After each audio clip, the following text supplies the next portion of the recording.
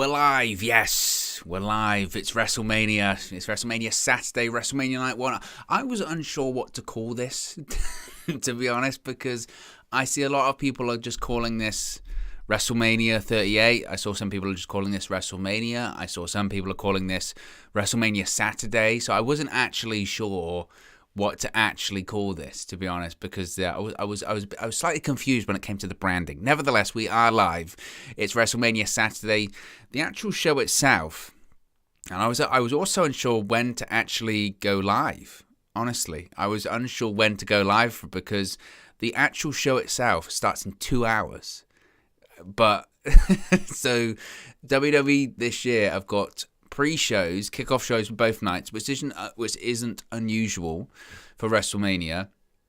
It's slightly difficult to kind of predict because, of course, we're coming out of WrestleMania last year was the first time WWE had fans back in some capacity since the pandemic, but it wasn't full-blown. It was still limited capacity, and also, as well as the limited capacity, they went straight back into the Thunderdome. They didn't have fans properly return until July. So this is the first WrestleMania since 2019 to have full crowds inside of the stadium. Plus, it's the first full capacity 2-night event that they've ever done, so it's kind of difficult to predict all of this.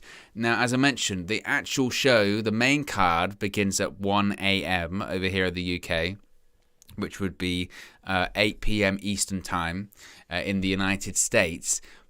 But part of me thinks that this is, and hence why I've gone live now when WWE has gone live for their kickoff show. Part of me thinks like they can't just do 2 hours worth of talking, right? Surely there is going to be matches. Surely there has to be matches on this show. There might not be. And we might just be talking. We might just be chatting. If that is the case, we'll take a couple of breaks here and there. It's no big dramas, but yeah, it was a bit of a strange one to predict. We'll talk about the matches. We'll go through predictions. We'll go through previews, all that kind of stuff. David Lee's in the house. Big up, David Lee. Hope you're doing well. Hope you've tried to shake off that Man United result earlier. I've done my best. To try and shake it off and, try not to think about it. We're going to talk about some pro wrestling here. So it's a strange one because I'm a big advocate. I'm a big advocate of the 2-night WrestleMania. I think the 2-night WrestleMania is the right way forward, especially with how things were going in 2019. WrestleMania 35 in 2019, I believe, I might be wrong, but I believe it was on record for the longest WrestleMania of all time. It began at like midnight and finished at something ridiculous like 6:30 in the morning, which is like 1:30 or in Eastern Time, where it was in New Jersey. And that's ridiculous. It's just way too much. So because of that, there was absolutely a demand to have a 2-night WrestleMania. The issue is, and I think WWE has kind of realized this also, that with the 2-night the issue what they've come up with, and it's stupid, it's dumb what they've done, is they think, okay, we're going to do a 2-night WrestleMania, and again, they've had 2 nights for the last 2 years, but it was different because they were still shorter shows. They have now come to the conclusion of, let's do 2 nights, but let's still have like 2 5-hour shows. So on each night, you've got these matches that really, some of them possibly aren't WrestleMania level matches, i.e., no disrespect to them, but the New Day versus Sheamus and Ridge Holland is a SmackDown match, or the Usos versus Shinsuke Nakamura and Rick Boogs is a SmackDown match, not a WrestleMania match. But also, I understand how cards are built, and not every match can be the best match ever. You've got to have matches where people can come up and down. You've got to get people on the card and all that kind of stuff. I understand that as well, but that is what that is, I suppose. Be sure to smash a like on the like button. Be sure to subscribe, bottom right-hand corner. Dan Mazing says, let me get your chat right centered on the screen. There we go. Don't know why, but I have a feeling that they will have Cody return on Raw and not Mania. Pop could be bigger, potentially. I was thinking about Cody Rhodes earlier today, and And I wouldn't be surprised if WWE had this conversation about it in WWE storyline or continuity. Now, in WWE storyline and continuity, the outside world, the world outside of WWE doesn't exist, right? So think of just WWE continuity. If you were, say, a WWE fan and you legitimately did not watch any other pro wrestling, and you did not follow any other pro wrestling, and you did not care about any other pro wrestling, if you had this mystery opponent and then it was revealed to be Cody Rhodes, wouldn't you feel that's a bit weird? Wouldn't you be like, oh, that's odd, that's strange? Now, obviously, we know that kind of person is very rare, right? Because everyone knows what goes on outside of WWE, and most people are aware. Everyone's on social media, but I am almost certain that WWE have had that conversation about, well, pal, will our audience really know who Cody Rhodes is? Will they really care about Cody Rhodes? Of course, the answer is yes, but I'm sure that conversation has been had. But I was just thinking about that earlier on. I was just thinking, like, that is pretty wild. That is pretty wild. It's not going to be the main event, though, tonight. The main event is going to be this right here, being the KO show. A talk show segment is main eventing WrestleMania. And as it should, by the way. And I know some people will have contrasting opinions on this, but my response would be, what else main events the show tonight? Realistically. The original plan, seemingly, was for the SmackDown Women's Championship to be the main event of Night 1. Charlotte Flair versus Ronda Rousey. Ronda Rousey came back to be in the main event of WrestleMania again. Ronda Rousey won the Royal Rumble, and you would have thought that meant that she was going to be in the main event of WrestleMania. The issue with that match is that nobody cares.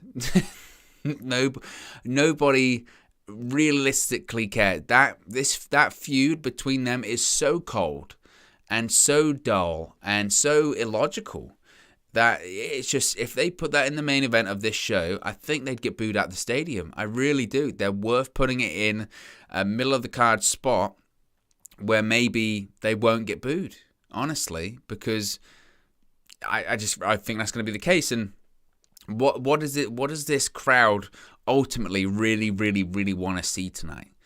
I think there's a lot of interest, obviously, in Seth Rollins versus Cody Rhodes. Whilst it's unknown, the Seth Rollins versus Cody Rhodes is a big deal. Can they main event WrestleMania with that? I mean, they could have, but could you imagine? I mean, what a statement that would be.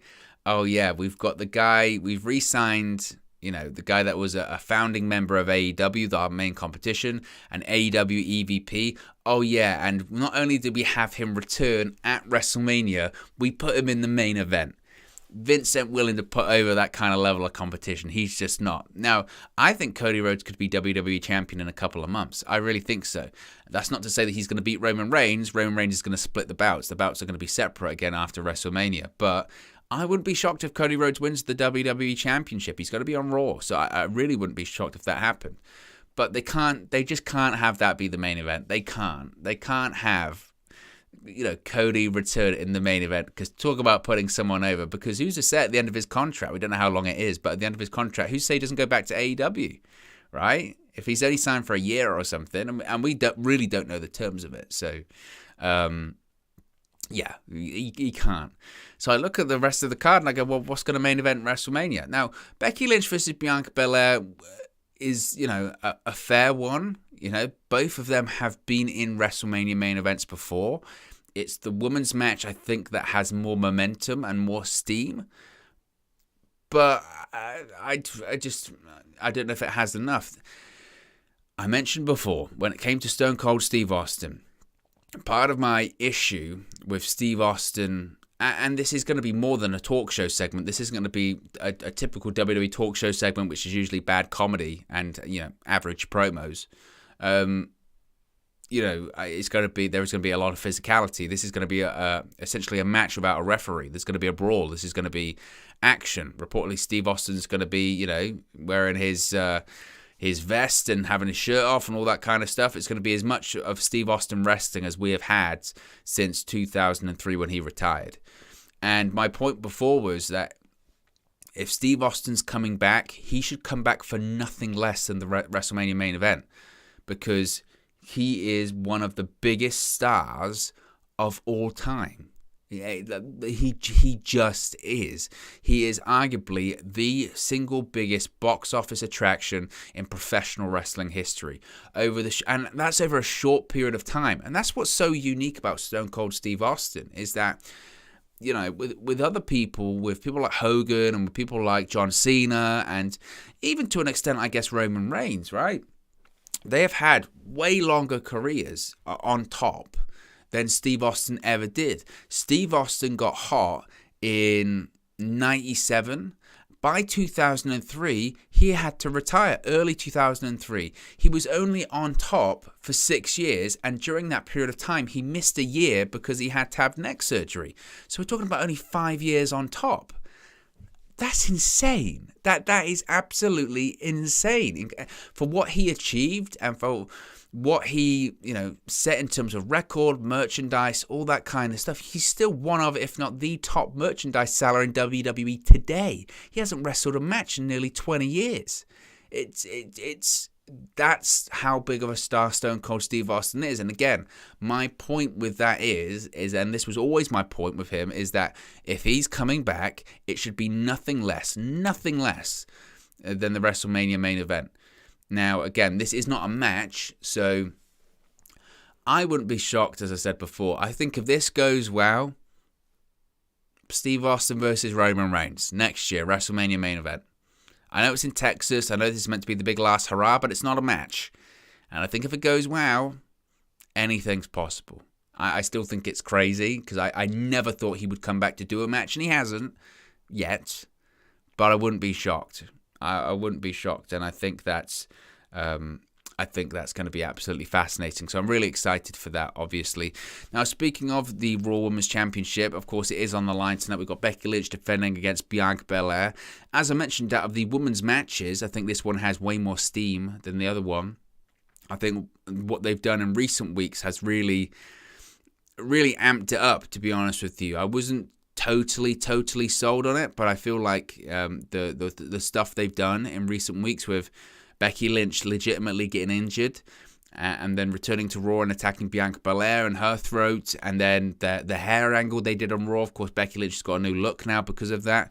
I felt that was really well done, and I feel like that has added something to this feud. I do feel like if we maybe had 2 or 3 more weeks, and if the story had been told well enough in terms of referencing what happened at SummerSlam with Becky Lynch coming back and beating Bianca Belair in 30 seconds and all that kind of stuff, I feel like this could have been the main event of tonight, but I felt like they ran out of time. But I think Becky Lynch is, I think she has to get a lot of credit, because I think that, you know, I wasn't sold on her coming back as a heel. I'm still totally not, to be honest with you, because I just think that the crowd wants to cheer for her so badly. I do feel like she's trying.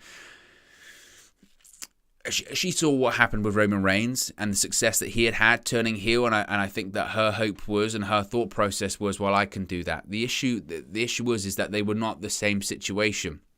Roman Reigns, when he came back in 2020, had to turn heel because the people wanted to see him turn heel. They wanted to boo him. They wanted him to be a bad guy. They wanted him to have an edge to his character, and that's why it works, because people have been asking for that for such a long period of time. Becky Lynch, when she came back, she'd been gone for 18 months. Now, granted, prior to her going on maternity leave, the crowd was beginning to turn slightly, and they were kind of sick of the Becky Lynch babyface and all that kind of stuff, but that's because WWE can't book top babyfaces. Eventually, the crowd turns because WWE, they just, again, they make these babyfaces so nauseating, all you've got to do is smile, that people just get sick of it. Absolutely get sick of it. But the issue is that was 18 months prior to her return. When she returned, after being on maternity leave for 18 months, people were just so happy to see her and so happy that she was back that they didn't want to boo her. And to an extent, they still really don't want to boo her as much. Now, I feel like that enough time has passed that maybe the character is starting to work somewhat. I mean, it's no longer the man, it's big time Bex and all that kind of stuff. But still, it's a challenge. It is a challenge. I think WWE may have possibly been able to, maybe they're becoming more modern, maybe, in terms of the thinking of, the top stars. Previously, WWE had thought that if you were a heel, you couldn't be a top star, the top star in WWE, which I found kind of odd, because I also kind of thought, like, well, you had Triple H as the top star on Raw for all of those years, and he was a heel during that period of time. But they kind of shifted that kind of mindset that you can be a top star in WWE, can be the top merchandise seller, and you can be a heel. They've seen it with Roman Reigns, and they're kind of seeing it with Becky Lynch as well. Nevertheless, in terms of a prediction, I think Becky Lynch, of course, loses tonight, and I think Bianca Belair is the new Raw Women's Champion, because that's the story. That's the story that they've been telling since SummerSlam, and frankly, if Becky Lynch wins... what happened? Becky Lynch came back at SummerSlam. She beat Bianca Belair in like 10 seconds. If Becky Lynch wins tonight, then Bianca Belair's done. Like, there's nothing else to say. She lost before, and she lost again, and Becky Lynch is the greatest. Becky Lynch doesn't get hurt at all if she loses tonight. In the same way that Bianca Belair didn't hurt Sasha Banks when she beat her in the main event of WrestleMania last year. Although it must be said, what is Sasha Banks doing this year? Tag Team Championship? Nothing of substance, really, let's be honest. But nevertheless, Becky Lynch doesn't lose anything if she loses, apart from her title, obviously, tonight. But yeah, Bianca Belair will win and become the new Raw Women's Champion. Be sure to smash a like on the like button. By the way, guys, be sure to subscribe, bottom right-hand corner as well. Ethan Hill says, according to Ringside News... Again, I've got to make sure that's straight on. According to Ringside News, Cody Rhodes is not backing out of his WrestleMania match. Ringside News is always a questionable source, it must be said. In terms of the whole Cody backing out thing, it was just a weird Dave Meltzer line. Again, people have to understand when it comes to Dave Meltzer is not everything he says is a report, right? There's a lot of stuff he says that's his opinion, or there's a lot of things that he says where it's him speculating, just like all of us. Just like me and you will watch a WWE show or an AEW show or whatever show and go, I think they're going in that direction. Dave Meltzer does that a lot. Not everything's a report. That story stems from him doing the predictions video or preview video, I believe, with Denise Salcedo. And he said, well, there are people close to him that believe Cody will back out. Okay, well, there are people close to me that think maybe I can fly one day. But guess what? I can't, and I'm not going to. It's just, it's Meltzer being Meltzer. Bear in mind, Dave Meltzer, his coverage, and I've got obviously a ton of respect for him, but his coverage of the whole Cody situation in terms of his AEW exit and WWE return has been laughable. He has reported both sides of the story about 5 million times. Cody Rhodes isn't going back to WWE. He is going back to WWE. He could go back tonight, or he could go back in a year's time, or he could go back tonight, or he could go back at WrestleMania, or he might not go back until next year's WrestleMania. He has said that about 10 million times, and it just got laughable. And you kind of do feel like for a lesser journalist or for a lesser outlet, they would be held to a way higher standard than that. But I guess Dave, for what he's contributed to the industry for several years, gets away with it. But, his track record in recent years, not with AEW, his track record of AEW is very strong because he's got ties with Tony Khan. It's the ultimate source. But his track record when it comes to WWE is, spotty at best. I mean, it just is. So, I don't expect Cody to back out. Next match is a tag team match. It's our first celebrity match of the weekend and sees The Miz team up with Logan Paul to face the Mysterios. Now, I know people have issues with celebrities and they don't like seeing celebrities get involved in pro wrestling, or they don't like seeing celebrities involved with WWE or anything like that. But and I've said this quite a few times here on this channel, is I really don't mind. Honestly, I don't. It's never bothered me. Whether it's Floyd Mayweather, whether it's Tyson Fury, whether it was Bad Bunny last year, whether it was Logan Paul this year, whether it's Johnny Knoxville tomorrow night, I honestly does not bother me. I think it's good business. Like, it's always good. But like last year, Bad Bunny was a great example. Now, prior to Bad Bunny getting involved with WWE last year, I'd never heard of him. I'd never heard his music. I didn't know who Bad Bunny was, and I was like, who is this guy? And then when you see like the amount of streams he's got on Spotify, and he's like the top Latin recording artist, and he was at the Billboard Awards, and you see how many followers he's got on Twitter and all that kind of stuff, you go, well, it's a no-brainer. The amount of outside eyes he brings into WWE and the coverage, of course, it's a no-brainer. And it's like that for every celebrity. They're a celebrity for a reason. They've got a huge following. Logan Paul, whether you like him or not, and I'm not a particularly big fan, well, I'm not a fan, but he's got a big following, and people will watch WrestleMania because Logan Paul's on it, and they'll get a lot of traction on social media because Logan Paul's on it. That's just how it is. That's just how it is. Mark Riley says, I don't like being ignored when I ask a question on Twitter, but there you go. Okay, Mark. I'm not sure what that's referring to. If you're referring to me, I don't respond to many people or anyone. Honestly, my social media game is incredibly weak, Mark. I've said that a few times here on the channel. Sometimes I go days without tweeting as well. So I mean, I really don't respond to many people at all because I'm just not into the social media back and forth. It's just, I mean, look, social media is a great vehicle for chatting to people and all that kind of stuff, but there are some days where I just open it, I look at the timeline, and I just go, not for me. Sorry. Like, that's it. And certainly I feel better for it. Now, talking about this match and this, who do I think will win? Well, this is the thing. In WWE, historically, the celebrities always win. Even though a celebrity, even though they'll openly say that, they'll openly say, like, oh, this celebrity's had a couple of months. The celebrity's only had a couple of months training, all this kind of stuff. The celebrity always beats the pro wrestler that's been wrestling for 20, 25 years and all that kind of stuff. Tonight, I will put it this way: as I think the celebrities will balance themselves out. So I think one will win and one will lose.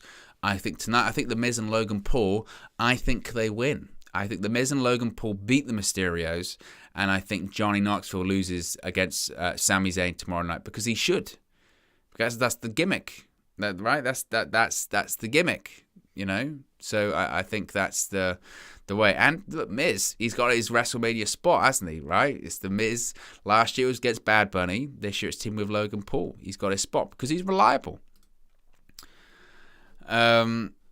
Mark Riley says, thanks for the heads up, Owen. Well, to be honest, Mark, the best way to get a dialogue going with me is on these kind of streams because I feel like the community's far more engaging, and you can probably have a good dialogue, and it's not as faceless and nameless as sometimes it is, and it's far more personal and interactive. Sometimes for me, especially on Twitter, I like to try and consider myself to be somewhat eloquent, but sometimes on Twitter you can't actually get your point across as well as you'd like, whereas in this kind of forum you can.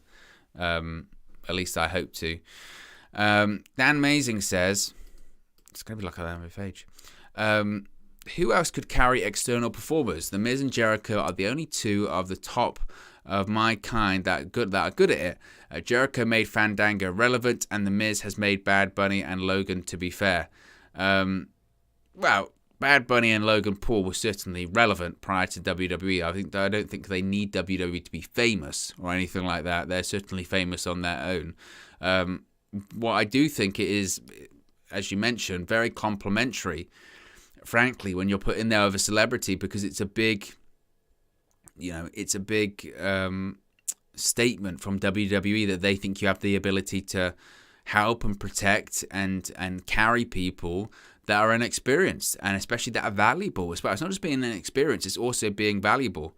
I think that's always that's also pointed out. No one wants to hurt anyone in the ring anyway, but certainly no one wants to hurt a celebrity that's worth millions and millions of dollars.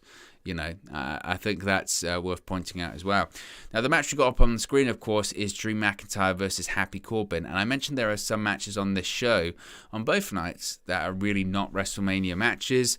And I feel bad for poor Drew McIntyre, honestly. I feel bad for Drew McIntyre because this was a guy, he was meant to be main event of WrestleMania 36, and he was main event of WrestleMania 36, but that was meant to be inside Raymond James Stadium in front of a capacity crowd. He's meant to defeat Brock Lesnar to become the WWE champion for the first time. That didn't happen, right? That didn't happen because of the pandemic, and that was a shame. That was a massive shame.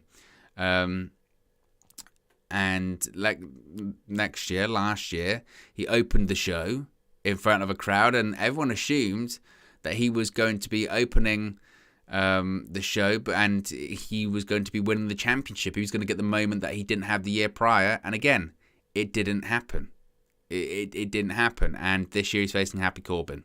That's great. Seth Rollins is doing an interview. Let me just listen to this.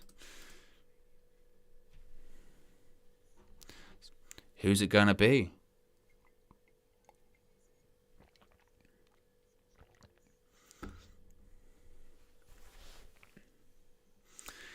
Rollins has asked if there's any insight.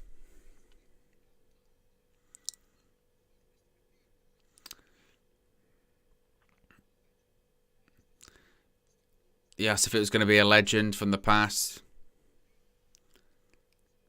Or Booker T.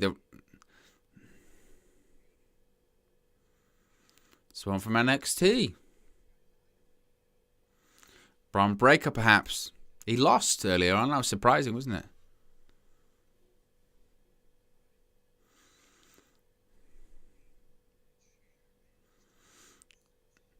He said, what if it was the chairman himself?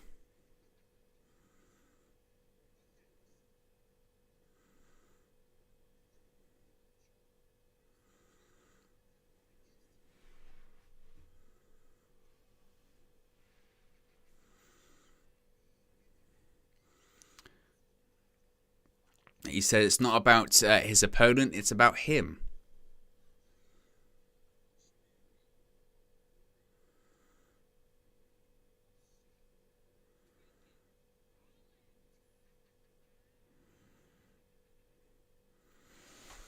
Got the Maria Menounos laugh, which is crazy. But yeah, I feel bad for Drew McIntyre, right? He's not just gone from main event of WrestleMania, opening match of WrestleMania, to a match that nobody cares about. And that sucks. But the hope is that he's probably going to be facing Roman on SmackDown post-WrestleMania, but he's not going to be winning the bout because Roman's holding it till WrestleMania next year. I'm still sticking with that. Next match is for the SmackDown Tag Team titles. I mentioned this is another one that's really not, WrestleMania sort of worthy. The Usos versus Shinsuke Nakamura and Rick Boogs.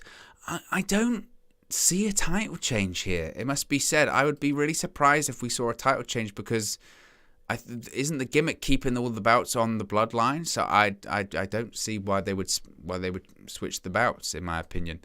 Harrison Bennett says. It's no. There you go. Hi Owen, quick question. Do you know if the Seth match is early or late in the pay-per-view? I don't know. I don't know the running order, unfortunately. The rumour, and again, don't know if this is accurate. This was the rumour a couple of weeks ago. The rumour was that Becky Lynch versus Bianca Belair was going to open the show, which I would probably think is accurate. Seth Rollins versus that mystery opponent. If I had to guess, and again, don't hold me to this, Harrison, but if I had to guess, I would guess it's probably somewhere right in the middle of the card. If we're saying it's going to run for maybe 4 hours from 1 to 5 over here, 3 a.m., so what's that, 10 p.m. Eastern time? I don't know where you're based, but I would probably say around 3 a.m. UK time, maybe 10 p.m. Eastern, around then. But I don't know. They don't tend to release the running order, unfortunately. So I cannot answer that question.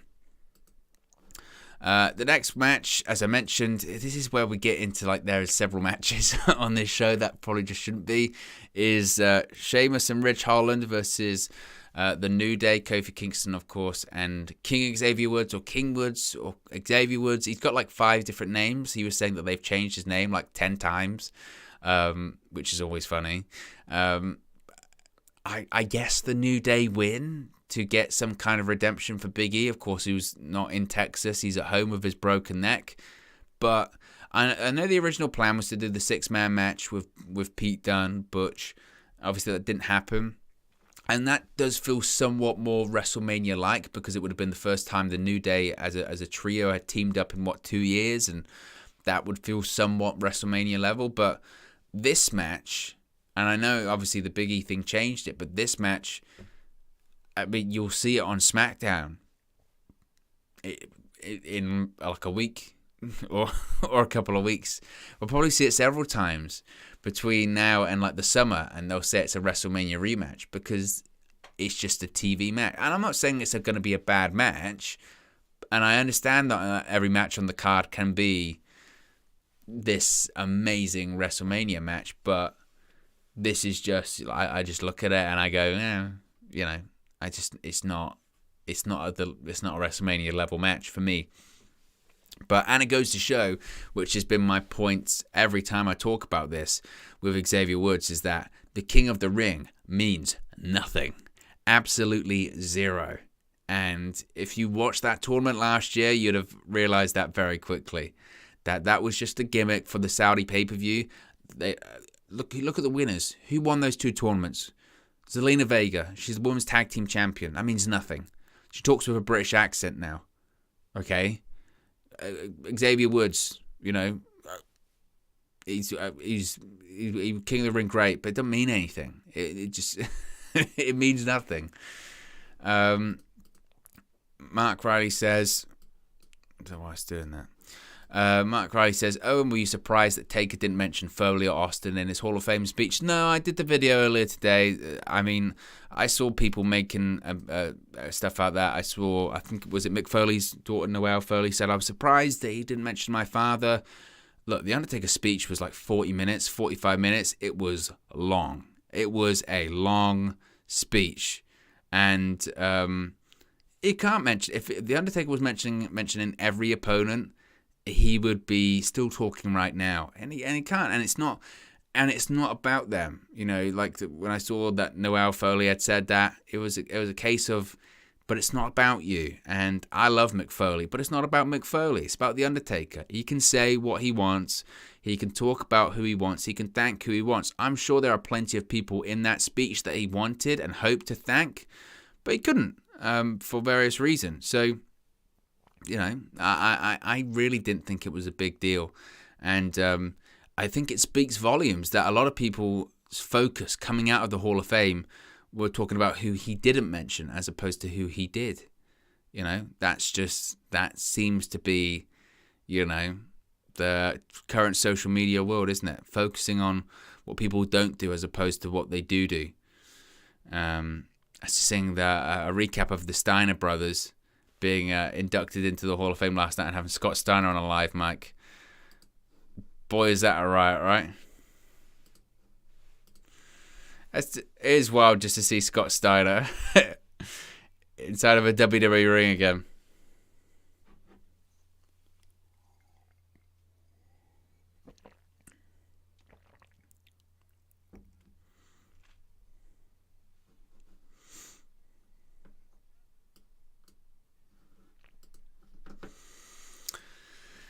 Man, it is sad with the Vader one, isn't it, as well, that, he had to, after he died, he went into the Hall of Fame. He should have gone in before he died, especially when they knew. As mentioned, we've also got Cody Rhodes. I let it slip immediately. Seth Rollins versus the mystery opponent. It's going to be Cody Rhodes. I think it's, again, That, along with the KO shows, the two things I'm looking at where I'm like, yes, that's WrestleMania level. That's WrestleMania worthy. I'm looking forward to that. There ain't a ton on this card that I'm like, I'm really excited for that. To be honest, it's the Rollins one and the KO show. I mean, there are good matches in there certainly, but in terms of actual things, I'm like, yes, I have to see that. This is absolutely one of them, and I think it's going to be Cody Rhodes. I really do. And finally, we have the SmackDown Women's Championship. We have Charlotte Flair versus Ronda Rousey. And I think just like the Raw Women's Championship will be changing hands tonight, I think the SmackDown Women's Championship will also be changing hands too. I think we'll see Ronda Rousey win the SmackDown Women's Championship. I think that's the plan. I don't see her returning to WWE to lose at WrestleMania, frankly. And Rousey, takes herself incredibly seriously. To the extent she reminds me a lot of Bill Goldberg in WCW. The idea of, well, I don't lose. Who do I lose to? All that kind of stuff. I think she struggles with, like, this is what's bizarre. It's like she can be a babyface or she can be a heel, yet she has an issue of people booing her. This is pro wrestling. Like that's what happens. I mean, that's life. You go through life, people don't like you. Like that's it. Not everyone will like you in life. It's an important lesson, folks, if you are unaware of that, So, it's an odd one. But I think Ronda Rousey will win tonight, and she'll be the new SmackDown Women's Champion. But those are the matches. As I mentioned, we're still, we're still an hour and 15 away. Still an hour and 15 away from the show starting, but you have to start with the pre-show, because I'm assuming that, like, something's going to happen, right? They got time to fill, but we're just watching the highlights from the Hall of Fame last night. Undertaker saying, "Never say never."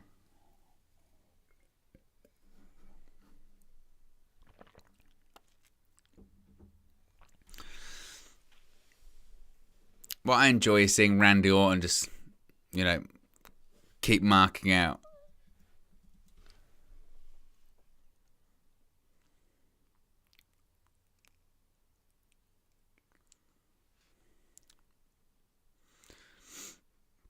Who's that guy in the middle of the panel?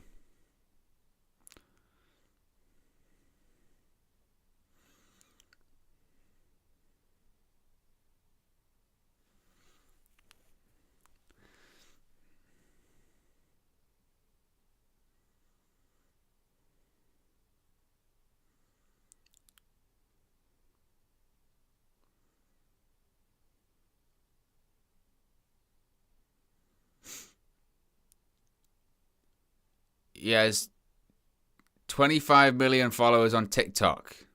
He's called Josh Richards. I mean, I'm old. I literally, this, it's so funny because it just goes to show, like, how old I am. Because I remember it's a crowd of chanting, "Who are you?" and all that kind of stuff. I just goes to show that I'm old, man. Like, I remember, when you're a kid and you say to, like, your parents, this person's got, like, I don't know, however many subscribers on YouTube, or this person's got however many, like, I don't know, whatever it was, Bebo friends. And your parents would be like, "What does that mean? Like, what is that?" Like, that's literally my reaction when they went, "He's got 25 million followers on TikTok." And I went, okay. Like, but I guess that makes him famous. I guess that's 25 million people that know who he is. 25 more million people than me, that know who I am. But although it's just the audience. Historically, like, pro wrestling fans don't react well to that kind of stuff. And especially when you go, "Oh, he's been a WWE fan his whole life." And then they go, "This is the first time you've been to a WWE show, isn't it?" He goes, "Yeah." "Oh, what a fan." It's not as if WWE tours your country every single week with multiple brands. I'm sure you never had a chance to go watch them before. Too busy making TikToks, I guess. Ethan Hill says, if it is Cody, what entrance will he come out to? The rumor is that he'll be presented the same as his AEW presentation. So he would come out to his AEW theme. He would be wearing his AEW gear. Now, I say his AEW theme, not exactly the same. You know, when AEW, they had the whole prelude and all that kind of stuff. That's not going to happen, but he's going to come out to Kingdom, and he's going to be wearing, I would assume, the Homelander gear and all that kind of stuff. So the intention, if some people get their way, is that he would be coming out dressed as AEW Cody Rhodes, not WWE Cody Rhodes coming out to smoke and mirrors or Stardust or anything like that. The intention would be that he would be AEW Cody Rhodes. Toonami says, Owen, how is the Man United family? Hold that, yeah, I remember on the Raw stream you told me Newcastle would be going down. You know what is weird about this whole YouTube game, honestly, is that I remember having a conversation with someone about this, I remember listening to, I can't remember who it was, but it was it was someone who works in radio or something like that, who speaks every day. And they were saying, like, you know, it's crazy because people will say, same actually with wrestlers. They'll say, oh, you remember when you did this? Remember when you said that? Or remember when you did this? And people go, no, no, I don't, because I do it every day, so I just don't remember. I have no recollection of saying that, but I'm sure I did. I'm sure I did. Because when you just, like, speak every day, or you do, like, multiple videos every day, you just don't remember. Like, I could not tell you what I did a video on, like, 2 days ago or 3 days ago. Legitimately, I could not tell you, because, like, I have no idea. Because you have to move on that quickly. I'm assuming that I would have said that before the takeover. And Steve Bruce with Mike Ashley, no investment, is a different story, in fairness. But Eddie Howe's done a good job. Certainly he's done a good job, no doubt about it. I think the rumor is, isn't it, that they're not actually going to spend big over the summer. I think there's this almost expectation by some people that they're going to do a Chelsea in their first season under Abramovich and spend huge amounts of money, and I don't think they are. I think they're going to, if they were being strategic, I think they would say, look, we'll do a couple more signings in the summer. Obviously, they're not going to not buy anyone, but what they'll probably look to do is next season, say, finish in the top 10, maybe like 10th or something like that, consolidate, give themselves an extra year to figure things out behind the scenes, and then start to maybe get bigger from there. Or we could be completely wrong and they might really go for it. But I don't think they will. I think they'll try and consolidate next year and go from there. Because honestly, I really don't think that whilst Eddie Howe's done a great job, he's not really the person they're looking for to guide Newcastle into the future. I still think Jose's going to become the manager of Newcastle. I just think that would be his job. You know, open checkbook, he'd go for it. I don't think he'd succeed. I think that'd be his last big hurrah. Because, you know, Jose with money is, even whilst he's still definitely not what he was, then you could say, well, he got money at United, and that's fair. But Jose with money is a player still. So that, or they'll just do something really wild to get, like, Julian Nagelsmann or something ridiculous. So what's going on here? They were meant to be doing an interview with someone, obviously, and then she had no idea that she was on.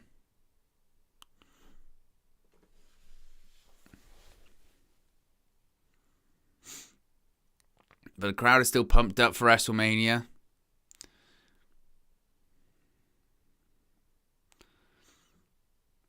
I do wonder, because obviously there's an hour to go.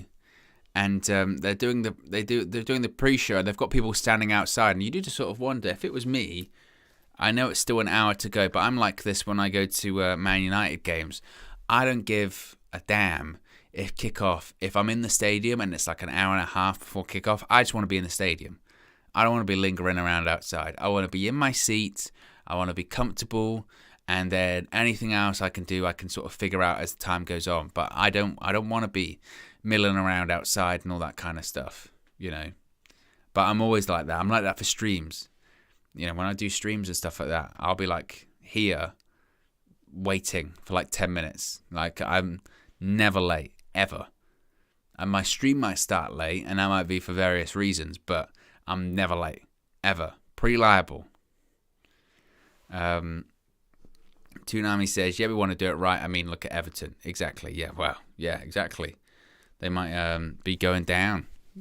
Could you imagine? I don't think they will, but could you imagine if they did? That'd be wild. Everton going down would be wild. Dan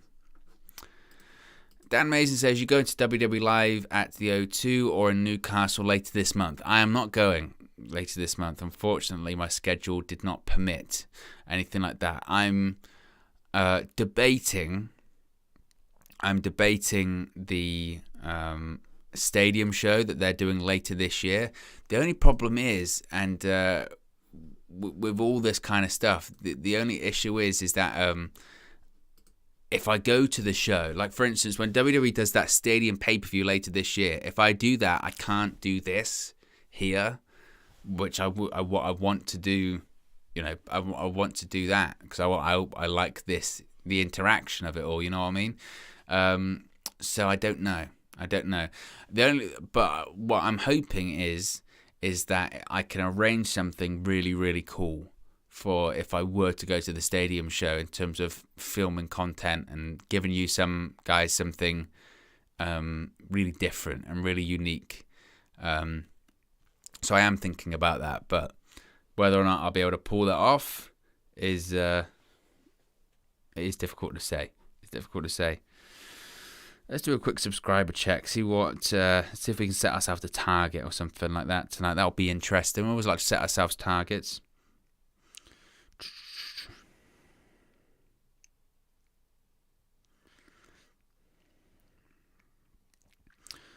Trying my best to avoid, spoilers or anything like that. People are just doing their best, aren't they, to try and spoil WrestleMania.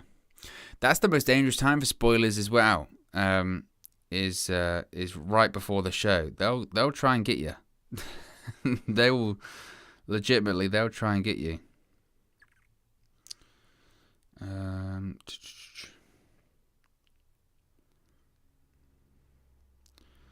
So we're currently on 6,825. Let's see if we can get a 6,850. We always like to set small targets. Don't set big ones. Small targets. So 6,850 is a nice round number. We'll see if that's possible throughout the evening. Toonami says that pay-per-view, that WWE pay-per-view is held in Scotland, isn't it? It's going to be held in Wales, at the Principality Stadium in Wales. As we're just seeing Kevin Owens deface the Stone Cold sign at WWE Access yesterday.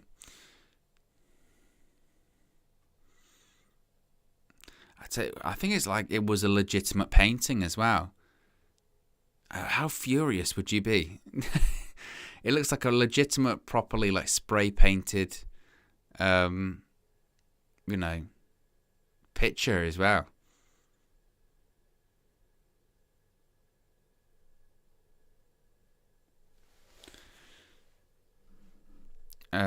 Mark Crowley says, Owen and KG commentary at a wrestling show would be funny.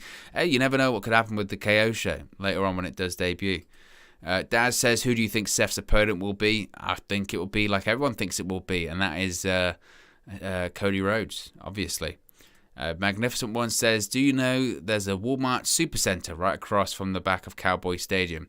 I did not. Of course, I've never been there. I've never been to Dallas, so I wouldn't know.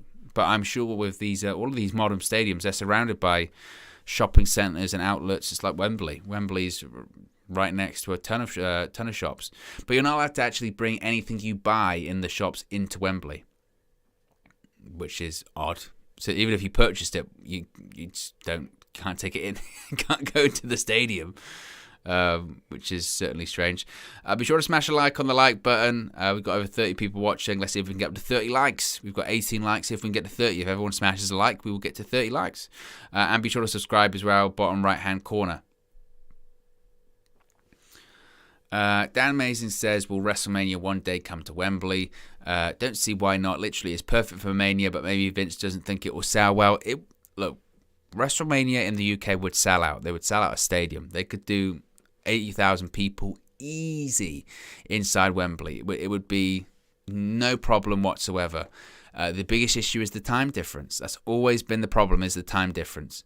In WWE's mind, the time difference means that less people might tune in, or less people might subscribe to Peacock, or less people might buy the network or anything like that. That's always been WWE's concern. The way to make them overcome that issue of the time difference is do what Saudi Arabia does and pay them an extortionate amount of money that they could give a shit about the time difference. And that's basically what happens with Saudi Arabia. Obviously, there's a big time difference with the Saudi shows. They happen over here in the evening, sort of 5 or 6 o'clock, which means over in the United States it's midday. But because they make so much money, they make more money than WrestleMania shows in terms of their revenue. They don't care and it's revenue that's already made. The revenue when it comes to WrestleMania is assumed as well. We're hoping it's going to make this amount of money. The Saudi shows are already bought and paid for. They've already paid WWE the money. It's already signed on the dotted line that they're going to be given this amount of money. So, they don't care about the time difference. Like, we're going to put on a stadium show and make more money than we make for the entirety of the year. So that's how, maybe if they could work out a deal that was, for a lot of money, then maybe WrestleMania would come to Wembley. Ultimately, it's most likely not. It will be the stadium shows that we're going to see later this year and all that kind of stuff. That will be what will happen. But I'll take that. I'll take that. No doubt about it. That stadium show in Cardiff will sell out. Of course, 100%. 100%. Any pro wrestling show that has come over to the UK, major pro wrestling promotion, in the last 20 years, even like Impact Wrestling. Impact Wrestling came over here, not even at the height of its popularity, it must be said as well. Impact Wrestling could come over here in like 2013, 2014, when it was, on the decline from what it was previously, and still sell out arenas in the UK. And when I say arenas, I'm talking like 10,000 seats or even more than that, 12,000, 14,000, because they love wrestling, because they love pro wrestling. And that was a show that was on Challenge TV, which is a game show network which showing old episodes of, Family Feud, Family Fortunes, all that kind of stuff, and it would sell out arenas. That's how much they love wrestling. That's how much the UK loves wrestling. So any stadium show will sell out here in the UK from WWE, because the hunger and desire is there, absolutely. Be sure to subscribe as well, bottom right-hand corner, if you haven't already, guys. By the way, as I mentioned, our target tonight is to get to 6,850. We are currently on 6,827. So we are less than 25 away, 23. That's the maths we're bringing. So if you haven't already, be sure to subscribe and smash a like on the like button as well as we get closer to the big event kicking off. Of course, it's only night one as well, so we're going to be back tomorrow. So if you are new and you subscribe and you click the notification bell, you'll be notified when we go live tomorrow evening. You'll also be notified when I go live after WrestleMania has gone off the air tonight, because we are not just live for the watch long, but we are also live for the reaction too, in which we're going to break down all the matches, give you some thoughts, get your comments up on the screen. We're just going to dissect what we have seen of WrestleMania Saturday, WrestleMania Night 1, the stupendous WrestleMania Night 1, whatever you want to call it. Andrew Pollard, one of the mods here on the channel, big up Andrew, says, "Hi Owen, hi everyone. WrestleMania is finally here, and I couldn't be any more unexcited." I thought you were going somewhere with that, Andrew. I really did. I said before, it's a strange one, because I would be lying if I said there are no matches on that card that I'm not interested in. I am, of course, really interested in Seth Rollins versus TBA, also known as Cody Rhodes, and obviously that KO show segment main event with Steve Austin. It's because it's Stone Cold Steve Austin. Of course, I'm super excited about that. Other matches on the card that maybe I'm not interested in as much, but I think will be good matches. Becky Lynch, Bianca, Belair, I think it's going to be a good match. I think it's going to open. But everything else, I'm indifferent. The other matches, I mean, Charlotte Flair, Ronda Rousey is a big match in terms of, I guess box office and name recognition. But as I mentioned several times, the storyline is, I think, weak. I think the build to it has been weak, and I don't really care that much for it, honestly. And then the other matches, as I mentioned, the New Day versus Sheamus and Ridge Holland. That's a SmackDown television match, in my opinion. The SmackDown Tag Team Championship match is a Tag Team Championship match that could happen on any pay-per-view. Drew McIntyre versus Happy Corbin. I feel bad for Drew McIntyre because it's just, it's not what he had been doing at WrestleMania in recent years. But again, I think that's a product of bad booking, honestly, as well, because the booking of him as a babyface on Raw for the last 12 months was really bad, really, really bad. And I think the hope was of him going to SmackDown is that he would have this feud with Roman Reigns. They had a great match at Survivor Series a couple of years ago, as far as I'm aware, and it looks like that's still going to probably be the plan coming out of Mania, is that he'll feud with Roman Reigns. But I think that's why he beats Happy Corbin tonight and gets some momentum going, in my opinion. Obviously, the tag team match. I was thinking this about Dominik Mysterio. There was so much excitement when Dominik Mysterio made his debut inside of the ring, and he had the great match with Seth Rollins, right? He had the great match with Seth Rollins at SummerSlam in 2020, and he had the angle before that in the Performance Center with all the wrestlers there making noise, where Seth Rollins beat the hell out of him with a kendo stick. It was brutal, and somehow you would think between then and now, which is nearly about 18 months, close to 2 years, you would have thought that he would have improved or just got better just by exposure, competing in front of crowds, competing more often. But it feels like he's maybe got worse, which is, I think, not many people expected. Like, his performances are okay, but his promos, and Rey Mysterio for years, so I get it. Sometimes it does take time.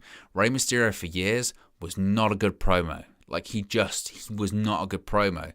And then as time went on and he got more experience, and especially now, he's a pretty damn good promo. He's one of the better promo guys in WWE. So maybe it does come from a lot of experience and a lot of coaching. But Dominik Mysterio is just... Yeah, I thought he was going to get better, and he hasn't, it feels like. Toonami says, a friend of mine met Moxley this weekend in Dallas. He said, other than doing the wrestling stuff, he's making an animation pilot for Fox and writing a Broadway musical. Mox on Broadway, could you imagine? People kind of forget that with AEW. That obviously they're only really there. I mean, the travel day beforehand, yes, but they're there really once a week, twice a week. So they do have plenty of time, and they don't tour. So they have plenty of time to do other outside stuff. Now, for some people, the outside stuff is doing independent shows, which Moxley does some, GCW, Bloodsport, all that kind of stuff. But for other people, like CM Punk, it's to work on other projects, such as CM Punk's filming season 2 of Heels. And for other people, it's to work on television shows or to do whatever. So I have no doubt that Moxley will be hoping to do that or write a book, as Moxley did. So it does allow some time for outside projects, certainly. Magnificent One says, will you have food with you? And do you have a fill-in for when you have to leave for the bathroom? Brother, I've done so many of these at this point that my bladder, I can hold the bladder like nobody's business. The longest stream I did might have been Double or Nothing last year. That was legitimately like... I vividly remember that being a really long one. Like, I think it began at like maybe 1 a.m. over here, and it went to like 6:30. But there was a pre-show as well, so it started at like 12, and that was long. But I didn't need to go to the bathroom after that. I feel like with anything, if you're focused enough, if you're engrossed in what you're watching, and it's not just watching as well, you're also broadcasting, presenting, and keeping up with other stuff, reading comments, chatting to you guys, all that kind of stuff, then you don't really need to, and manage your fluids, obviously. So I'm good. I do not need a standing. I've done. I remember the first watch along I did on this channel, I think was Slammiversary 2020, I believe. I might be wrong, but I think that's the first watch along I did. And my biggest concern with it is how do I fill dead air? Because it wasn't just watching. It wasn't just watching was a problem. A problem was just when you've got nothing to say. Because when you watch TV, you're not constantly talking. If anything, if you're with someone and you're watching TV and they're constantly talking, it's really annoying. And you're like, shut up, I'm trying to watch this. So the ability to continuously talk, try and fill dead air, try and, provide commentary to those that aren't watching, try and explain things, or just try and talk, is sometimes challenging. And I found that very challenging at first. But now, as the community's grown and as you become more comfortable, it's not as bad. But I remember initially I was like, I have no idea how I'm going to do this. And it was tough, really, really tough.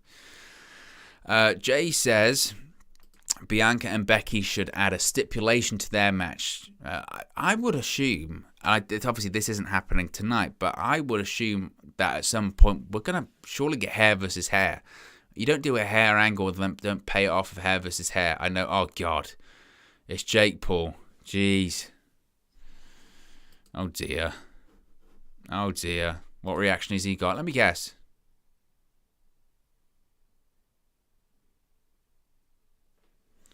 Jake Paul said he's booing himself.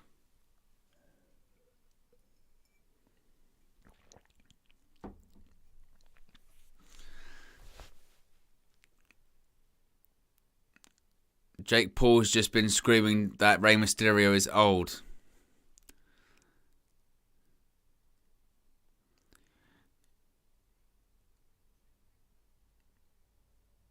What's crazy? What's crazy about Jake Paul? Seriously, what's crazy about him is that, people don't like Logan Paul, but when you hear Jake Paul talk, or when you see him, whatever, he makes Logan Paul likable. Which speaks volumes as you go, oh, maybe Logan's not that bad, because, oh, God.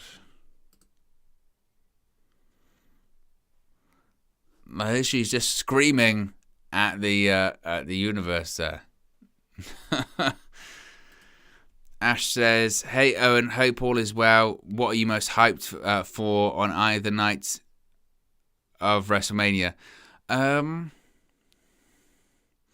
Either night, honestly, it would probably be the KO show. I'm interested in the main event for tomorrow. There are matches tomorrow that I'm interested in. As I mentioned, winner take all, Edge versus AJ Styles should be good. I'm just interested in the spectacle that's Pat McAfee Austin Theory as well. So.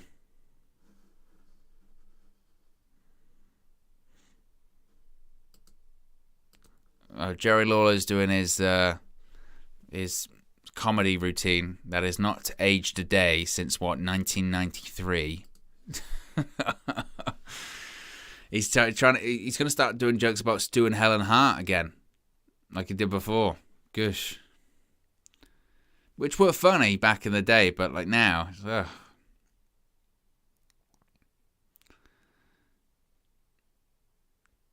Eventually, this is the thing. Eventually, we're gonna get a match that's like Logan and Jake Paul in a match. I wouldn't be shocked. Honestly, I wouldn't be shocked if they end up getting to a point where it's Logan and Jake Paul and the Miz versus, Rey Mysterio, Dominik Mysterio, and someone else. Conor McGregor. It's just gonna get all mental, isn't it? As Reynolds says, do you follow AEW? Any idea what the storyline is with Sting, Darby Allin, and the Hardys? I do follow AEW. We do daily AEW news videos. You can check them out on the channel. I did one earlier today talking about Samoa Joe, who, of course, has signed with AEW. He made his Ring of Honor return at Supercard of Honor last night and has signed an AEW contract. He's going to be on Dynamite on Wednesday. As far as what the storyline is with Sting and Darby Allin and the Hardys, I would think it's leading to a match, probably at Double or Nothing, one would assume. Or possibly a tag team title match involving Jurassic Express, Sting, Darby Allin and the Hardys. Who knows? Jay says, hair versus hair or no disqualification since Becky will do anything to retain, i.e. going after Bianca's braid and using a chair on her throat. Yeah, I think the hair versus hair makes sense. I mean, Becky's had her hair cut. They threatened to cut the braid a couple of times. So I think that's where they're going. They'll end up going hair versus hair, I think. I don't know what Extreme Rules is. I mean, I don't know if they would do, like, that's what they would do. But man, this Jake Paul stuff on this kickoff show is like such a car crash. It makes you want to end the stream.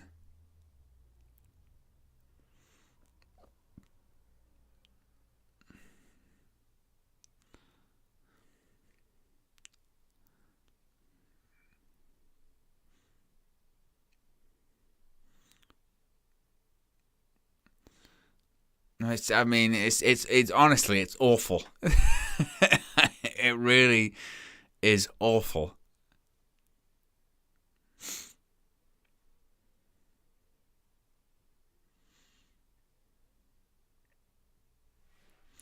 Now he's threatening to attack the crowd.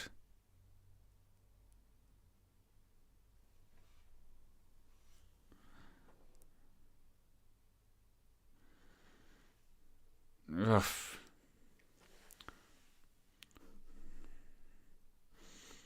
I mean, honestly, I have to keep sort of dipping in and out of that, but it's just like such car crash. Like, jeez, honestly. They got to end that interview segment because it's just the worst thing ever. I mean, WrestleMania's off to a rip-roaring start. They've had Jake Paul on, and he's just, threatened to attack the public. Ugh. I think as people will be like, see, they get it. They get it. They're heels. They know how to work. They know how to get people angry. But it's not necessarily like getting people angry. They're just idiots. It's not on purpose. They believe it. Unfortunately, as they're just showing the WWE merch options for WrestleMania weekend. I tell you what, as well, I talk about social media and talk about pro wrestling social media or just social media in general. Opening up, seeing the timeline and going, oh no, I can't be doing with that. I can't remember what it was earlier, but honestly, every time I go on pro wrestling social media right now and I see the timeline, it is to me just so wild that seeing that these WWE and AEW fans just going at each other all the time, trying to get each other, catch each other out, one up. I don't like this guy. I don't like that guy. I hate this program, so you shouldn't watch this program. If you watch this program, you're an idiot. If you don't watch this program, you're not an idiot. Like, what? Like, if you, like, I just can't. I've said before, I can't imagine that happening in like any other like entertainment medium. For instance, like I said before, I'm a big fan of, say, like Dexter or whatever. Do you like have anti-Dexter accounts saying, "Oh, this scene sucked. This is just this scene's an idiot. This seems terrible. This is why I watch this instead because you got to watch this one instead because Dexter's terrible." It's like, what? It's wild. It really is wild. It's crazy that you can have accounts, and again, it's on both sides. I'm not saying like WWE fans are worse than AEW or vice versa because that's just not the case because they're both as crazy as each other. But, you get those botch accounts that are obsessed with botches on either WWE shows or AEW shows. That, to me, is weird. And the best example of it as well is, like, when you have, for instance, say, like, Cody Rhodes. The AEW fans will love Cody Rhodes in AEW. And then he'll go to WWE and during when he's in AEW, rather, you've got these people in WWE going, he's a WWE reject. He couldn't get over in WWE. He sucks. He's not a main eventer. He goes to WWE. Those WWE people going, great signing for a WWE. He can be a main eventer now. He can really add something to the roster. And those same AEW people going, he sucks. He's not a main eventer. All that kind of stuff. It's like, what? We've got someone doing her best Rhea Ripley impression there.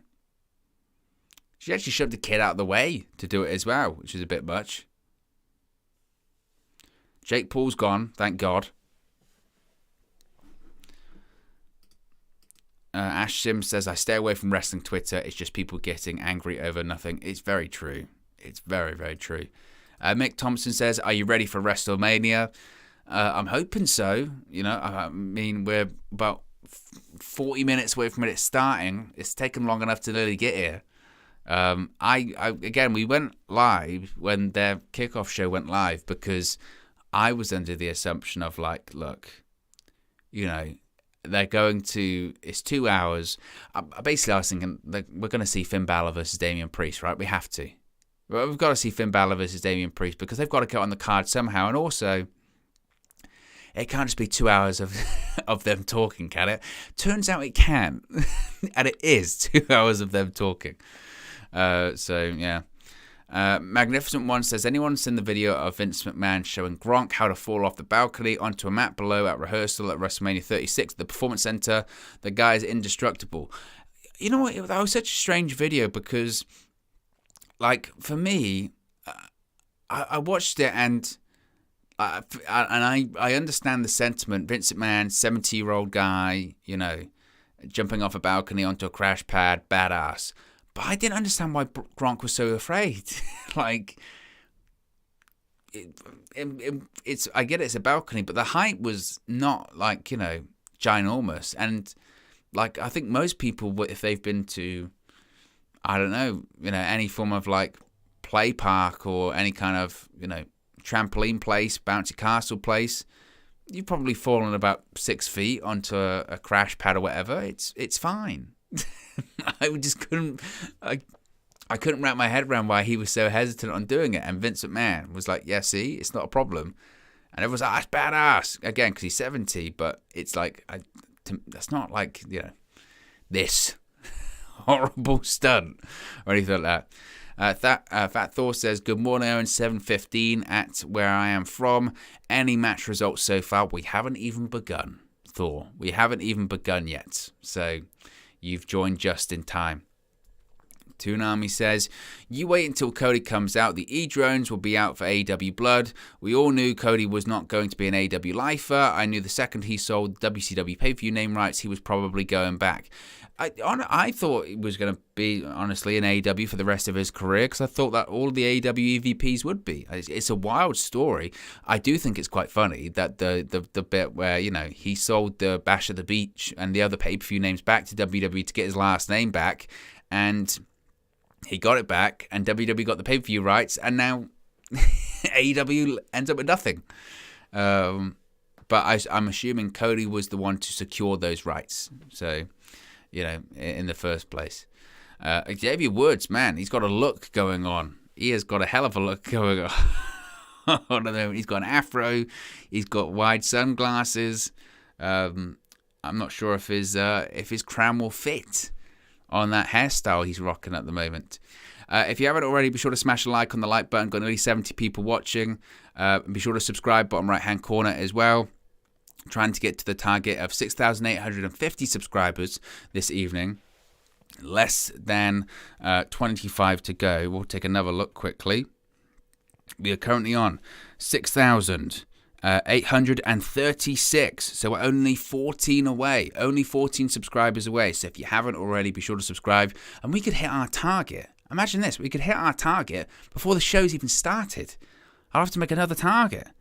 Who knows? We might even get to 7,000 tonight. If we got to 7,000 and I got, like, 140 more subscribers, I mean, that, and on night 1 of WrestleMania, let alone night 2, mate, that would be stupendous. That would be stupendous.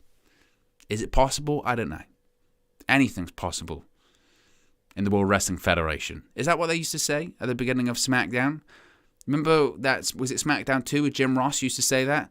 Anything can happen. Anything can happen in the World Wrestling Federation. That's just got me major flashbacks there. I believe that SmackDown 2 opened with that. Anything can happen in the World Wrestling Federation. I feel like he said in the world of sports. We might have said world of sports entertainment. That was a great game. SmackDown 2 was the first pro wrestling game that I think I played. Or I may have played, was it called Warzone before then? And what a horrible game. That Warzone game, awful. Absolutely terrible. It had, and the opening to it was just the old Raw opening, the one in the warehouse. Absolutely terrible. It's a horrible game that with controls that were just so difficult to understand. And yet the next game they released is either the first SmackDown or SmackDown 2, and they were brilliant. The whole SmackDown series was just brilliant games. SmackDown 2, SmackDown Just Bring It, SmackDown Shut Your Mouth, SmackDown Here Comes the Pain, and then was that the last SmackDown one? And then it went to SmackDown versus Raw games. I still haven't even touched or played WWE 2K22. I do get asked that sometimes if I stream, if I stream playing the games.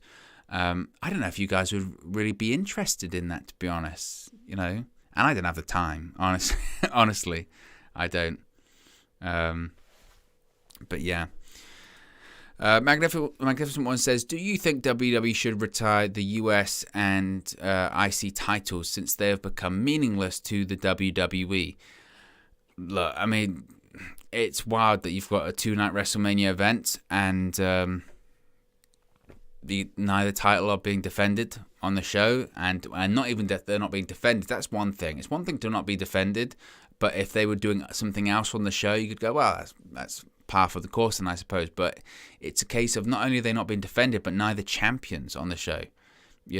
Ricochet lost on Raw to Austin Theory like he was nothing.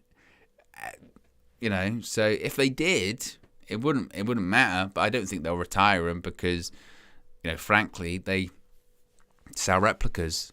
So that's really why. But they mean absolutely zero. You're right, obviously. Yeah, it's a shame. It's a shame because I think a lot of people have an affinity for the Intercontinental Championship and the United States Championship. But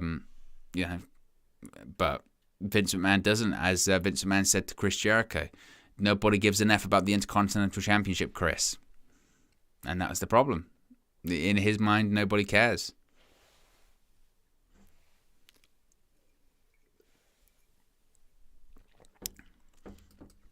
Fat Thor says, what's your views on unifying the main title? Honestly, I like it. I liked the when they first did the brand split in 2002. The idea is that you would have this undisputed champion, and both brands would vie to, and the undisputed champion could appear on both brands, and he would defend the championship against talent on both shows. And I think in the end they just figured out that it didn't work, especially with two touring brands and all that kind of stuff. But they don't have that. You don't have brand-specific house shows anymore most of the time. I think it's just legit. It's just they're all super shows. So I think it would be possible. I'm not against it, but what I am against is having a match that's being built as a championship unification match, but the plan is to split the belts immediately. By probably next month, WrestleMania Backlash, the belts will be split. I wouldn't be shocked, to be honest, if Roman Reigns wins tomorrow, and Reigns is going to win tomorrow. But I wouldn't be shocked if Roman Reigns wins tomorrow, comes out on Raw on Monday and just goes, I don't want this belt, and then drops the WWE Championship, and then they're split up again. And I think that's going to be really damaging to the audience because they'd have been invested so much in this big historic match, the biggest WrestleMania match of all time, and then 24 hours later you say, oh, it doesn't matter, basically. I didn't want that bout. How does the WWE Championship recover from that? It can't. And my thought process is they must have a way out for it. They have to. going into this match, they know that they're going to split the belt, so they must have thought of a way out. Because if they haven't, which again would be very typical WWE, but if they haven't thought of a way out, then they're in for massive trouble, honestly. So we'll see. Dracon says hello. Hello, how are you doing? Thank you for joining us here this evening. Be sure to smash a like if you haven't already, and be sure to subscribe, bottom right-hand corner, as we close in on this evening's goal of 6,850 subscribers. We are only 11 away.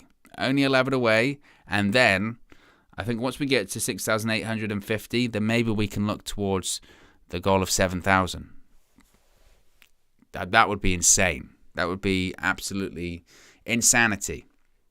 But to nearly hit the target before we even started the show is pretty amazing. So I appreciate that. I appreciate everyone that's tuned in so far as well. I know sometimes before the show starts, it can be a bit dry and all that kind of stuff, but it could be worse. You could be listening to Jerry Lawler talk for 2 hours, which I know I might not be the best company, but I feel like I can probably up Jerry Lawler with the corny jokes.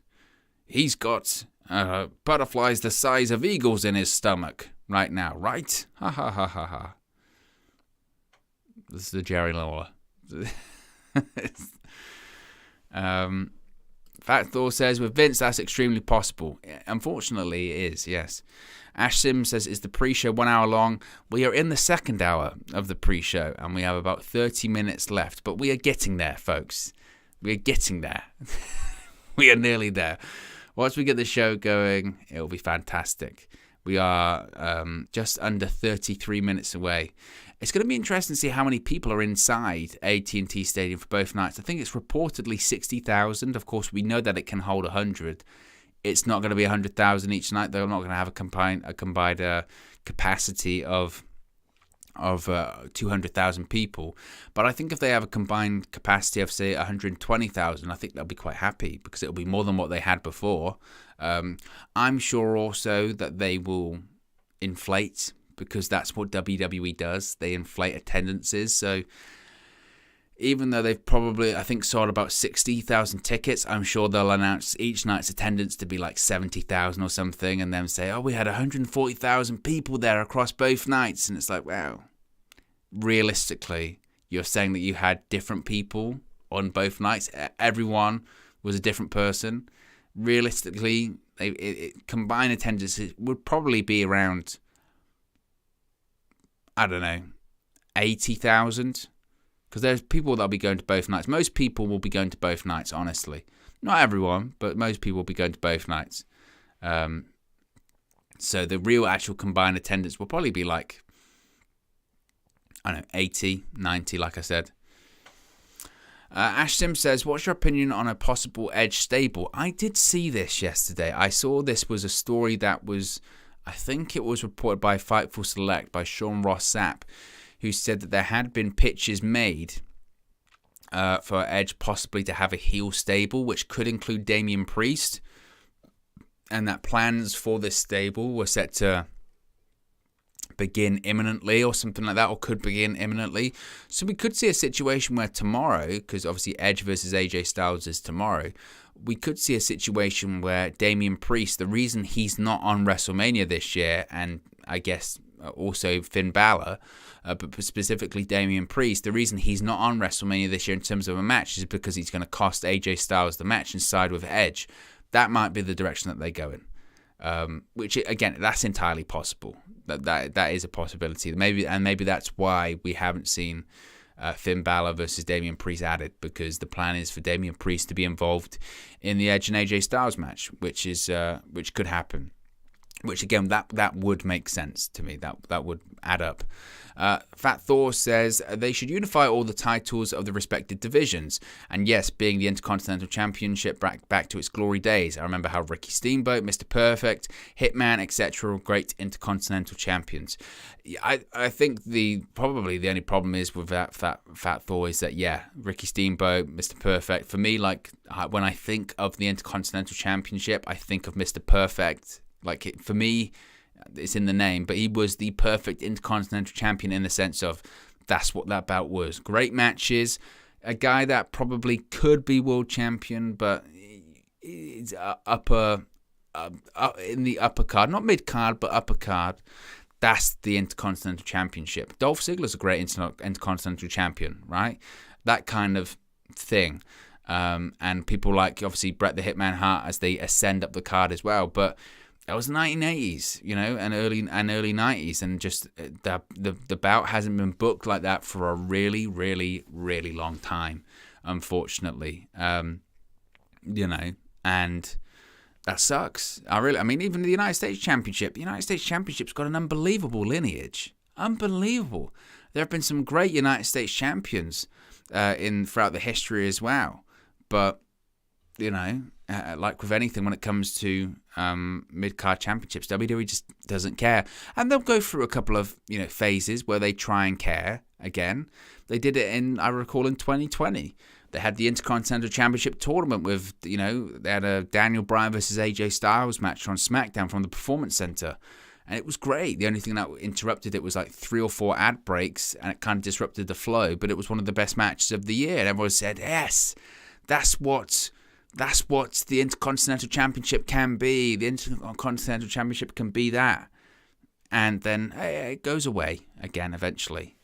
Shinsuke Nakamura won the Intercontinental title, and then he didn't defend it legitimately for like 2 or 3 months. Part of it was because he was injured, and part of it is because everybody just forgot. They literally just forgot. As we're just seeing a promo segment for Happy Corbin. You know what sucks about the Happy Corbin thing as well? And I was thinking about this. Like, in recent history, can you think of a guy who has had more gimmicks than Happy Corbin? I just think, and I understand it's people say, well, character development. Think of the gimmicks that this guy has had in his WWE career.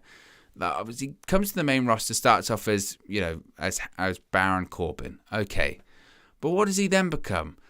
Constable Corbin, he was that. Then he became King Corbin after being Constable Corbin. Then he becomes like Destitute Corbin, broke Corbin. Now he becomes Happy Corbin. I think it's his character just that every couple of years he gets a different first name and a different character. Is that the gimmick? He's like American Horror Story or something like that. I don't know. It's just silly. And the annoying thing was, after years of people going, Baron Corbin's just the worst. He's good matches, but it's the promo, and I sympathize for him because I feel like the characters he's given, the promos he's given, the storylines he's given are awful, and he does his very best to make the most out of it. Honestly, he does his real best to make the most out of it, but they're just terrible. But in fairness, when he was doing the whole thing when last year, before he became Happy Corbin, when he was homeless and he grew his hair out and he had mustard stains on his shirt, that was good stuff. It was entertaining. It was really good stuff. And with anything, and you could argue, look, how much legs does that have? And not a lot is the answer. Not a ton. You can only do it for so long. But I really liked that character last year. But look, I don't blame him. I don't think he's pitching to be Happy Corbin or Constable Corbin or King Corbin and all that kind of stuff. I think he's just being given stuff and he's doing his best. And I think you have to give him some credit for that, honestly. Toonami says there are plans to upgrade the St. James's Stadium to 65,000. Problem is then buildings behind the East Stand. We know they're Saudi owned, but we don't know which company yet. Obviously Manchester United are looking to redevelop their stadium as well. Ashim says, gotta respect Corbin though. He always tries to make it work. He certainly does. He does always try to make it work. And again, I think you have to give him credit for that. Absolutely.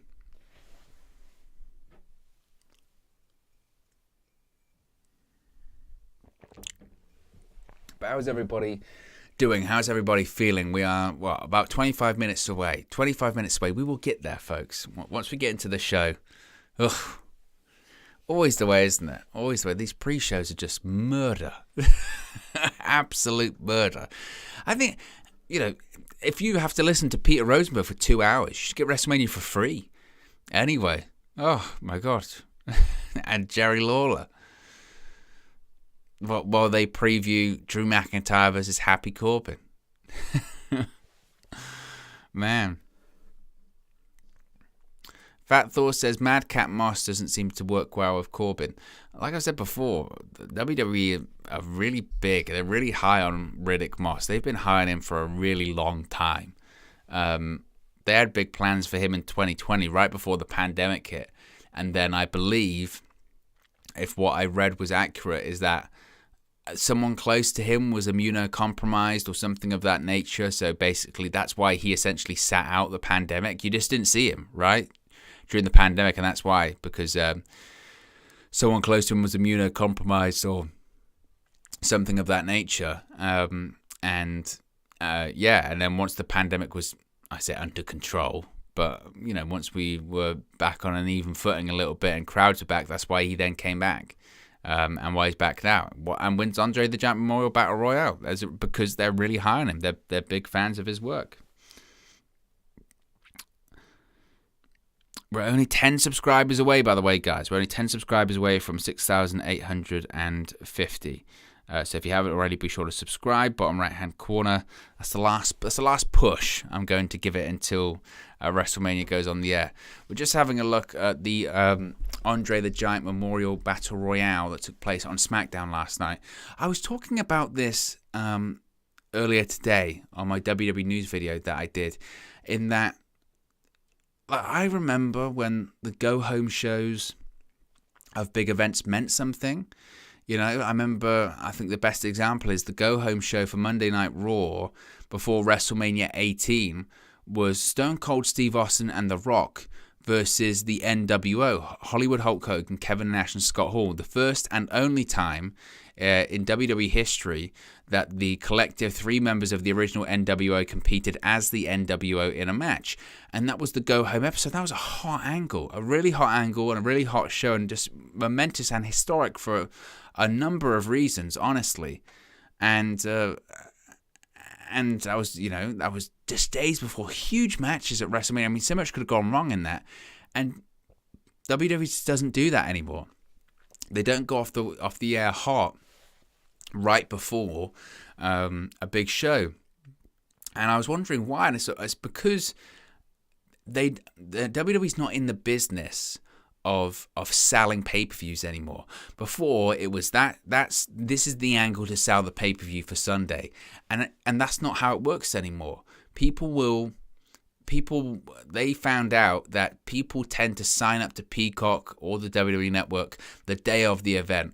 What they're doing on Monday or Friday doesn't really change that. It's what they're doing on social media on, say, Sunday that's most effective. So the television show doesn't really matter. And the only problem with that is that it makes the show redundant, essentially. It's just a 3-hour promo. But Madcap Moss is telling jokes at the WWE kickoff table.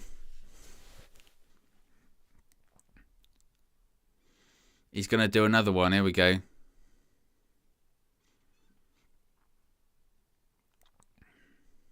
What instrument does Drew McIntyre play?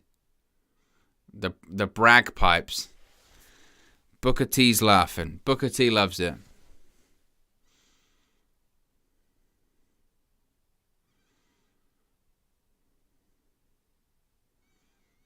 They said we're not going to call him Drew McIntyre. Drew McIntyred. He's going to call him.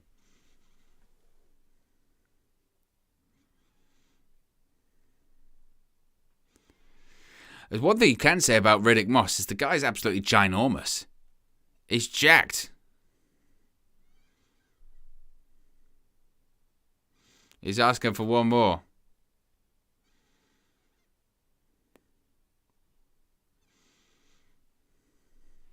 Booker T's absolutely loving it. One more. It says one more. What's it going to be?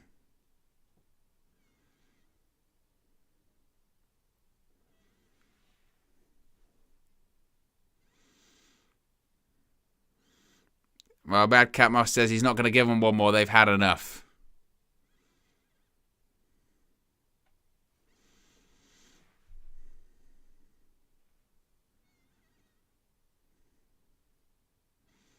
Well, Jerry Lawler has to get his jokes in as well. Stop stealing his gimmick, Jerry.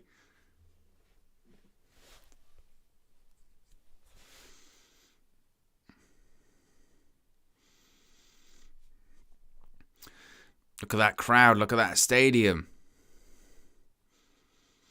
We're going to see the video package now of what they've been doing in the area, what they've been doing in the location.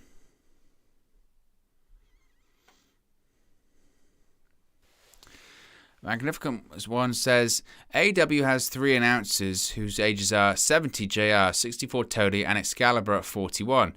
WWE has Michael Cole, 53, Pat McAfee, 34, Corey Graves, 38, and Byron, 40, and Jimmy, 44.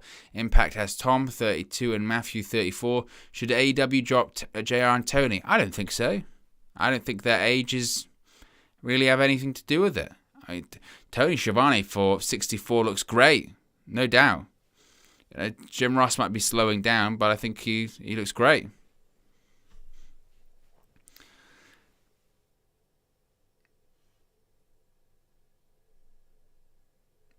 Titus O'Neil is inside AT&T Stadium, global ambassador for WWE.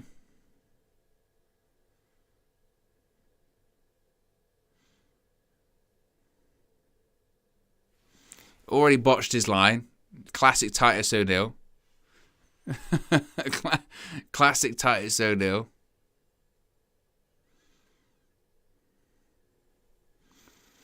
The most stupendous. And it's wild that, Titus O'Neil's this, obviously does great work in the community, global ambassador, but he also got suspended for pulling Vince McMahon's arm. And he wanted to suspend him for WrestleMania. It's crazy.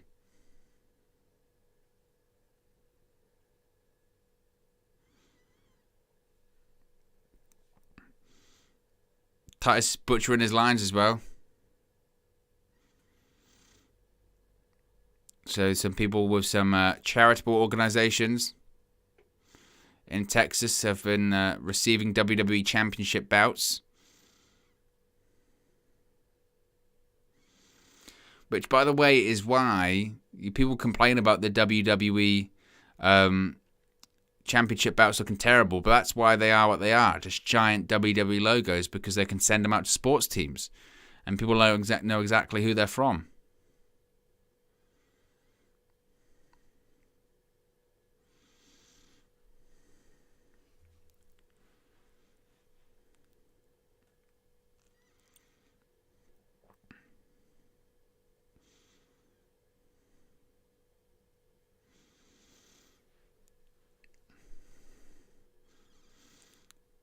Each of these organizations are receiving a contribution from WWE of $20,000 along with DoorDash.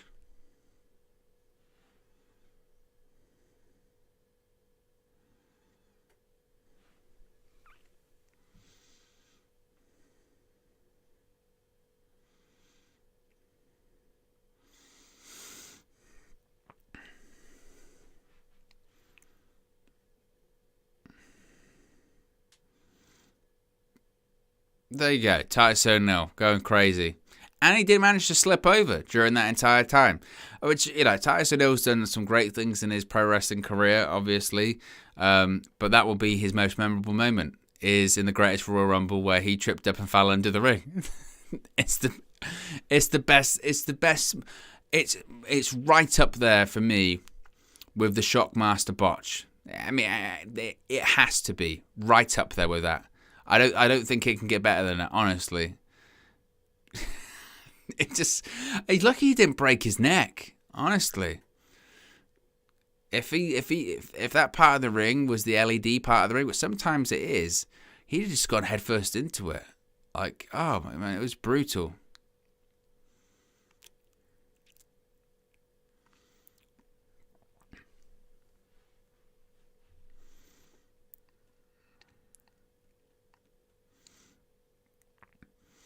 They're asking WWE fans, who will win, Ronda or Charlotte?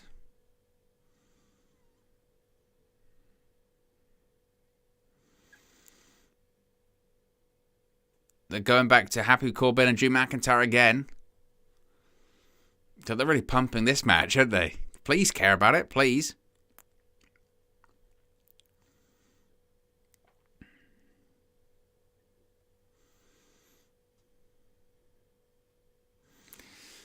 KO show, Steve Austin coming tonight as well.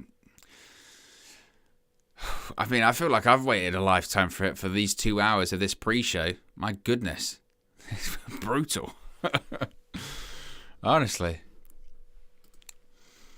But it was worth it, folks. It was worth it. Because we got to hang out, we got to chat. So of course it's worth it.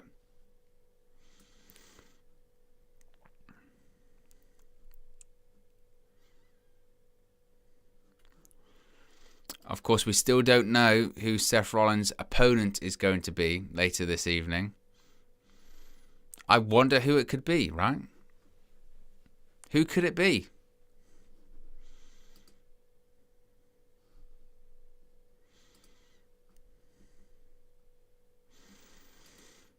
Who could it be? Could it be Cody Rhodes? Could it possibly be Cody Rhodes?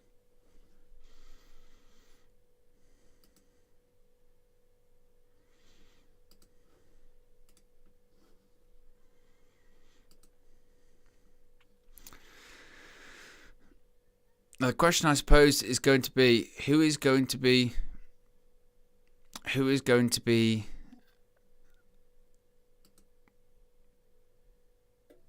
what are they doing? Oh, there's a break. I was wondering what they were doing. Yeah, I wonder what's going to open the show.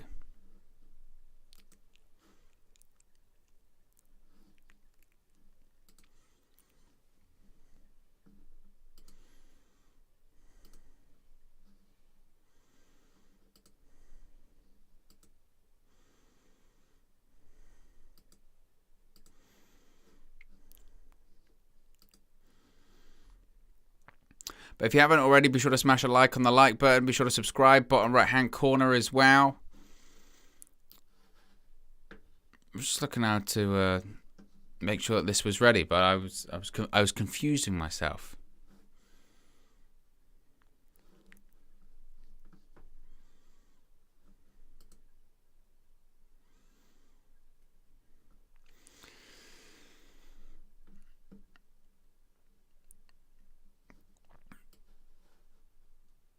Man, I'm telling you, this feud with Ronda Rousey, Charlotte Flair, it's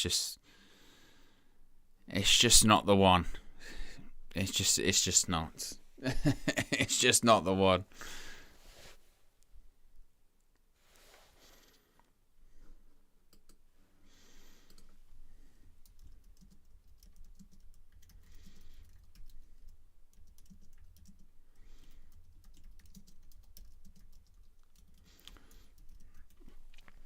But I think Ronda Rousey is going to be winning the SmackDown Women's Championship tonight. I feel that's feels fairly obvious that that's going to be happening, doesn't it? And Charlotte Flair, who does her promo like that, I am the mountain, I am the queen, you will bow down to me because I am the queen. I mean, that is the Charlotte Flair promo, is it not?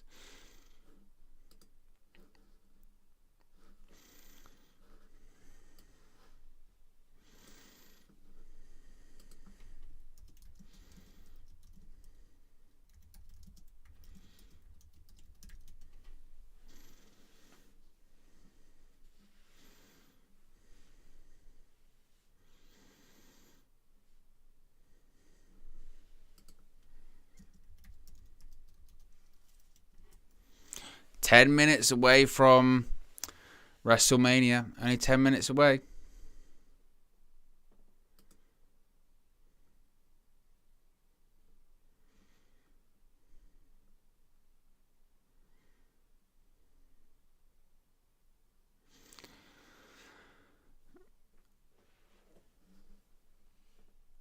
Well, Jerry Lawler does more of his jokes which is just awful. Awful.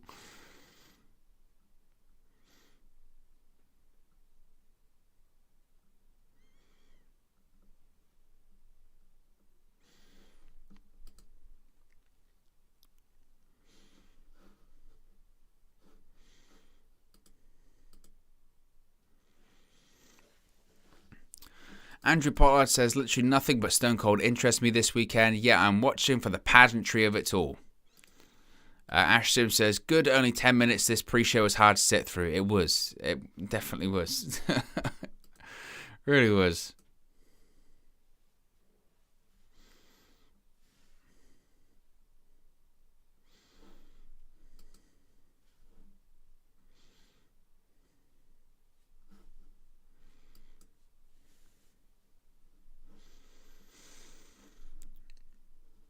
But we're nearly there. We're nearly there, folks. We've got through this pre-show that's lasted about 500 years. It feels like I'm that woman from the Titanic.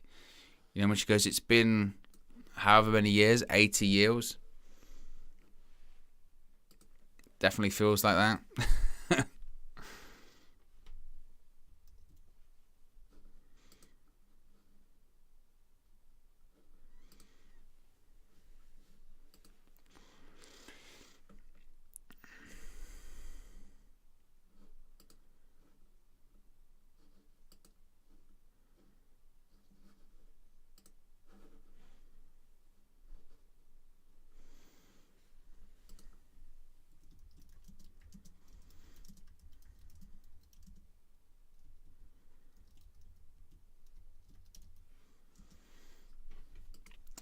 They're talking about the Ronda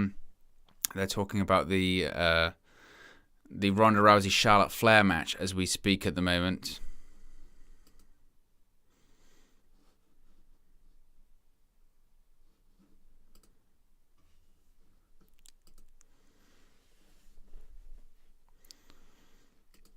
But they don't have any crowd behind them anymore because of the crowd are inside the stadium.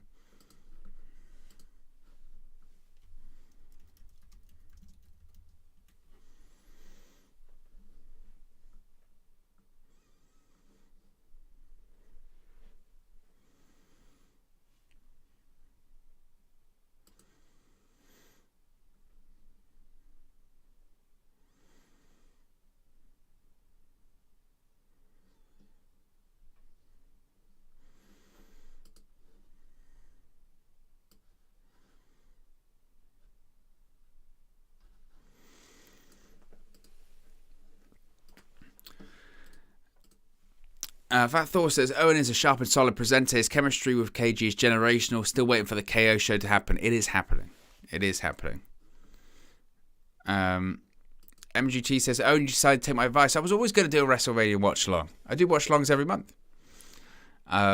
Always, always, always. Fishman says, Owen from United View. Good to see you, bro. Exactly. Yes, good to see you all.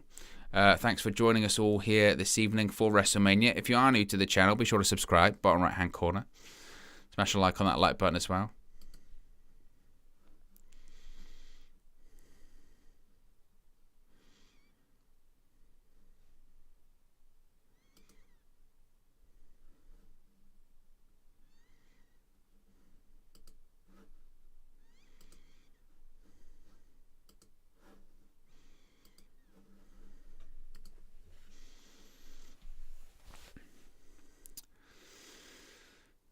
But the crowd is certainly minimal. It's certainly... Oh, Fat Thor, the KO show has not happened. No, obviously. It is happening in the future with me and KG. It is going to happen in the future, though. But we have less than 5 minutes to go. Come on.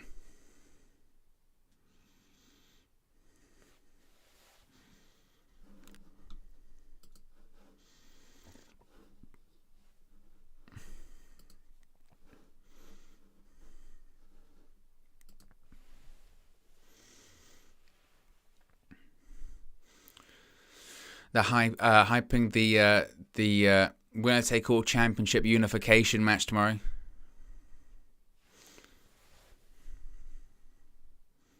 The biggest WrestleMania match of all time, they're calling it. Like the greatest wrestling match ever as well. It's the shucky ducky quack quack moment of the night.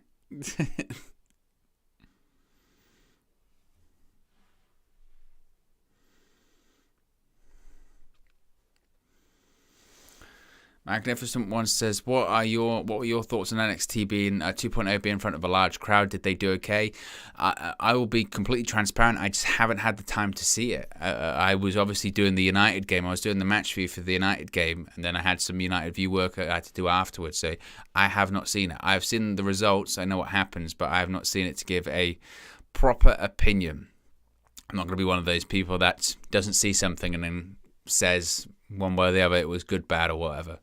So I'll have to watch that tomorrow.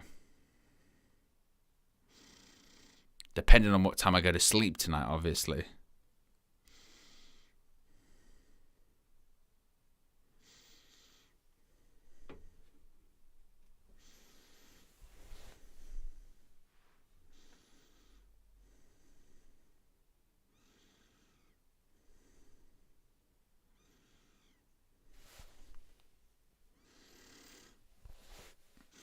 Who is the opponent going to be?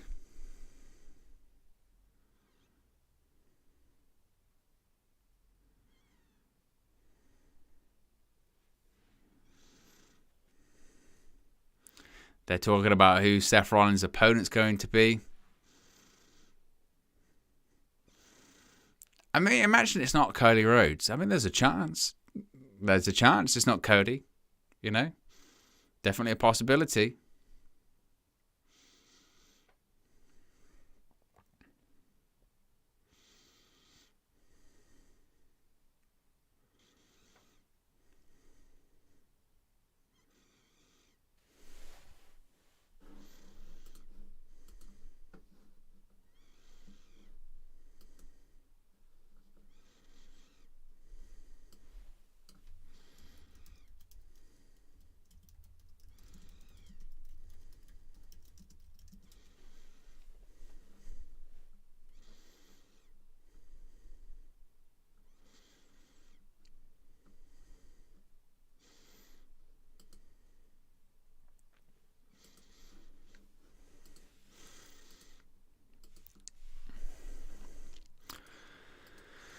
Toonami says, I've got the night one start to finish. Who's starting and who's finishing if you want it. I'm good. I don't want any spoilers.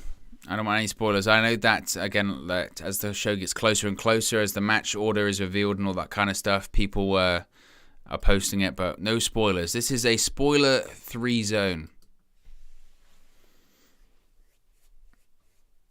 Because there's nothing worse than, imagine walking into Infinity War before you watch it the first time and going, they all get dusted. You'd be like, what? And just as you're sitting down, it'd be a nightmare.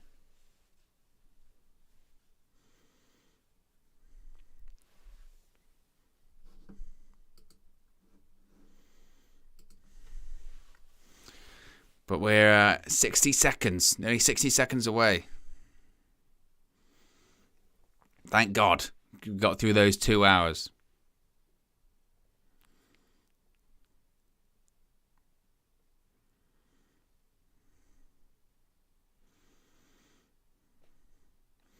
But get ready, folks.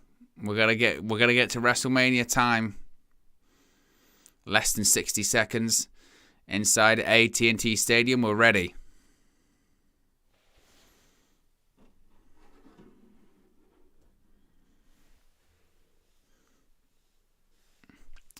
That's the opening match. I'm shocked. The opening match is the SmackDown Tag Team title match. Opening match of WrestleMania is a big spot, and they've given it to the SmackDown Tag Team Championship. I'm stunned. I was shocked. I was sure it'd be like Becky and Bianca or something big. I can't believe they're open. That's how they're starting it off. That to me is really surprising. Really, really surprising. Wow. Didn't expect that at all. Interesting, definitely. But yeah, I was not expecting that. Be sure to smash a like on the like button if you haven't already, by the way, guys. Be sure to subscribe as well. Bottom right-hand corner. We're on the road to 6,850. We're like only 10 subscribers away from that. So if you haven't already, be sure to subscribe. Bottom right-hand corner. And be sure to smash a like on the like button as well. Got over 100 people watching. Less than 100 likes. So you can get those likes up too. As the intro for WrestleMania is beginning right now. As America the Beautiful is about to be sung.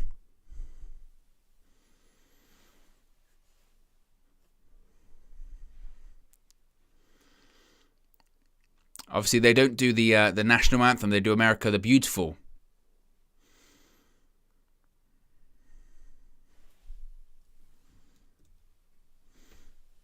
Bradley Gilbert.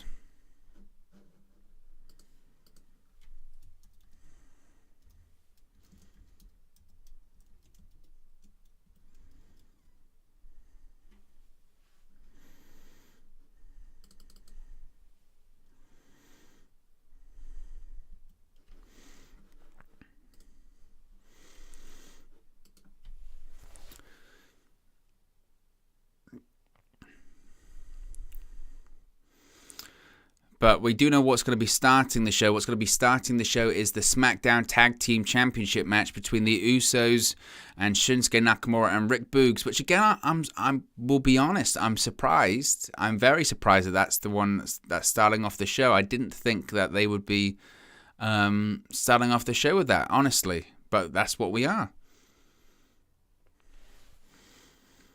Once, obviously, the matches start getting up and underway, we'll give you a breakthrough of the match. We'll also put a poll in the chat as well, so you can vote on who you think is going to win the match. If you do want to contribute to the channel as well, you can click the $sign. Super chats are accepted. But this is WrestleMania, folks. It's time just to sit back, relax, and just enjoy. You're with friends here. You're part of the community, the growing community here on the channel. It's always special, Roman, isn't WrestleMania? Every year.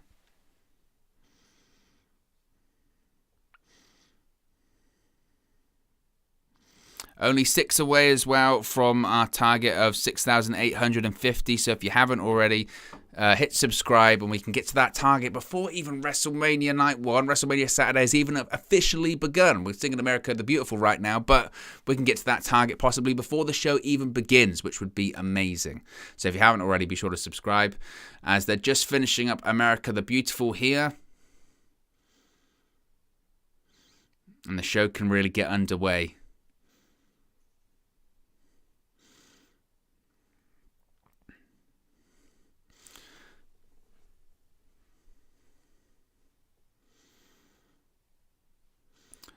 Is that the cold open for WrestleMania is beginning right now. I believe this is the one that's been released on social media with Mark Wahlberg doing the voiceover for it with his Boston accent.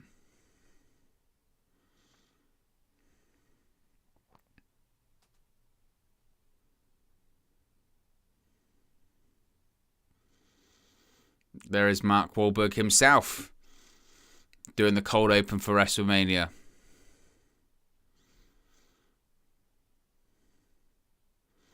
He did a film last year. We had to put on a ton of weight. He got really fat and then really jacked in like the space of like 3 weeks. It was mad.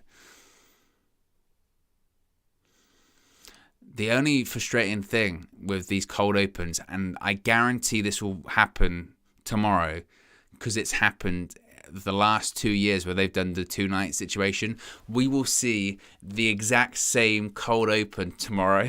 And it'll be like, oh, the cold open's back again. As we're just seeing some moments from past WrestleManias. Some of the biggest WrestleMania moments in history. With Mark Wahlberg narrating them. Am I missing something? Does Mark Wahlberg have any specific, connection with Texas? Or is it just a case of they got Mark Wahlberg on, which is, he's a big star, he's a big deal?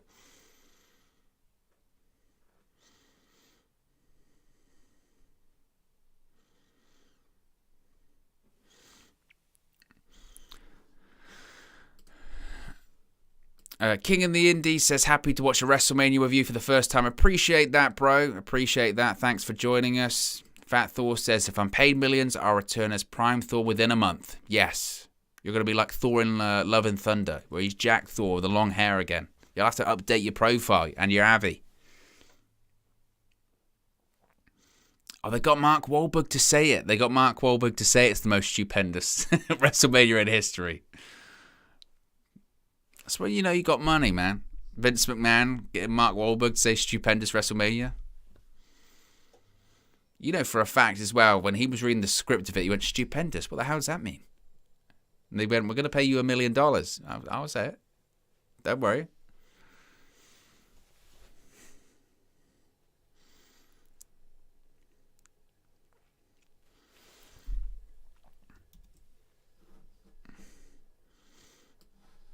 But here we go. Pyro's going off. We're underway. WrestleMania 38 is underway. You know what? I think it's my 20th WrestleMania I've watched live. My first ever WrestleMania I watched live was WrestleMania 18. I'd watched a couple of years prior, taped because I was too young. Wan's in with us. James is in. It's a good time. Let's go. What's up, people? What's up, James? Thanks for joining us. Omar says, I'm thankful because I can watch WrestleMania with you. I'm thankful that you're joining all of us, Omar. I appreciate that. I appreciate everyone that's in the chat right now. Smash a like if you're excited for WrestleMania as Michael Cole welcomes us to WrestleMania 38.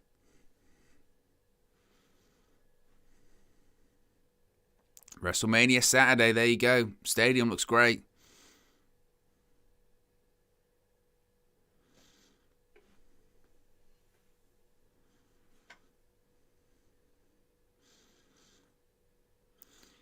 Here come the Dallas Cowboys cheerleaders.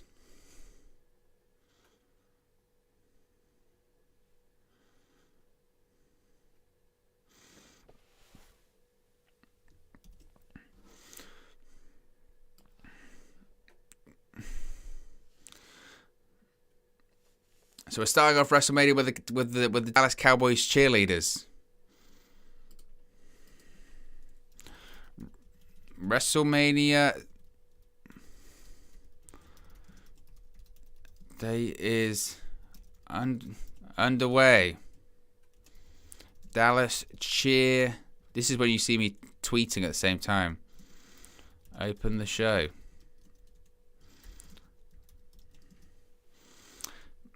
Well, I don't know about the cheerleaders, but you can't be a bit of AC/DC. I mean, that's just factual at this point. Living legends. I was so happy when it was announced that they'd released a new album back in 2020. I love AC/DC.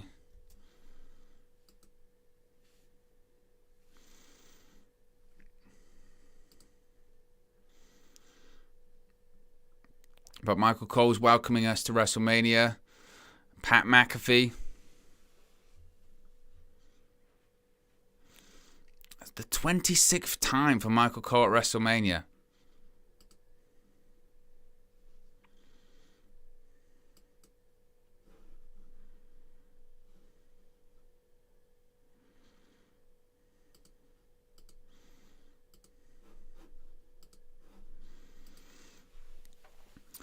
But here we go, WrestleMania, Pat McAfee, Michael Cole, they're all jacked up, they're fired up.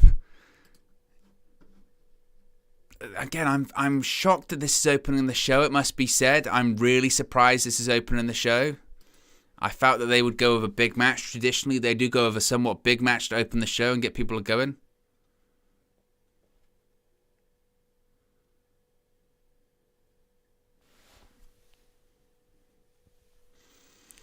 Let's put a poll in the chat as well, though.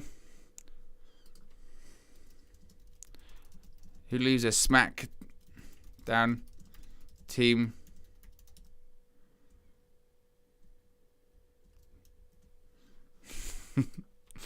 Look at Pat McAfee jumping up on the stage.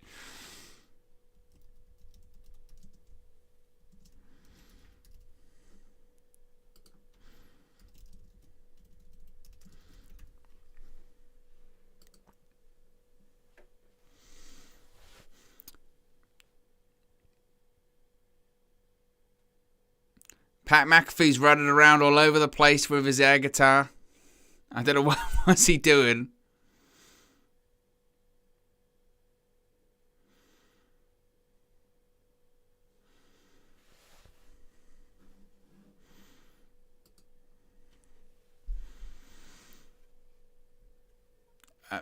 Pat McAfee's going to lose his voice by the end of the night because he's screaming.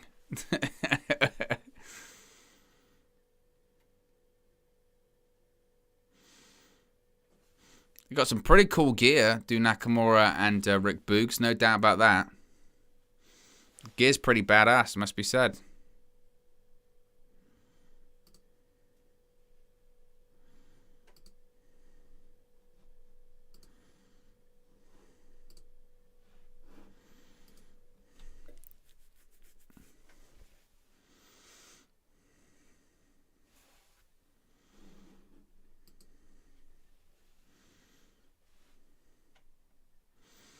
Well, they've already got a plug-in halfway through. That's probably why, because this opening match is sponsored by some lemonade company.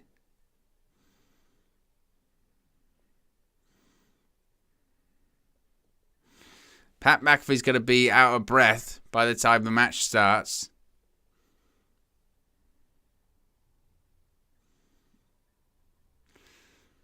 I mean, I suppose if I was the superstar and I was being very, jealous, shall we say, would you feel a little bit perturbed going, I'm doing this big cool entrance and Pat McAfee's kind of taking eyeballs away from me? Or is that paranoia?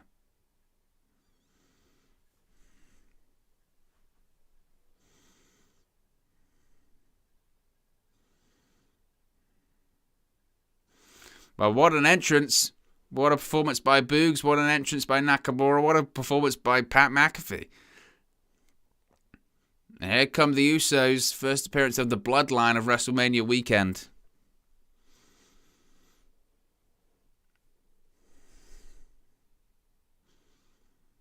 Here they come. There are the Usos. Let's get this turned up.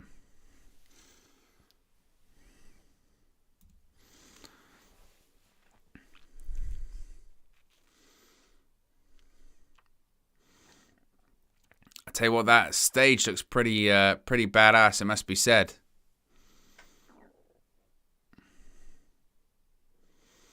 I was saying last month of how Nakamura and Boogs earned their SmackDown Tag Team Championship opportunity.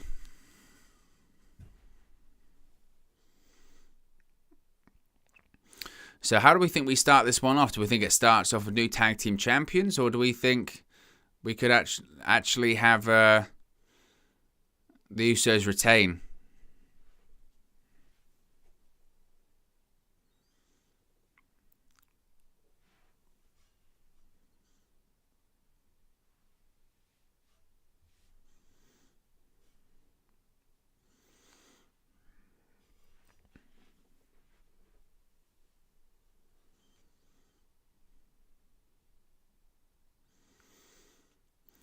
But Nakamura and Boogs have got some orange and yellow gear going on.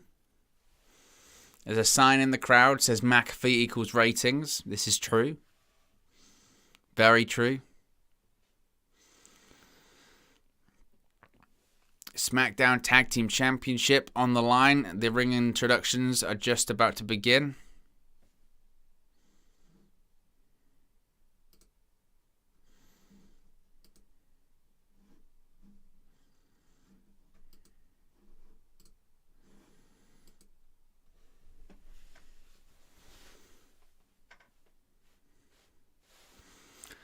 Let's have a look at the poll. 21 votes, 50-50 pretty much. 52% of you say that you think Nakamura and Boogs are going to win, whereas 48 say the Usos are going to retain. So actually pretty tight, pretty close, which is quite interesting.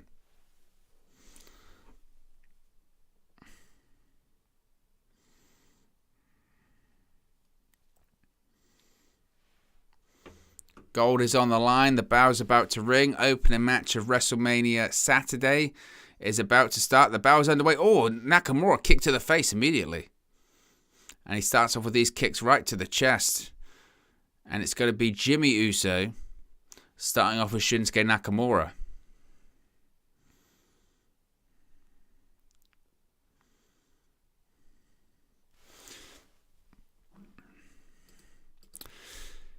Bless you, Omar, but there's always one, isn't there? Of course, I can't actually show you WrestleMania. To actually, Peacock paid WWE $1 billion to have the license to show WrestleMania and WWE pay-per-views. I, of course, do not have $1 billion to license WWE. If I had $1 billion, it would be tremendous, but I do not, so I cannot show you the matches. It is a watch-along.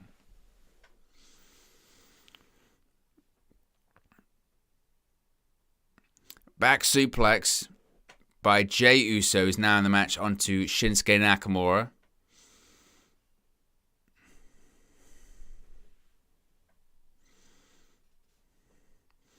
Or forearm to the face by Nakamura there as well. A beautiful snapmare by Jey Uso and a big right hand to the face.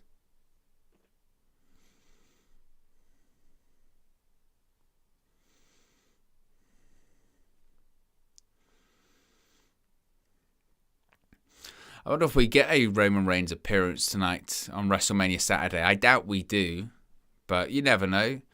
I suppose we could see a situation where the Usos retain and Roman comes out and poses with them. Maybe that's why this has opened the show. As I mentioned, it's an odd match to open, certainly.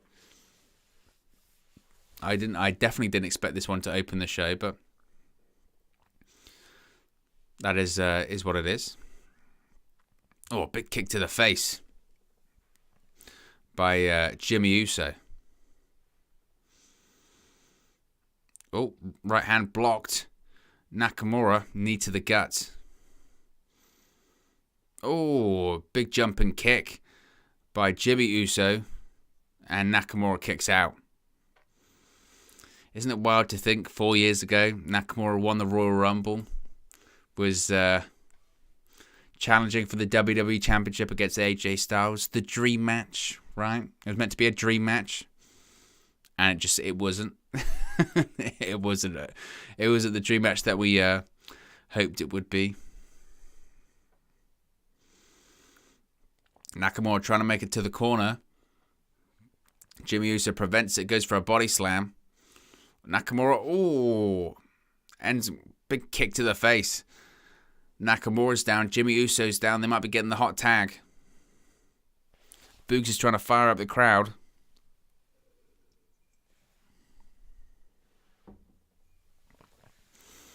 Nakamura gets the tag. In comes Boogs. In comes Jey Uso. Boogs is a giant man as well, it must be said.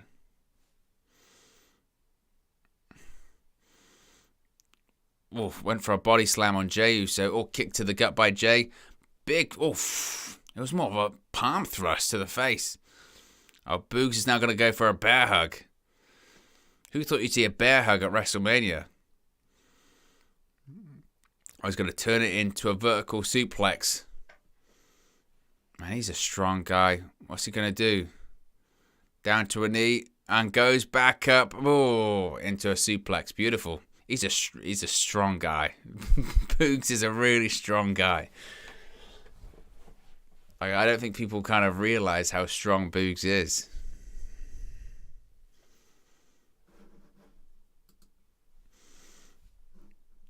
Pat McAfee said he just deadlifted an Uso. He's not wrong. He's got Jey Uso up on his shoulders. No way. He collapsed. I thought his knee. What was that? Was that planned? I don't know. They're checking. See if he's okay.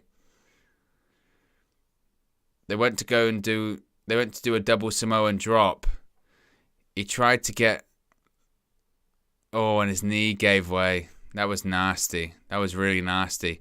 Basically what happens is they were trying to do a spot where Jimmy and Jey Uso were both on Rick Boogs' shoulders and his knee gave way. It just buckled. And it looked really nasty. And I wasn't sure if it was a planned spot, but immediately you could see the referee. If they start doing that on the back of their bout, it's because they're communicating with people in Gorilla. So Nakamura might be controlling the remainder of this match. Rick Boogs might be injured. I think Boogs is injured. Well, slingshot German suplex by Nakamura. And in the opening match, we might have seen a bit of disaster here because I think Rick Boogs is hurt. Rick Boogs is still down on the outside of the ring. And Nakamura's go for the Kinshasa. Oh, super kick by Jey Uso. He's going to tag in Jimmy. Jimmy's going to go to the top rope. I think they've gone to an impromptu finish here. Jimmy, big splash. That's going to be it. 1, 2. Oh, he kicks out. I thought they'd gone to the finish because Boogs is hurt. They're chatting. They're definitely talking, Jimmy Uso and Nakamura. They're talking to the referee as well because they're trying to find out what's going on. The referee's talking to the back as well.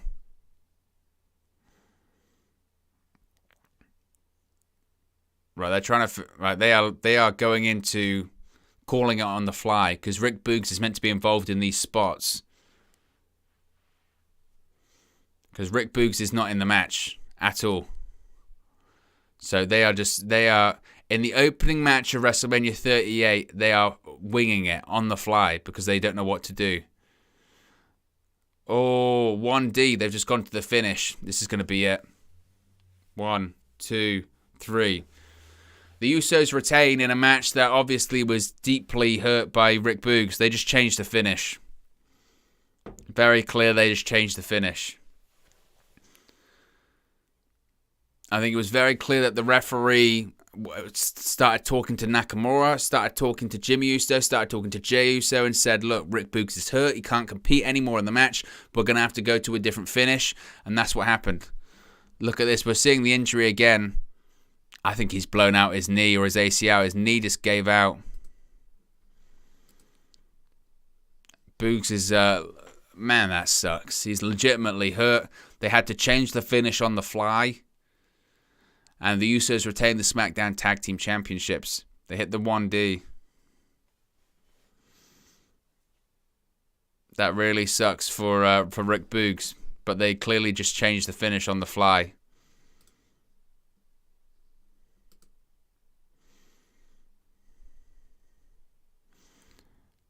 Rick Boogs is getting medical attention at ringside.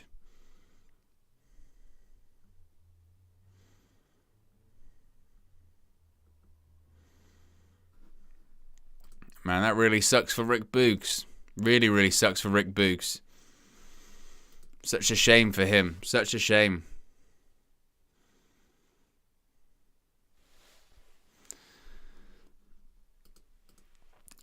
But that's the opening match. Opening match sees the Usos retain the SmackDown Tag Team Championships.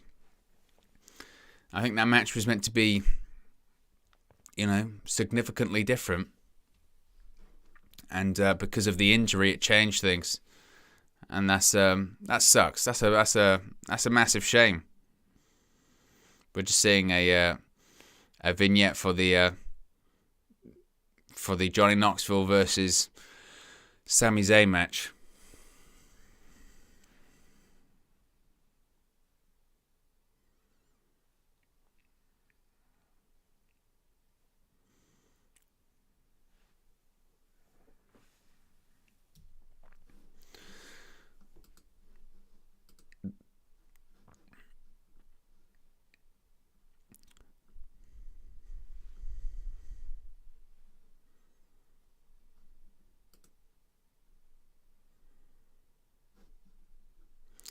See, this is what annoys me about Dave Meltzer. So he's just tweeted, Usos retained, Boogs was injured, and they gave Nakamura the 3D and pinned him. Far less if these two were in a SmackDown TV match. Well, I said this was it could have been a TV match, but they changed the finish, obviously. Like, why poo-poo on the match? He's obviously hurt.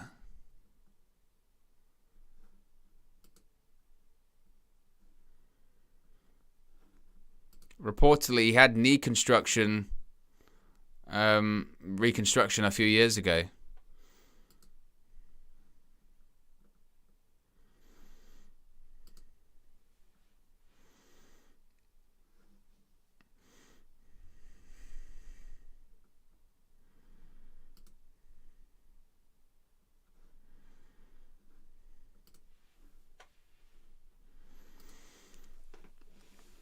Man, this video package is long. But I think this video package is long because, again, they're trying to fill time.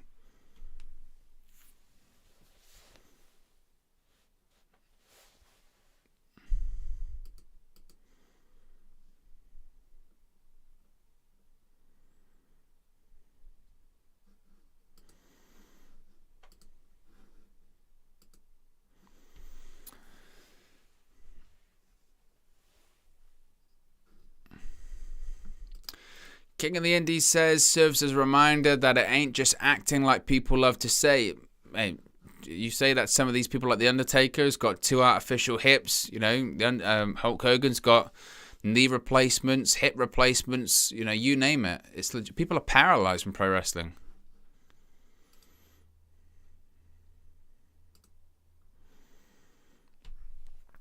Hopefully Rick Boogs recovers. Coming up next, it's Drew McIntyre versus Happy Corbin. I mean, they are really not starting off this WrestleMania hot. They are getting these bad matches out the way. You know, there are a couple of matches, like we said, that are on this show tonight that it's like, who cares? And they're going straight into them. Man. Man.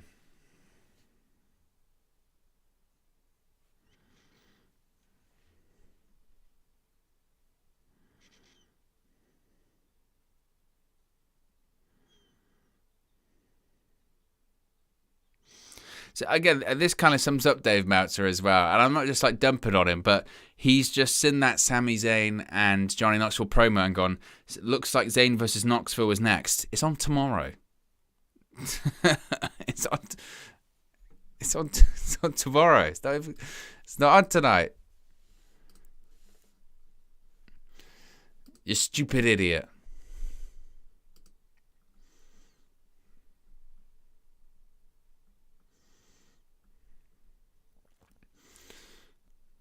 But yeah, thoughts and prayers are with Rick Boogs. Hopefully it's not too serious.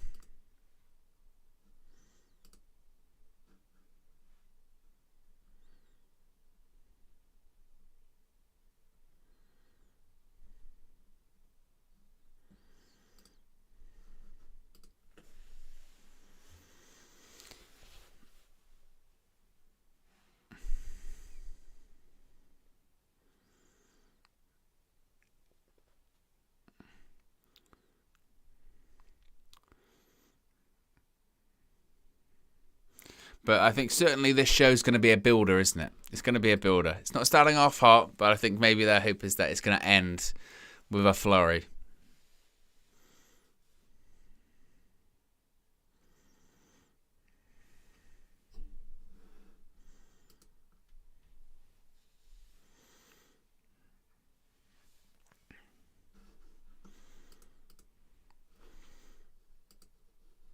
Let's do another poll. Who leaves victorious? Drew McIntyre, Happy Corbin. I mean, realistically, what are the odds? What are the chances that Drew McIntyre doesn't win this match? Like, there's no way he doesn't win.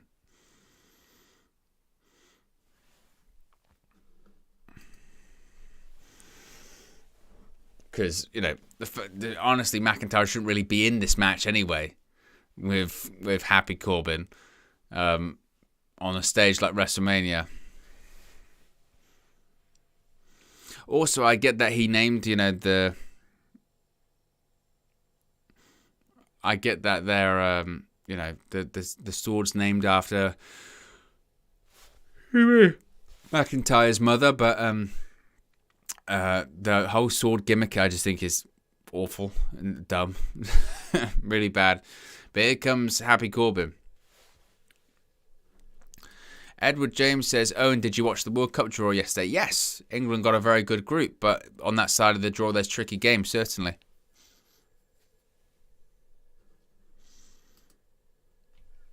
Happy Corbin with a huge amount of pyro. Madcap Moss has changed. He's changed into a different suspenders than he was on the kickoff show. Of course, Madcap Moss won the Andre the Giant Memorial Battle Royale as well.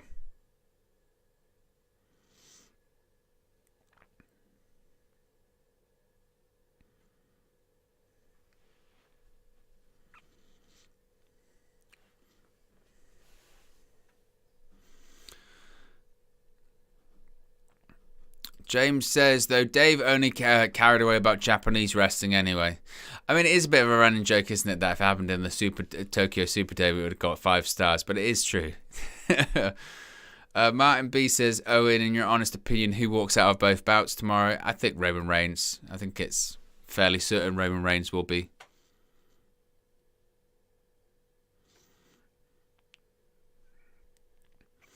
What a shocker, though, with Madcap Moss winning the Andre the Giant Memorial Battle Royale. But, like I said, they're WWE are very, very high on Riddick Moss. They've been high on him for a long time.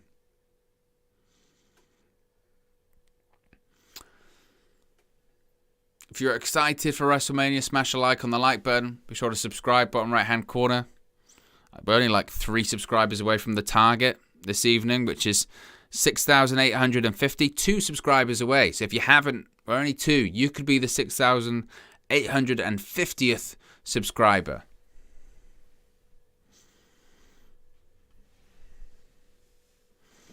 Here comes Drew McIntyre.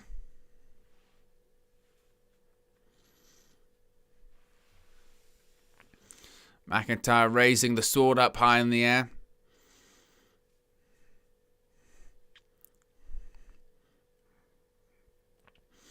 There's one thing you can't argue, is there, that WWE certainly knows how to do a stadium show. Like the aesthetic, the pyro, the set, it's awesome, isn't it? It's very, it's got a great look. WWE is very, very, very astute at doing stadium shows. They've got that look absolutely nailed down.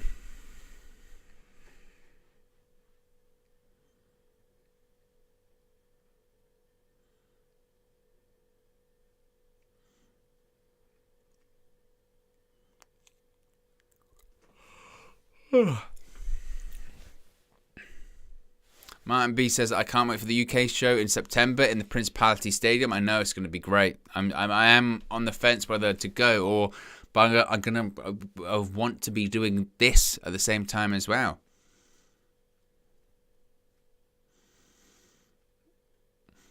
I mean, there was even debates whether or not McIntyre was going to make it to WrestleMania, wasn't there? Fire coming up out of the turnbuckle, Al Kane style.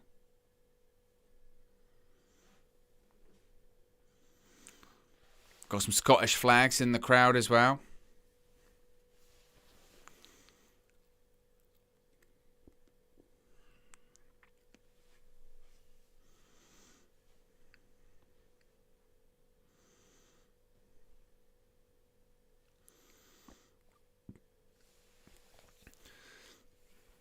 Match is underway and McIntyre goes straight after Madcap Moss. Pretty unanimous when it comes to the vote in the chat as well. 73% of you say that Drew McIntyre is going to win, with 27% of you saying that Happy Corbin is going to get, I guess, the upset victory. Ooh, clothesline by McIntyre to Corbin. Oof, bounces Corbin's head first off the turnbuckle.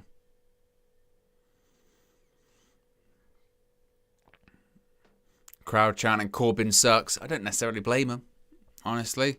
Or clothesline to from McIntyre to Corbin over the top rope.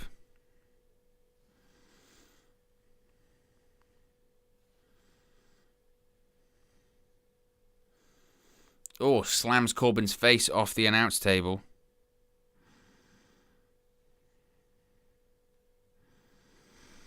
I'm trying to see if there was any update when it came to to Rick Boogs or anything like that. I don't think there is at the moment, unfortunately.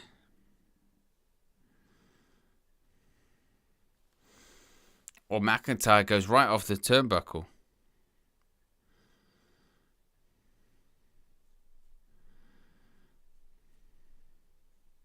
Look at that. Oof, goes right into the ring post. That was nasty.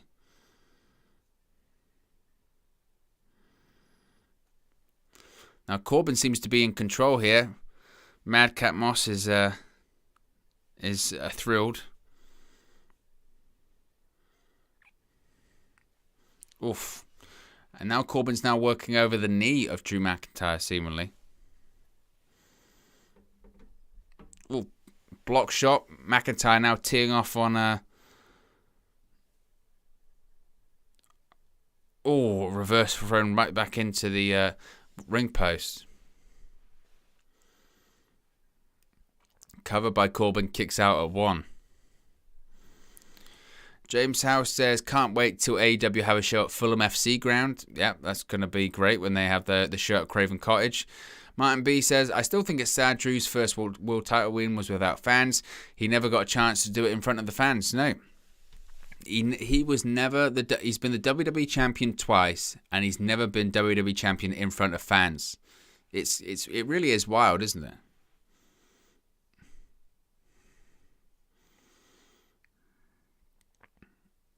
Corbin. Oh, beautiful back suplex by Corbin. Cover. McIntyre kicks out at 1.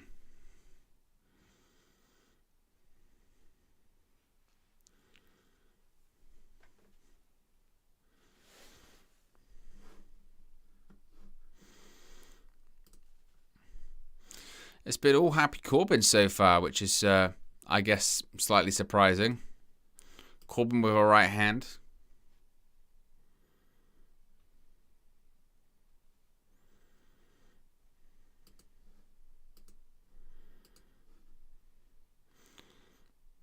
Oh, another right hand by Happy Corbin.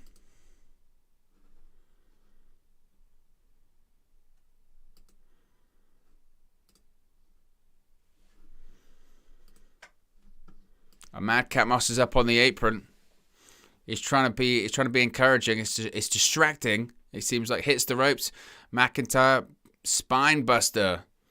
Sort of shades of Arn Anderson. Instead of a double A spine buster, it's a DM.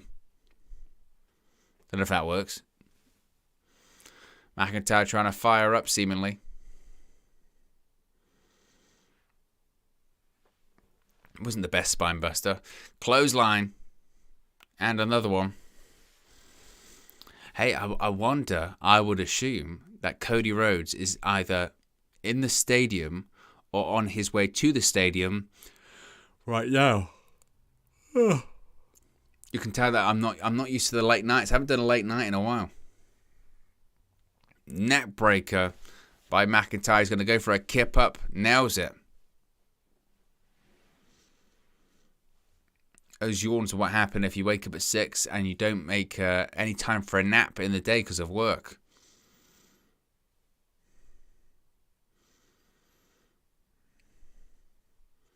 Got to go for that future shock DDT. Corbin manages to fire out of it.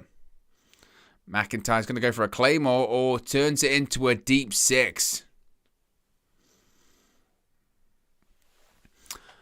Martin B says, I'm guessing you have no insider info on Cody. I really hope it's not Shane. I mean, even if I did, I wouldn't say it, you know. And I don't want to know. You know, there are some people in the wrestling industry that I know that I suppose I probably could reach out to for that kind of stuff, but I don't care to, you know. At the end of the day, I'm still a fan, and you do want to be taken for the ride still a little bit. So, yeah, that kind of stuff doesn't really interest me. I understand, you know, websites and journalists, that's their job, so that's what they have to do. But as long as, you know, they don't put it on Twitter where I can't, you know, avoid it, then I'm fine with it. McIntyre clothesline. McIntyre going to set up for that Claymore.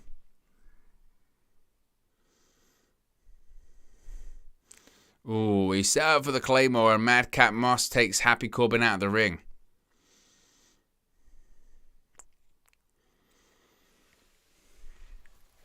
Uh-oh. McIntyre's going to go for the... Oh, beautiful. Goes for a plancher over the top rope.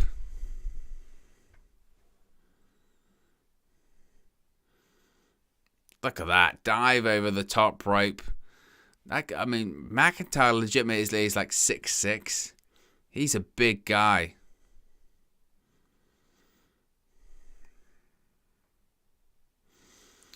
Oh, belly-to-belly suplex on Madcap Moss on the outside. Man, those belly-to-bellies on the outside, they make me cringe. Just because of what happened to Big E, obviously.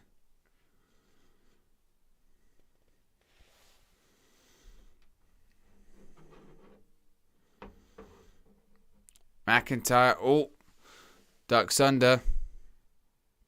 Oh, he went for end of days. Oh, McIntyre, Glasgow kiss. Oh, Claymore. Ducked it. Happy Corbin.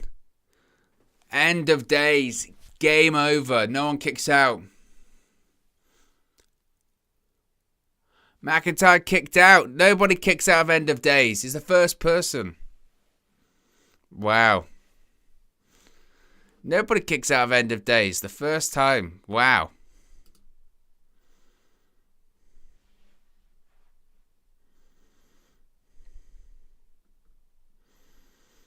The first person to kick out of end of days. Wow.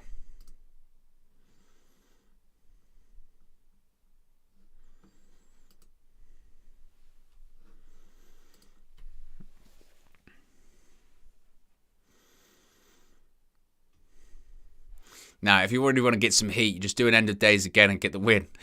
He's going to go for Future Shock. Pew. Future Shock DDT. I mean, they're not having a bad match, must be said. McIntyre kicks up.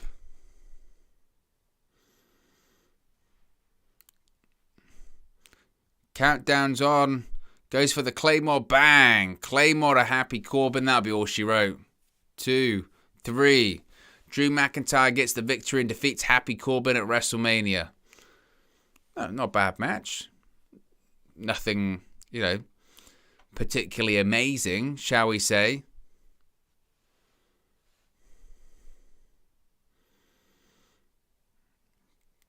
It was okay, but I think most people expected that McIntyre was going to get the win there.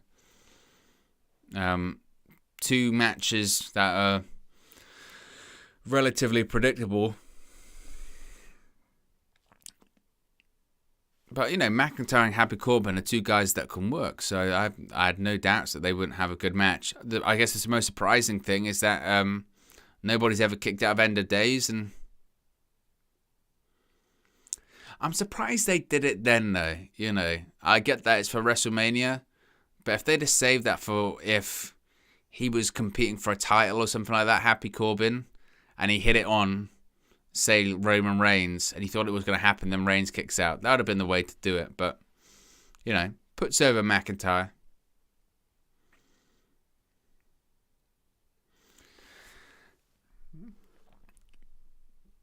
Madcap Moss trying to get into the ring, and he's got the sword pointed at him. One of these days, McIntyre's actually got to stab someone with it. What's he going to do? Madcap Moss is saying, no, it's fine, it's fine. Oh my goodness. He just chopped the ropes in half.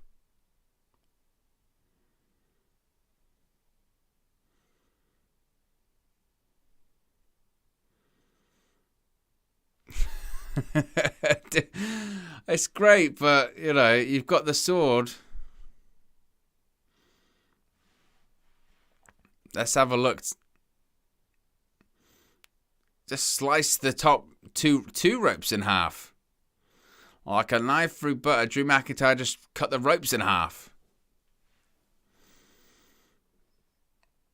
That's going to take a while for them to fix that, right?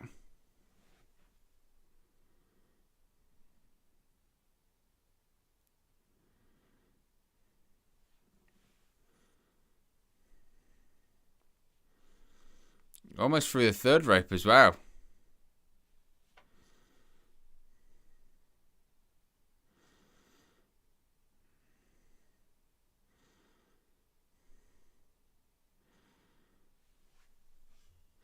McIntyre celebrating with the sword.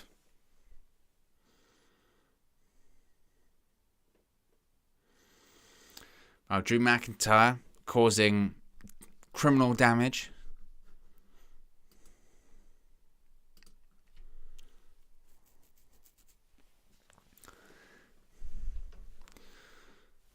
So 2 matches so far. We've seen the Usos retain the SmackDown Tag Team Championships. We've seen Drew McIntyre defeat Happy Corbin.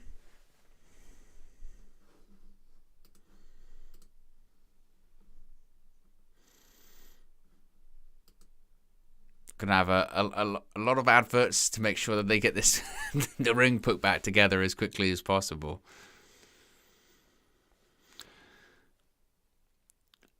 I tell you what though, now if the next match is the New Day versus Sheamus and Ridge Holland, then it will probably be one of the most underwhelming starts to a WrestleMania in history, because that is 3 TV matches, and I think it might be.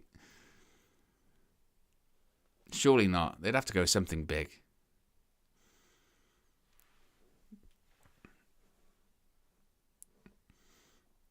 But yeah, if they go with the New Day versus Sheamus and the New Day versus Sheamus and Ridge Holland, then that would be like underwhelming start to say the least. Very underwhelming start if that happens. We'll see, of course. What's the next match gonna be?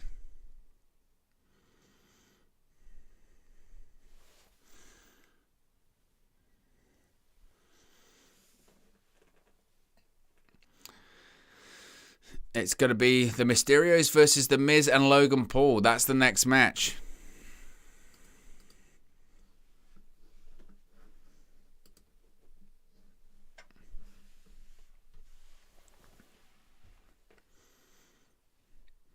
So we're going to see how Logan Paul competes inside of a WWE ring.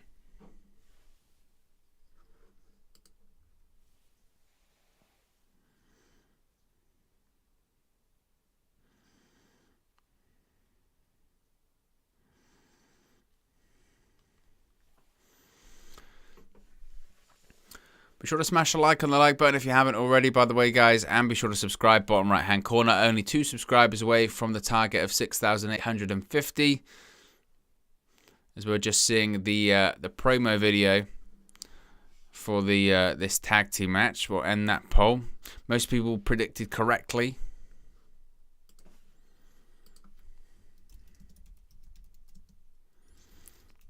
Who leaves victorious? Mysterios.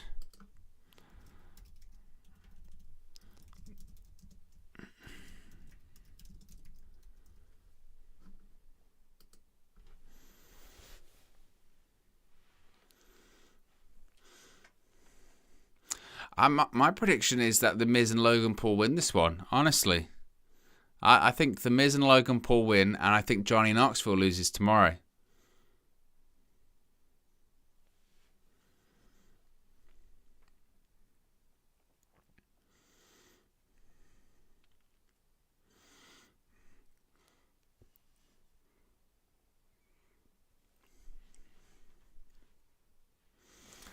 Edward James says, is Logan going to come out of a bottle of Prime? I would probably think so, honestly.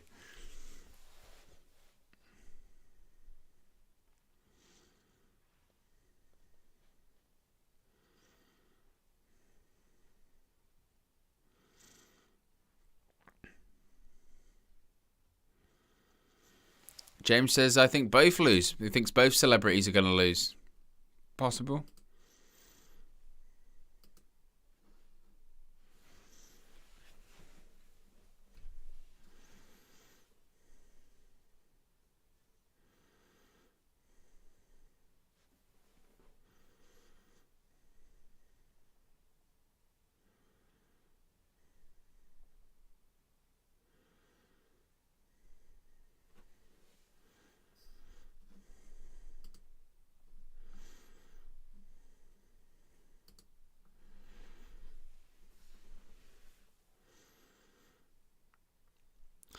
There was a Logan Paul actually released an image of what his ring gear is going to look like for WrestleMania, and to be fair, it actually looks pretty great.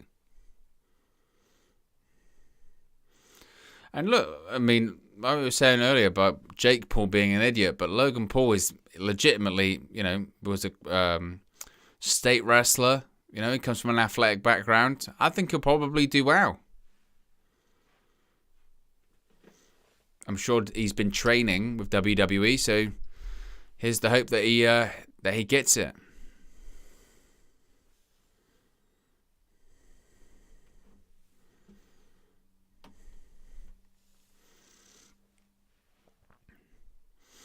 Oh, they've both come up. They both came up out of the stage. Old school entrance. You love to see it.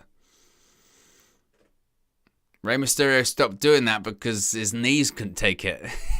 Try doing that every week on TV, your knees will explode. And that's what happened to him.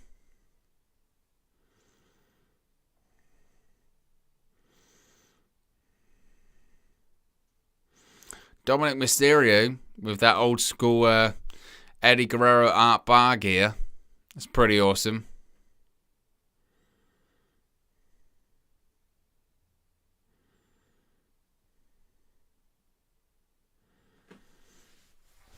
Now, Dominik Mysterio was wrestling at this time last year, but I don't think he competed on the card. I think he was in the Battle Royal, wasn't he? He was in the Andre Battle Royale last year. He wasn't actually at WrestleMania.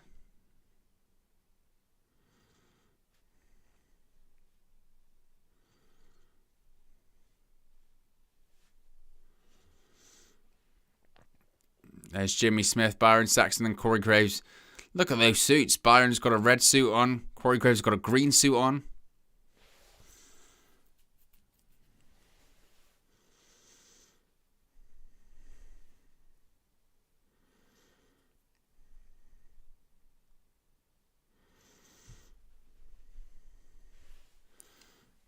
Fat Thor says, Miz is so underrated. The guy can wrestle and cut promos. Unfortunately, he lacks something to keep him at the top. Can't exactly point what it is. I think it's just the fact that he's a company guy. He just does what he's asked. That's it. He's a company guy. He does what's asked, and his longevity is something else.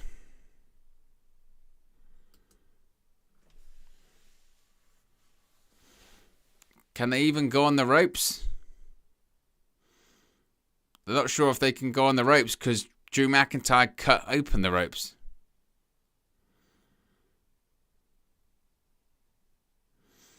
They're tightening up the ropes right now because Drew McIntyre cut them in half. Here comes the Miz.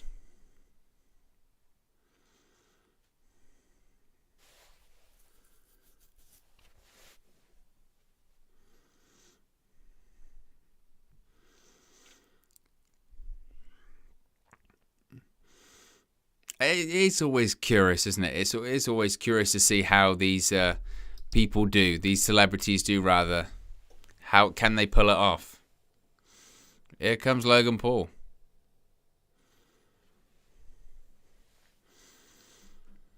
Martin B says, wait, so that was a botch from Drew? I thought it was a setup. It was a setup. It wasn't a botch. It was clearly planned.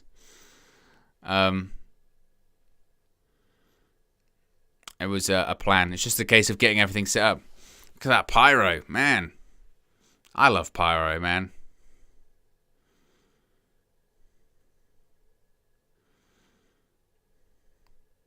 That is the most expensive Pokemon card sold in a private sale, and he's got it around his neck. That is tremendous, though. I'm not sure I've seen that done. He's got an expensive Pokemon card round his neck. Hey, look, I respect it. I respect it.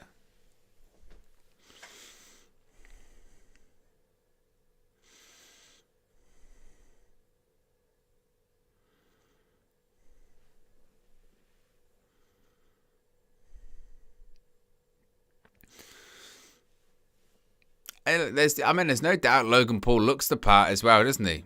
He certainly does look the part. There's no doubt about it.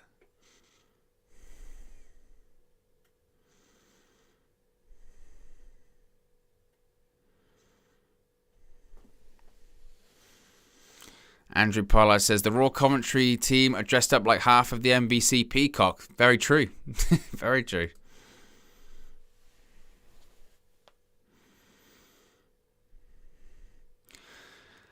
Like I said about Logan Paul, he looks the part, doesn't he? He's a big guy, good physique.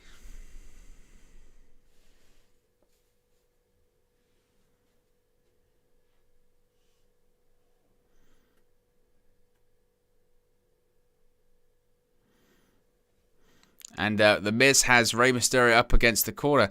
Am I the only one that thinks those ropes look weird that they've now put in?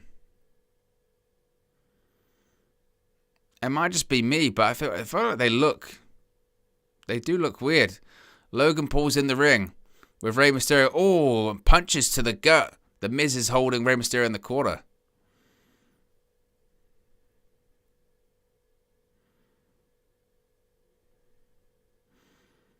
Rey Mysterio going for a side headlock.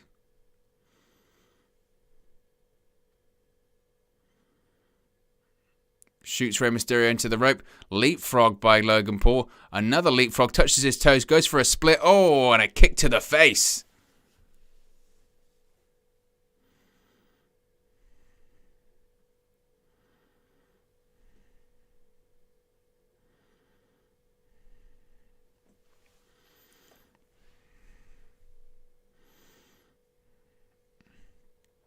Oh, and double team move by the Mysterios. Dominik lands on Logan Paul. No, on the Miz rather. Yeah, I agree, Mark. The ropes on the side that they were cut aren't straight. They look odd. Like the ring looks like it's sort of going in like that. The ropes they're bothering me.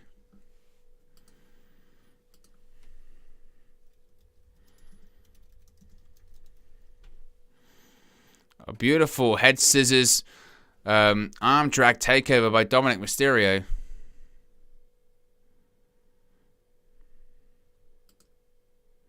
Oh, Dominik goes for a plancha, lands on Miz just.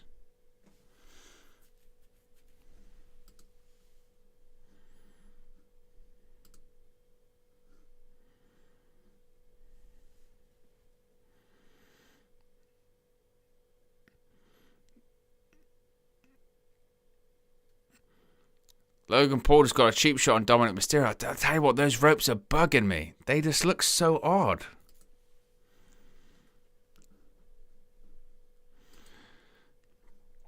I guess they'll probably look normal in the next match. But yeah, the ropes just look really weird.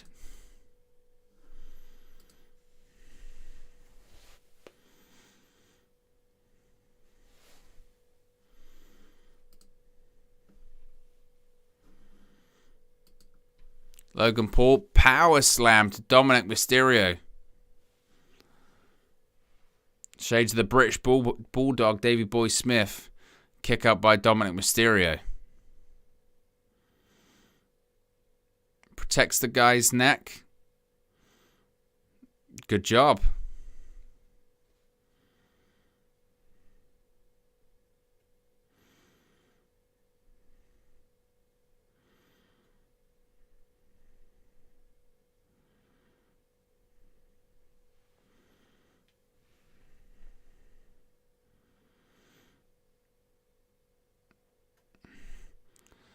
And kicks by The Miz and Logan Paul to the chest of Dominik Mysterio. Oh, gee, I'm so distracted by the rope. By the ropes. The ropes are just off. Really, really off. It's really aggravating. It's actually quite jarring. Like the ropes look just off.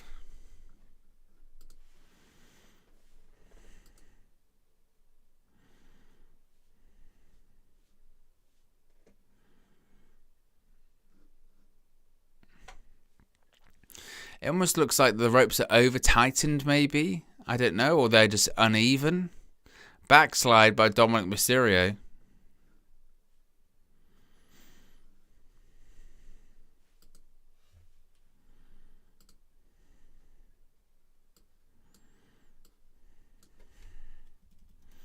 Oh, big boot by Logan Paul to the face of Dominik.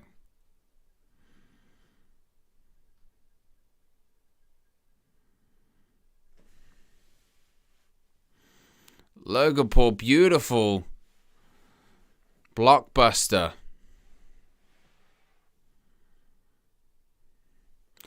You know what they look like? They look like, you know when you get a like an action figure ring and you over tighten the ropes and the ring just starts to sort of cave in on itself. That's what it looks like. It looks like a badly built toy ring.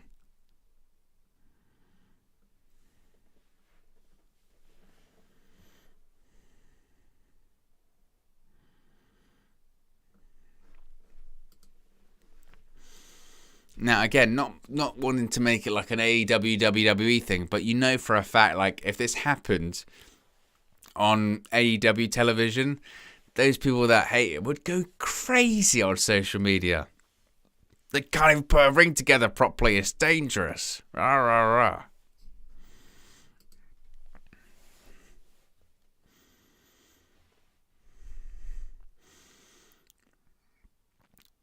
Oh, Dominik Mysterio, forearm to the face of Logan Paul. Dominik's trying to fight back. Tornado DDT by Dominik to the Miz.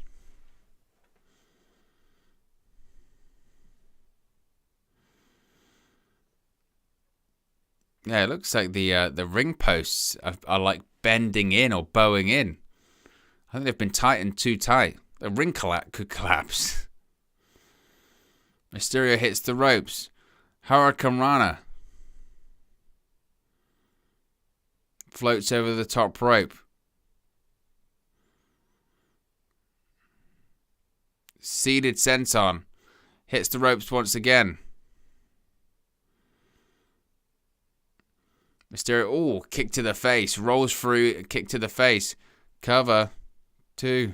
Oof.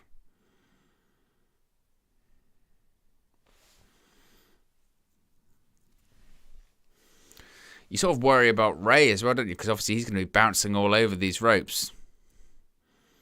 And they just look weird. Moonsault by Mysterio. Cover. Broken up by Logan Paul.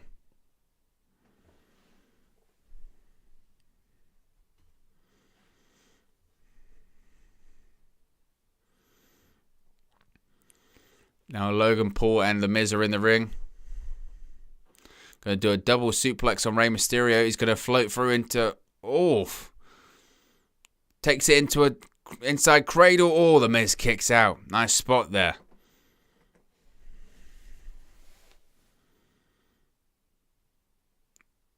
The Miz is on the second rope. This could be it. Time for the 619.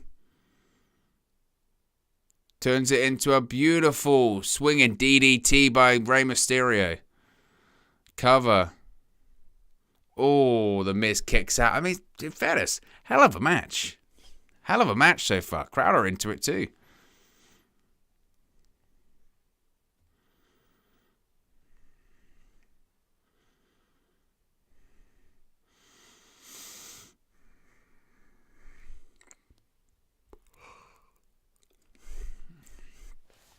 Gonna go for a vertical suplex. Boom. He's gonna go for three amigos. Gonna go for the third in Texas, where Eddie's from. Of course, he's from El Paso. The Miz counters. Just through the Miz right into the ring post. Logan Paul's got the headband back on. Boot to the face.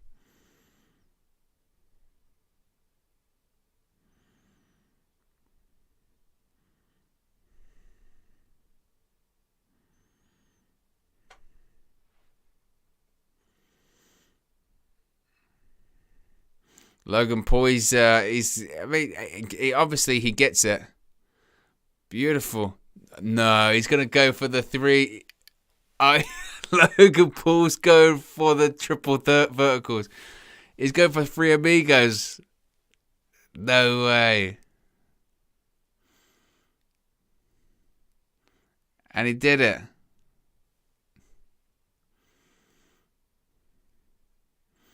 And the nip up by Logan Paul. That's how you get heat, brother.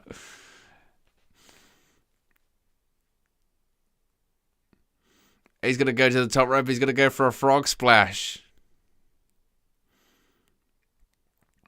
He's going to go for a frog splash. He's doing the Eddie Guerrero stuff. Frog splash, he hit it. Oh, kicks out just. Dominik Mysterio nearly missed his spot.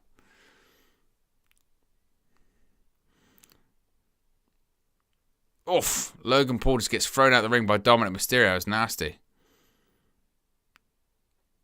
Oh, suicide dive on the Miz.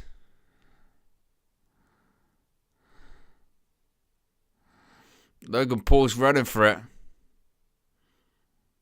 Oh, Hurricane Run, and Logan Paul's on the second rope. They're going to go for the double 619. Double 619 to Logan Paul, but I think the Miz got a tag. They don't realize. Frog splash. He's going to go for another one. Another frog splash. Oh. The Miz is now legal. Skull crushing finale. Shoots the half. 1, 2, 3. The Miz and Logan Paul win. Oh, in fairness, Logan Paul has absolutely nailed it. Oh, what a match. He absolutely nailed it. That was brilliant. Absolutely brilliant. Logan Paul and the Miz win, but you know what? That was great. That was great. That was really, really good.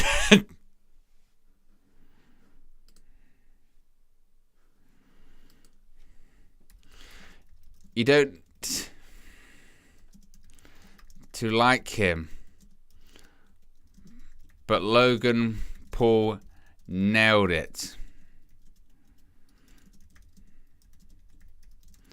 Defeat. What the hell is this? The Miz just hit the skull crushing finale on Logan Paul. The hell was that?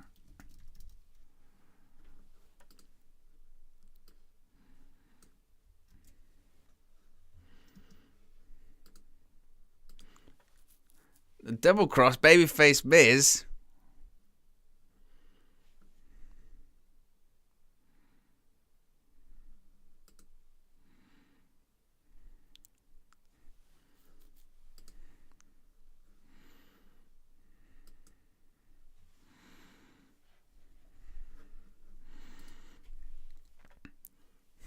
Did they try and turn Logan Paul into a babyface just after he did the Eddie Guerrero Three Amigos?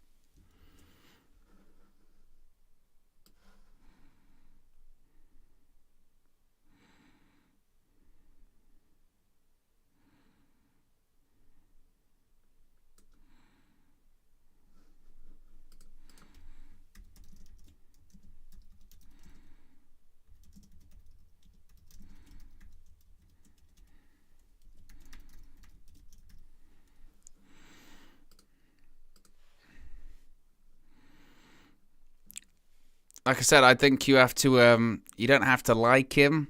I'm not a big Logan Paul fan, but I think you have to give him a ton of credit because he absolutely nailed it. Absolutely nailed it.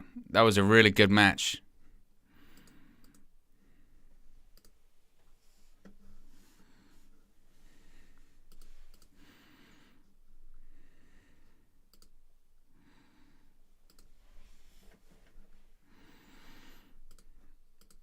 They're showing a promo package for AJ Styles vs Edge tomorrow.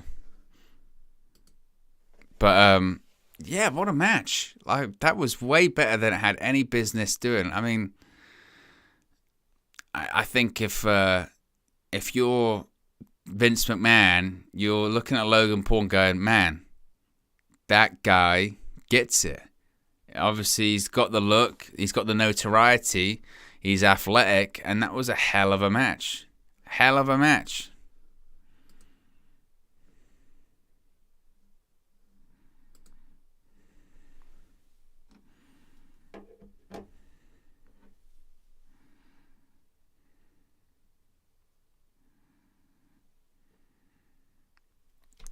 By the way, guys, we hit the target we were aiming for this evening, 6,850 subscribers. Thank you to everyone who has subscribed. If you haven't already, be sure to subscribe. Bottom right-hand corner, smash a like on the like button as well. We are going to be live after WrestleMania Saturday goes off the air. Plus, we're going to be back tomorrow for Night 2, doing a watch-along for WrestleMania Sunday, and, of course, a post-show for WrestleMania Sunday 2.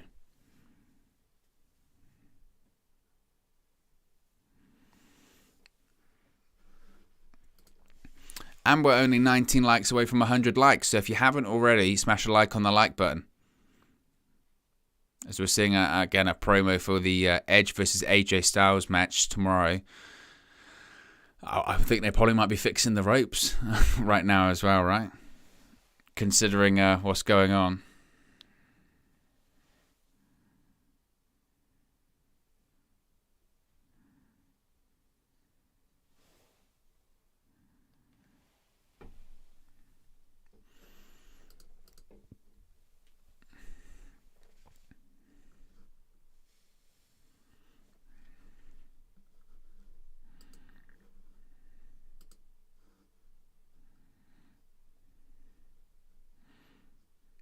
Stephanie McMahon's in the ring.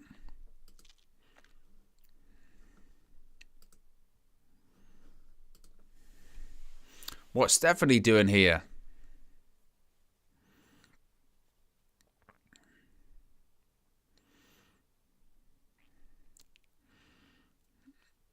Stephanie here to kick off her feud with Brandy Rhodes. Imagine.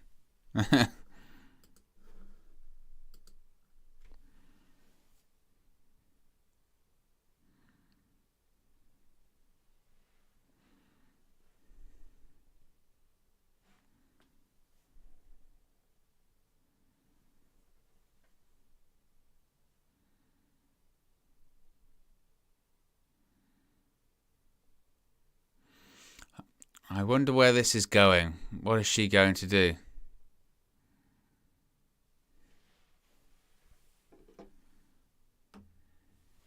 Jim Hatt says she's Seth's opponent. Yep, absolutely.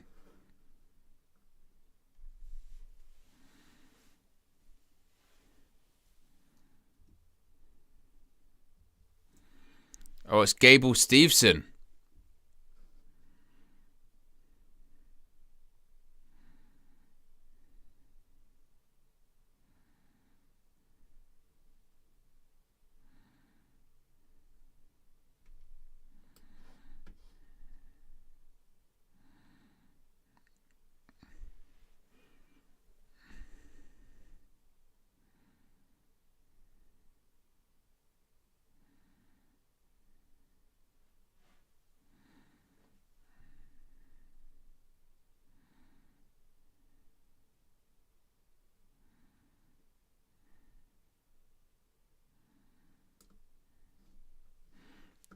Gable Steveson at WrestleMania, eh?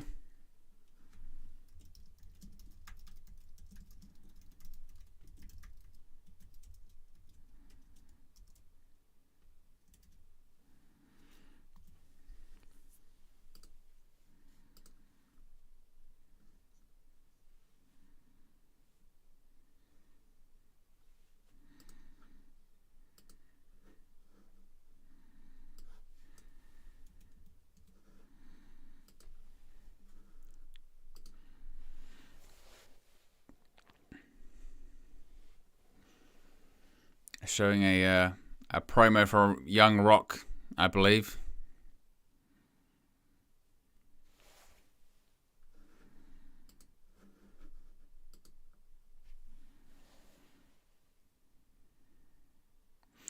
I wonder what match is going to be next.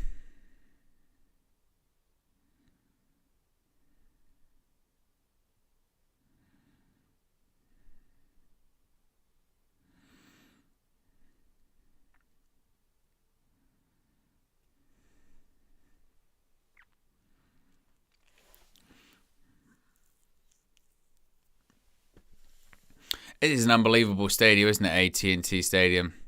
Well, the match is going to be a SmackDown match.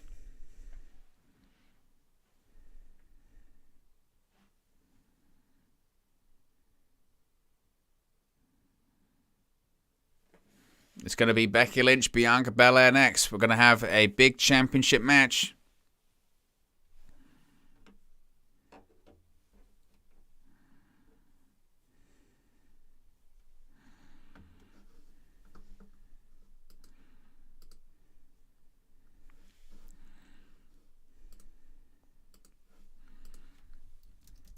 Who leaves as Raw Women's Champion?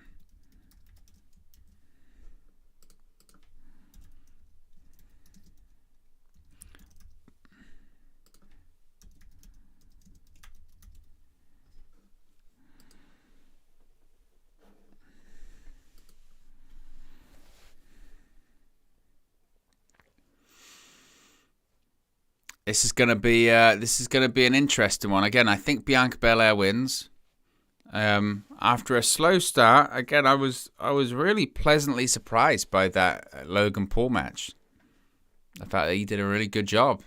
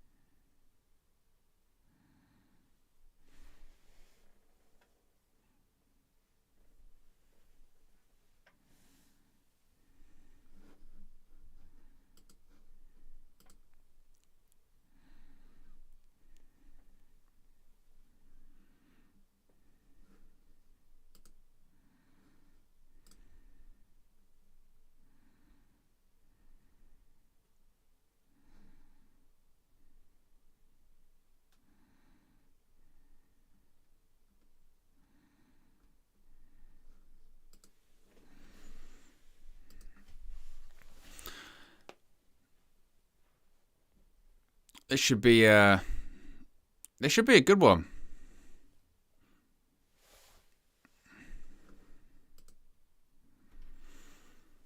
If you're excited for this match, smash a like on the like button. Also, you can put your prediction in the live poll in the live chat as well.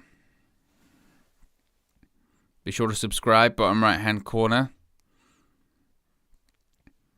as we're on the road to 7,000. Only 150 to go.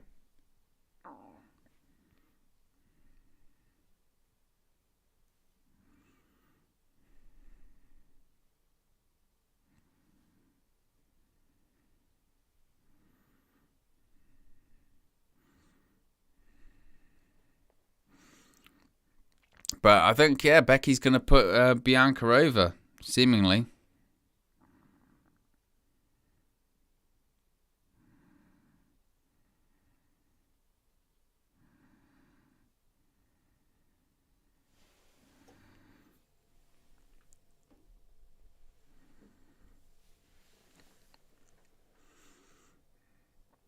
Obviously, we're going to see Becky Lynch with a new look as well. Becky Lynch got a haircut from Bianca Belair on Raw on Monday. She's rocking a new hairstyle.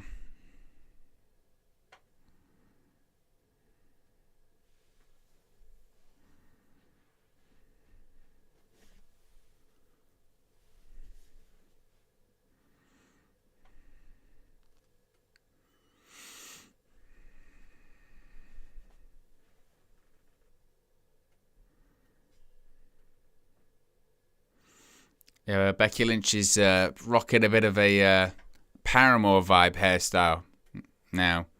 And I think she might have changed it completely. We don't know. We know that she's obviously short hair, but I still think that she might change the colour. I might be wrong with that.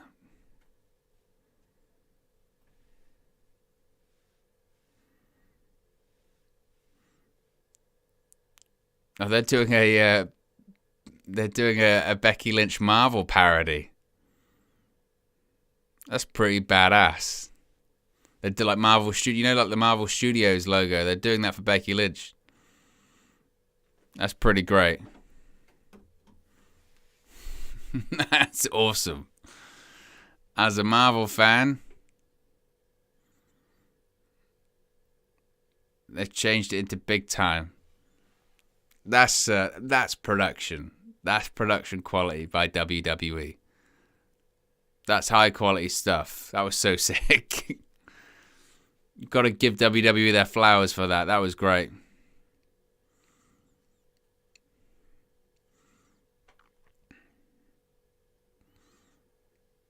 Just getting a private entrance. Getting driven in.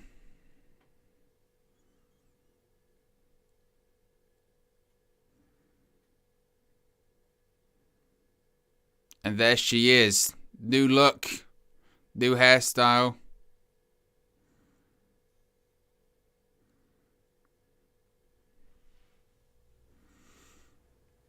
The smoke is firing. Heck of an entrance.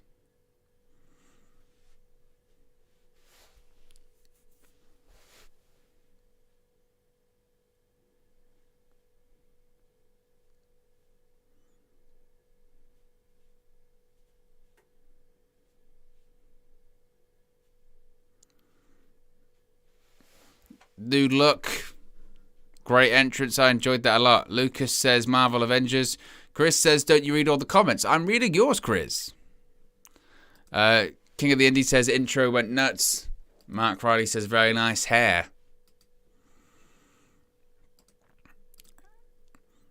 Asia says, who won so far? Well, we had the opening match, which saw the Usos retain the SmackDown Tag Team Championships. We had Drew McIntyre defeated Happy Corbin. We just had the Miz and Logan Paul defeat the Mysterios. Then, of course, the Miz turned on Logan Paul. And now we've got this Raw Women's Championship match. Nothing hugely of substance, I would say. But I must say that those glasses are badass as well. They've got to pick up. Oh, Becky Lynch got some different eye makeup going on as well.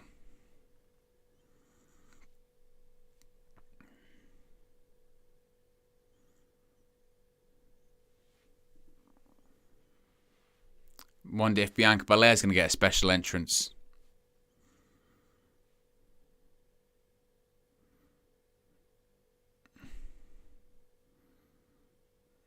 What's this?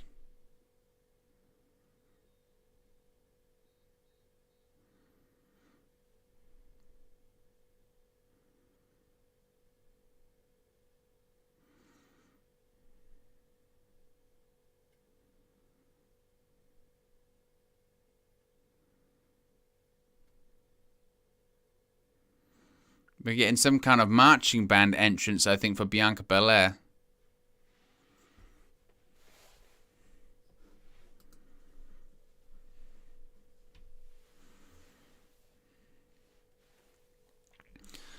Andrew Pollard said, already the best entrance of night one. Becky looks badass. She always was. Ferrucci says, I'm so happy Austin is coming back. I'm a huge fan of the hardcore and attitude era.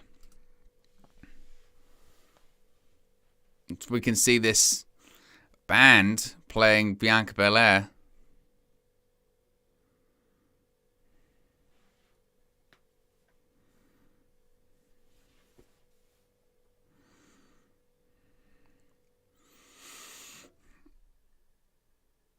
Texas Southern University Marching Band it is.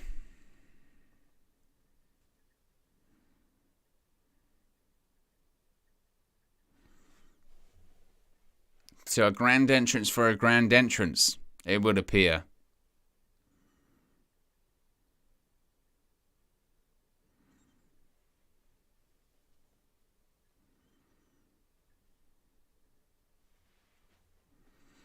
They're playing Bianca Belair's theme, which is pretty cool.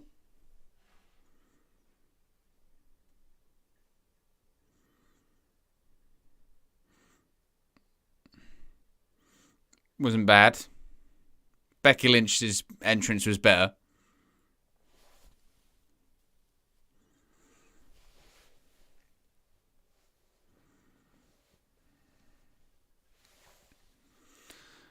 Asia says, did they do Steve Austin yet? No. That's going to be the main event.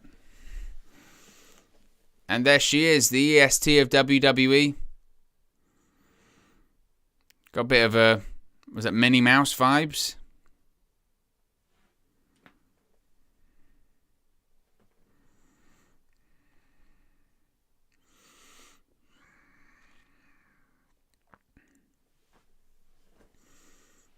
Becky Lynch staring down Bianca Belair.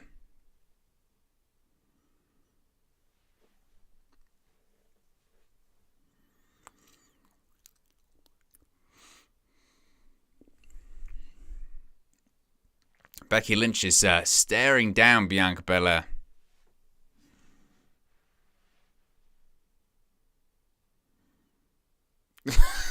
There's a guy in the crowd, like, shamelessly dancing along there.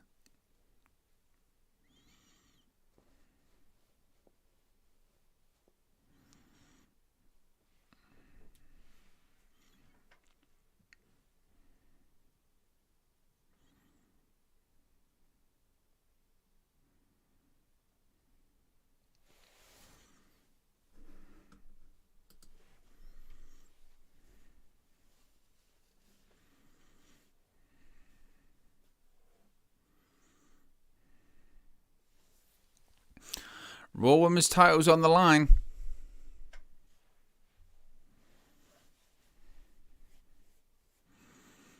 As the ring introductions are just being done right now. Steffi's in the chat, says, good morning, Owen. Good morning, Steffi. Hope you're doing well. Thanks for joining us.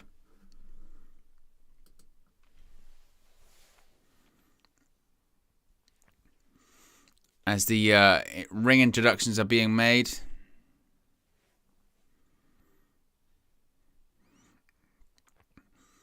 I think that Bianca Belair is going to get the victory in this one. What does the poll say?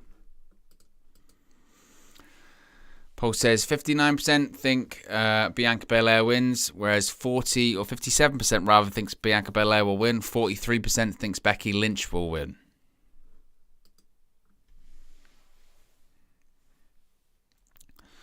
Feroci says, hey Owen, are you a huge fan of the 2-day WrestleMania on one day? I do prefer the 2-day. But you just possibly are going to get some weaker matches. But I'm a fan of the 2-day. As long as they keep both days short.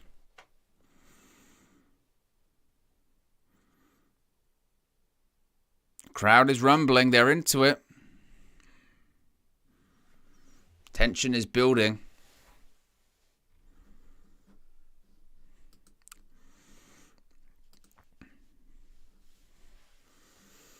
As I mentioned, with the 2-day WrestleMania is good if you keep both days to 3 to 4 hours, let's say. Now, we are an hour and a half in. Oh, we're going to have shades of SummerSlam. Oh, it's going to go for the KOD. Oh, she's grabbed the hair already. Manhandle slam. That's it. 2. Oh, my goodness, that was close. Oof. Yeah, so we're about an hour and a half into this one. We're currently in our 4th match. We've got a tag match, Rollins match, Rousey match, plus KO match. So we're literally halfway through. So it should finish at 11 p.m., 4 a.m. over here.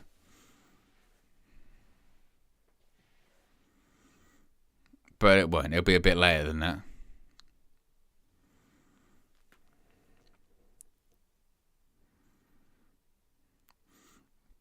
Becky Lynch going for quick cover straight away. Bianca Belair kicks out a couple of times.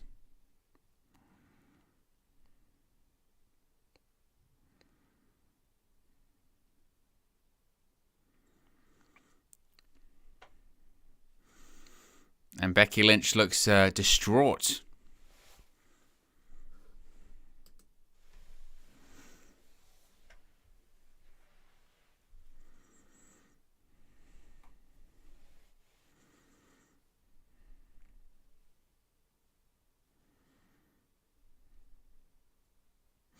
Oh, inside cradle. And again, Lynch trying to get her feet on the bottom ropes.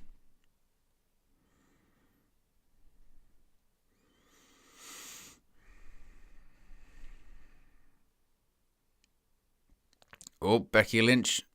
Suplex by Bianca Belair rolls through. Oh, she goes for... Oh, got reversed by Becky Lynch. That was nasty. Suplex got reversed into a DDT.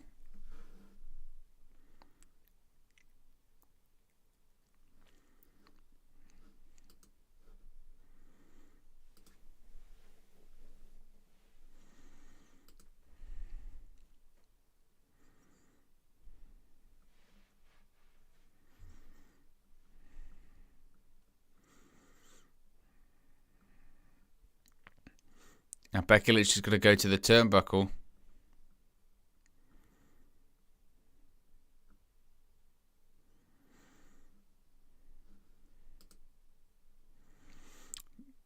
Oh, Becky Lynch goes for a moonsault. Her moonsault is just the worst. I mean, I can't do one either, but... Oh, Bianca Belair's locked into the disarmer. Could she make Becky Lynch tap out to her own move? Could you imagine? Oklahoma roll. Oof. Reversed by Bianca Belair. Another kick out. Oh, kick to the gut.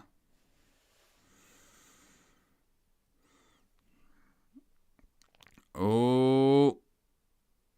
Lynch tried to roll through. What are they doing here?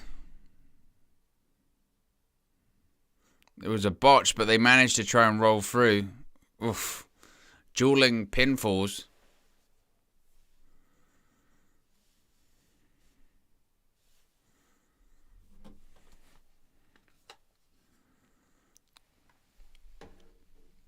Becky just gets thrown to the outside. What's Becky Lynch trying to do? She's trying to recreate that throat injury. Oh, Becky just throws Bianca into the steel steps.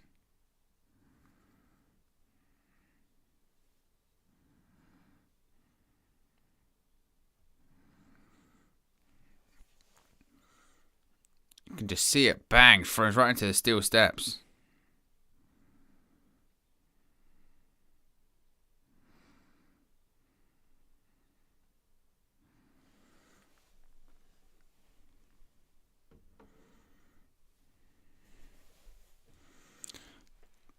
Beautiful Bexploder suplex.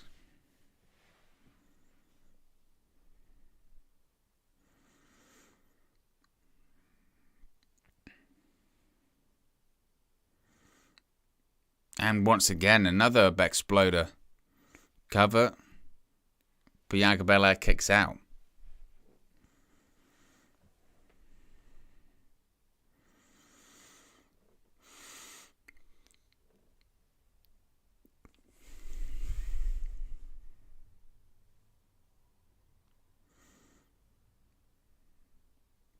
What's she going for here? Oh, man. She just sent Bianca Belair into the middle rope, throat first.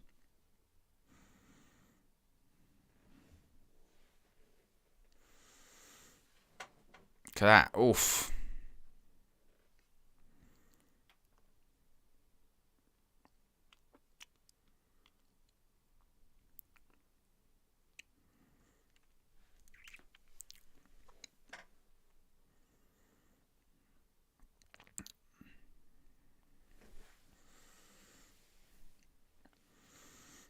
Going to go to the top rope. Becky Lynch is going to go for a leg drop, seemingly. Oh, guillotine leg drop. Actually, Belair actually falls onto Becky Lynch and kicks out. Look at this. Bang. Just hung up completely over her neck.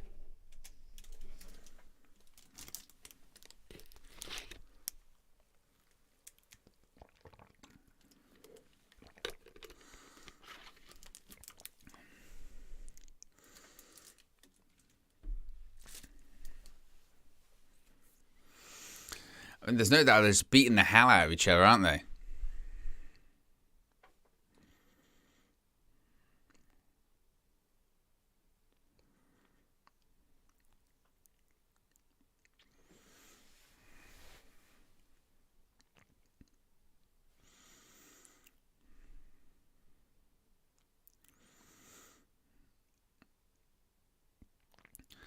Snapmare by Belair. Ducks under, goes to the middle rope. Oh, Becky Lynch just slammed her face first into the canvas. Beautiful butterfly suplex into an armbar. Armbar by Becky Lynch. Belair's trying to sort of fight out of it.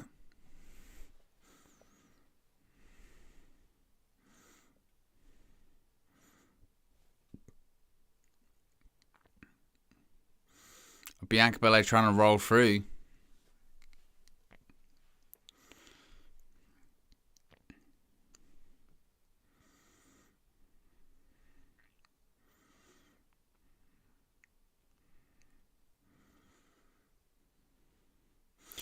I mean, the pace of this match is fast, it must be said as well.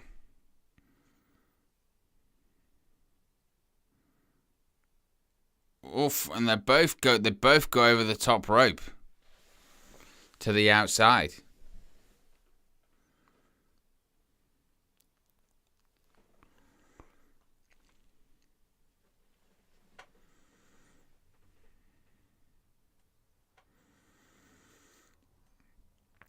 Both are on the outside of the ring. Referees started the count.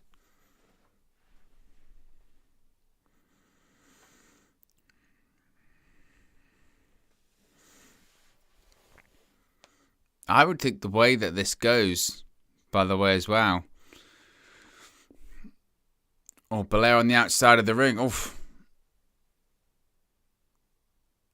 Suplexes Becky Lynch on the outside. Yeah, I would think the way that this is going, I think we'll probably see Rollins versus his mystery opponent next.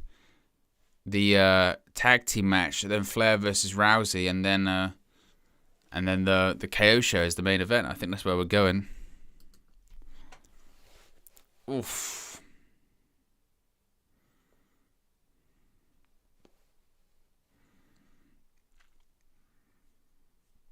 Oh, forearm by Becky Lynch. She's certainly feeling her back, Becky Lynch. She's got a sore back. Shoulders to the gut in the corner. Man, WWE, they love these camera cuts. My God.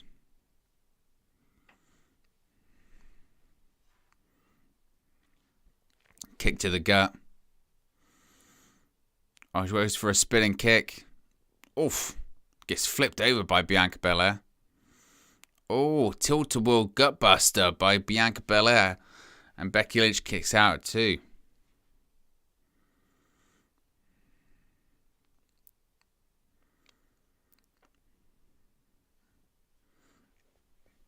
That was a great move. Tilt-a-whirl gutbuster by Bianca Belair.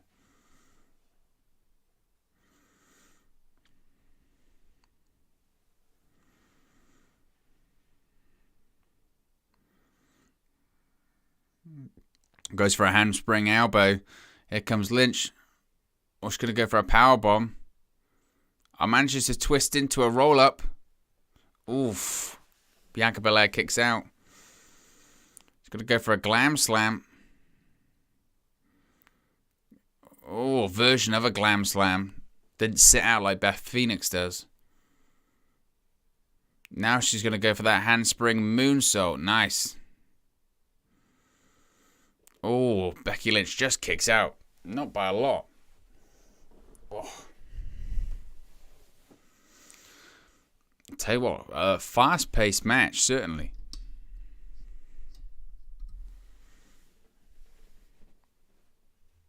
Just kicks out.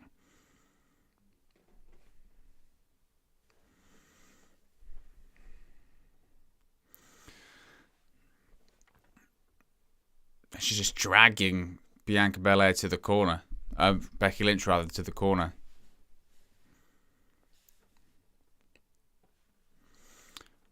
She'll maybe think about that 450, but Becky Lynch cuts her off. Be sure to smash a like on the like button if you haven't already, guys. We're only 12 likes away from 100. And be sure to subscribe, button right-hand corner. On our road to 7K. On 6,850 something, which we've hit our target for this evening, which is amazing.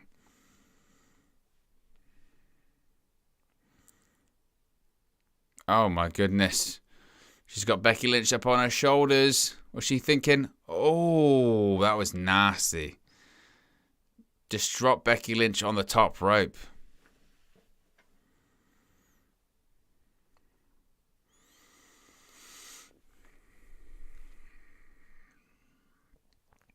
I think Bianca's going back up to the top. She's maybe thinking 450 splash.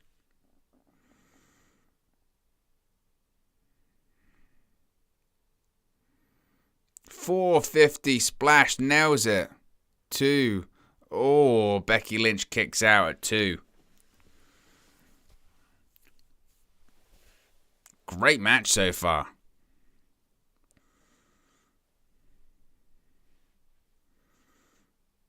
Oof. Just seeing that 450 again from the second rope. Even less room. The athleticism is insane there. You know, if you do it from the top rope, that's one thing. You get a bit more time. Second rope, the spring and the tuck that you have to have is incredible. And in a short space as well. Unbelievable. Bianca Belair is just something else.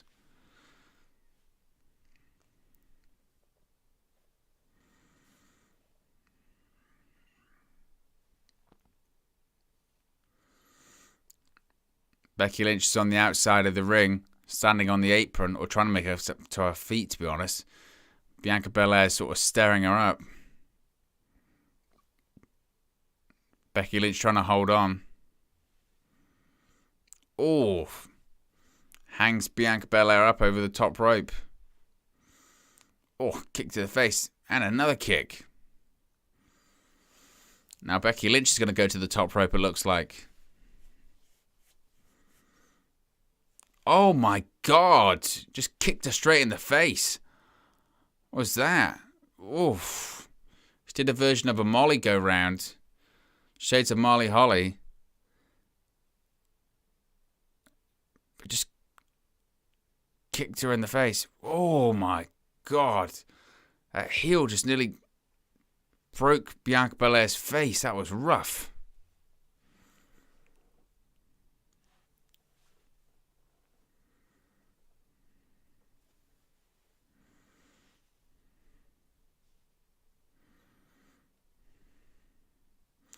Crowd are chanting, "This is awesome." It certainly is. Going for the manhandle slam once again. Oof. Forearm to the face by Belair. Oh, she's cut off once again by Becky Lynch.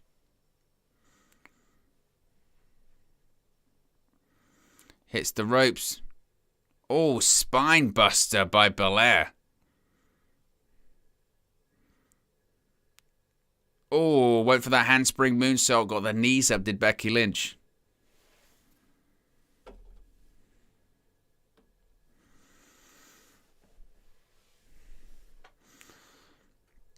Bianca, what's she going for now? She's going for another version of a glam slam. Oh, she rolls through. Rolls back through. Oh, pushed into the middle turnbuckle.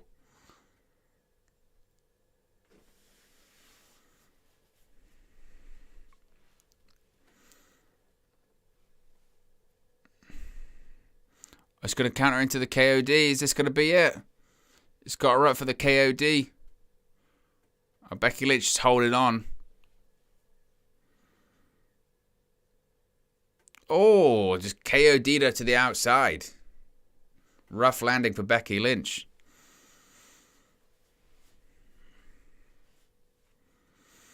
I tell you what, the pace of this match is just so quick, so fast. And Becky Lynch rolls all the way through to the outside. Smart and shrewd stuff by the big-time Becky Lynch.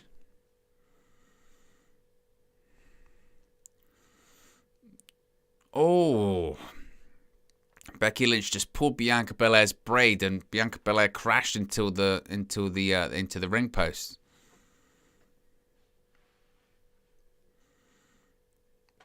She's going to go for a manhandle slam. Oh, on the steel ring steps. That was nasty.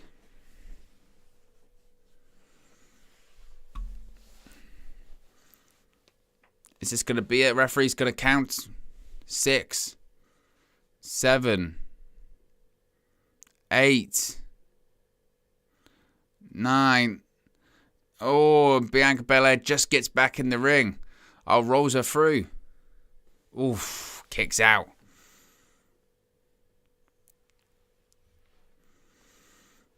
And now the forearms to the back of Bianca Belair. Becky Lynch is beside herself.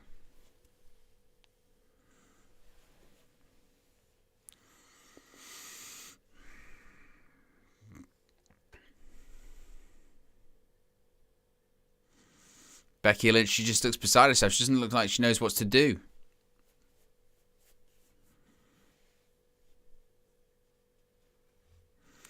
He's going to get her back up for another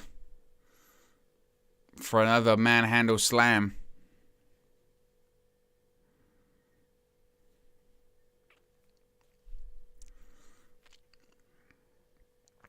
Goes for it. Oh, manages to reverse. Wow. She's got her up. This is going to be it. KOD. KOD. Going to be game over. 1, 2, 3. Bianca Belair wins and is the new Raw Women's Champion. You can always tell when they're going into the finish. You can always tell when they're going into the finish. But for the second year in a row, Bianca Belair wins the Women's Championship at WrestleMania, as she should. Fantastic. Really, really good match. Really good match. Match of the night so far. After a really slow start to this WrestleMania, of those first 2 matches being just what they were, the last 2, the Miz and the Logan Paul match, like I said, was better than it had any business being. And this match here between Bianca Belair and Becky Lynch, tremendous. They went nearly 20 minutes, and their pace was fast that whole time. And Bianca Belair is the new Raw Women's Champion. What a match. Surprised she doesn't have like a broken face, because if she got kicked straight in it by Becky Lynch, that was nasty.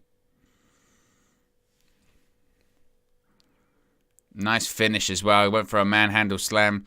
Springboarded. KOD by Bianca Belair. Boom.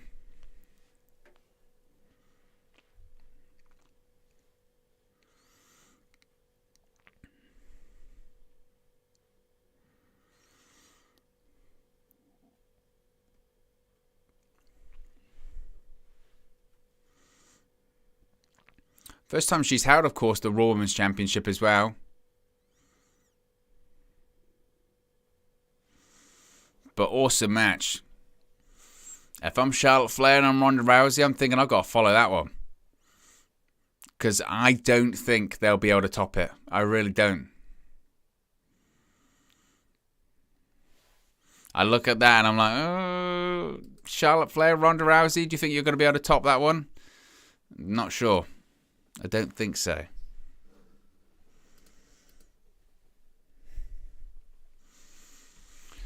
We're just seeing a vignette for Sasha Banks, seemingly.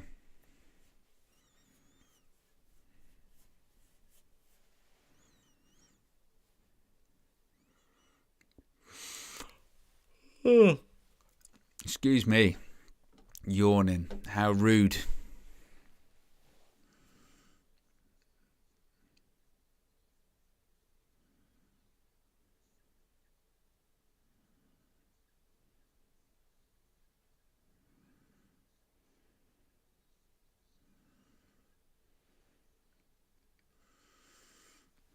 Be sure to smash a like on the like button, by the way, guys. Be sure to subscribe, bottom right-hand corner as well. We'll be live after WrestleMania Saturday as well for the post-show. Should be a lot of fun. We're currently on 6,856 subscribers. So if you haven't already, be sure to subscribe.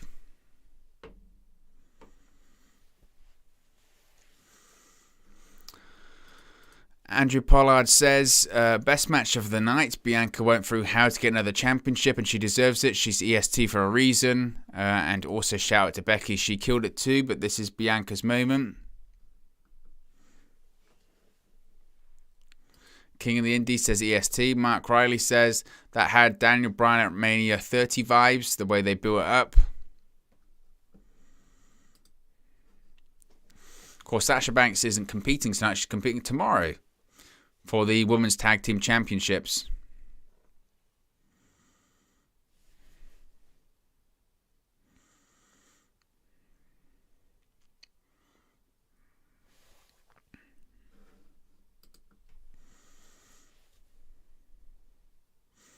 Part of Star Wars universe as well.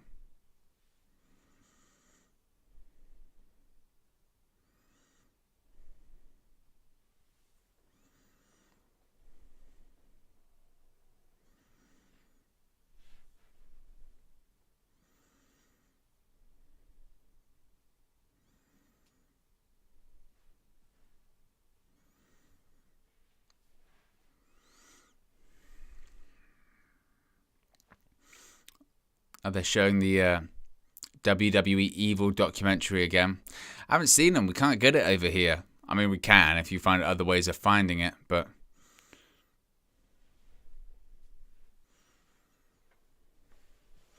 again, I haven't seen them. Haven't seen it. But apparently it's okay. I've heard it's okay. What's next? Here we go. Seth Rollins is next.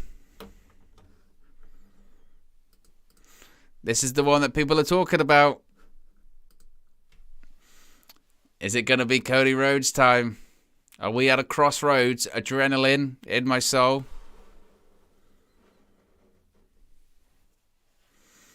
Who's it going to be? I think this is probably one of, if not the most anticipated part of WrestleMania weekend. Is this impending return of Cody Rhodes to WWE. It's about to happen, folks.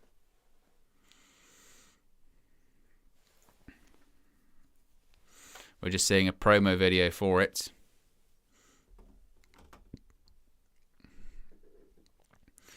Are we going to get the full AEW experience at WrestleMania?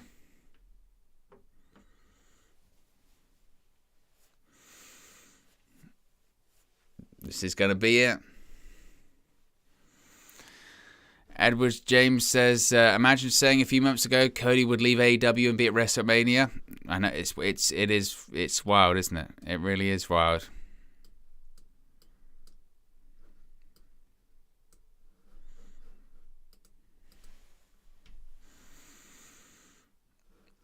I mean, again, I think for me, the two things that I'm looking forward to, or was looking forward to tonight, was the KO show with Steve Austin, which is going to be the main event, and obviously this.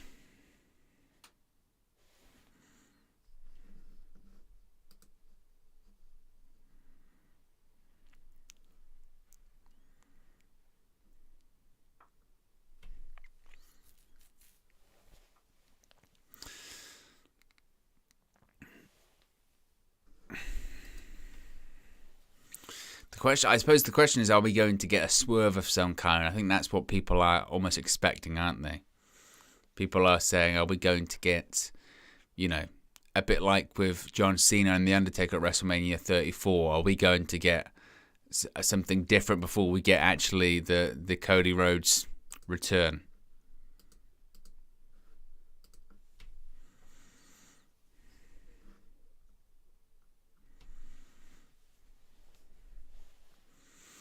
Just think, Cody Rhodes is back there in Gorilla right now.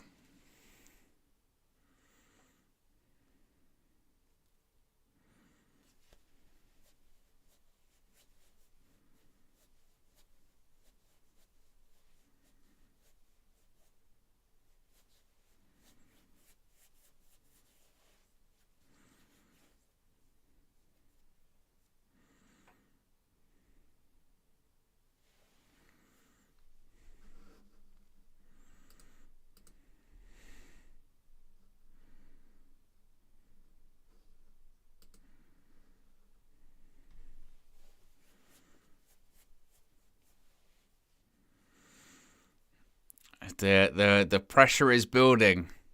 The temptation is building. Who's it gonna be?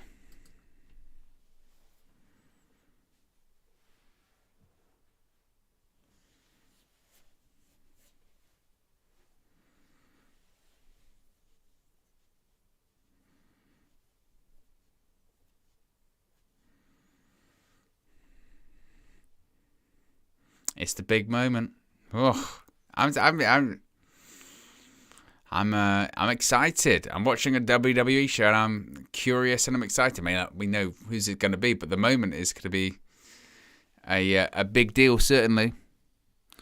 Just that music playing on WWE television would be wild.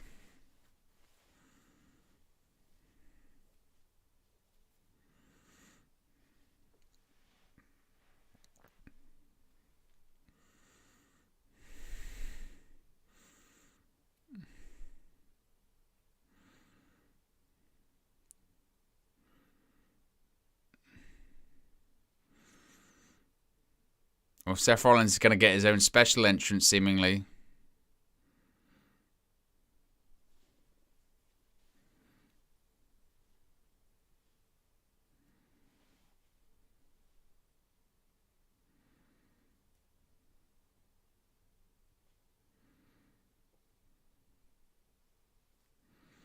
Seth Rollins got these this choir.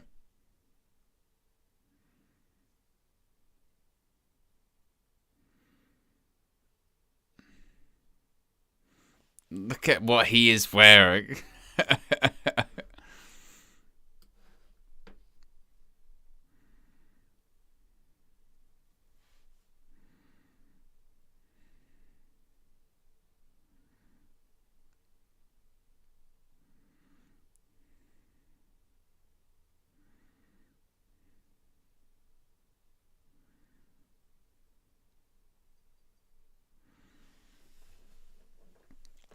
Who's it? I mean, I know I've said who's it going to be a million times, but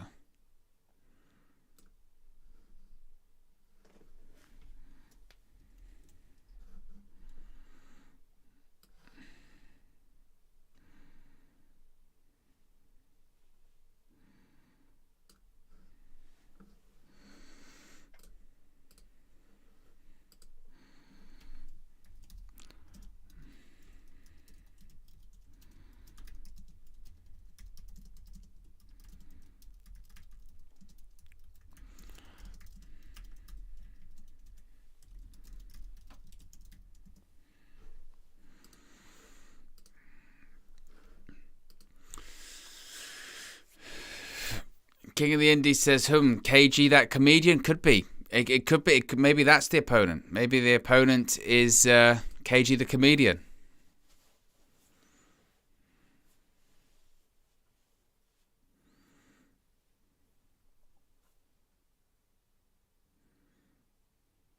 Seth Rollins is running around in that.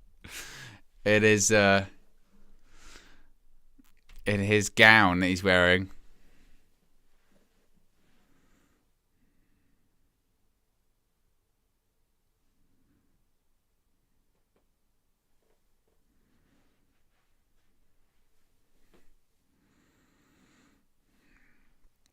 Is it Cody time?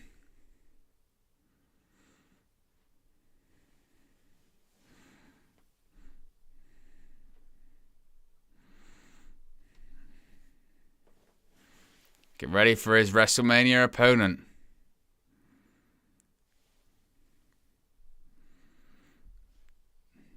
It's the buzz. Get ready for the buzz.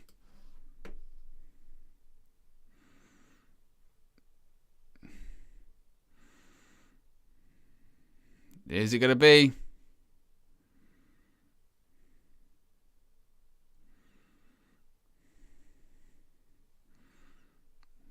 Who's it going to be?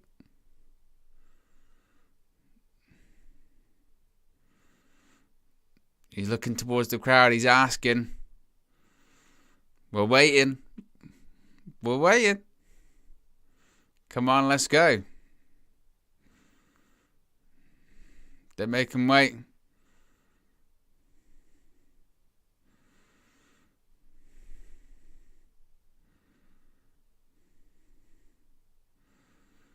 They make him wait. Rollins is been made to wait here. Woof. Pyro's going off.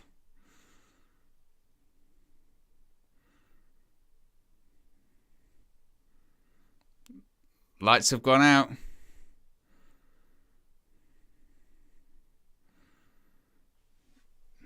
Who is it? Lights have gone out again.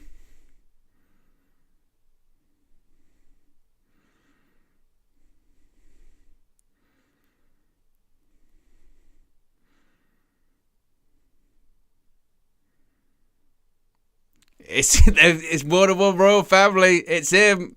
He's here. Oh my God. Cody Rhodes is here. With that song, Kingdom is playing.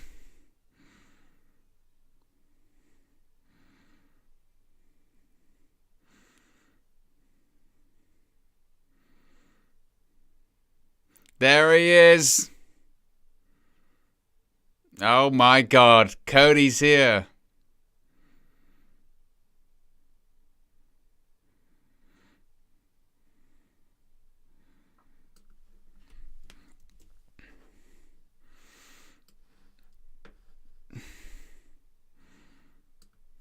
Cody Rhodes has arrived.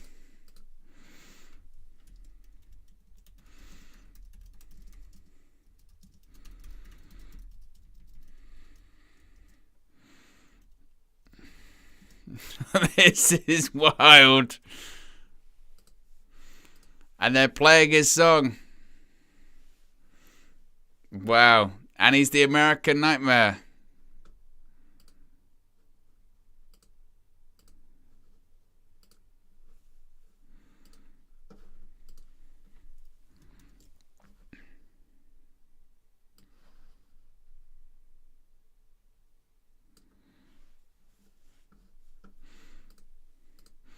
Cody Rhodes versus Seth Rollins is happening.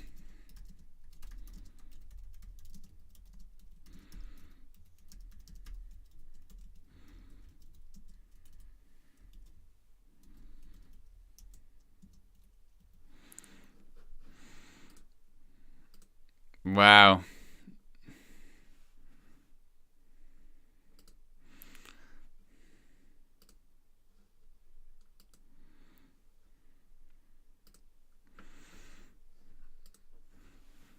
It's wild. It's wild. I can change it. There he is. Cody Rhodes. It's Rollins versus Rhodes. It's happening. Oh my God.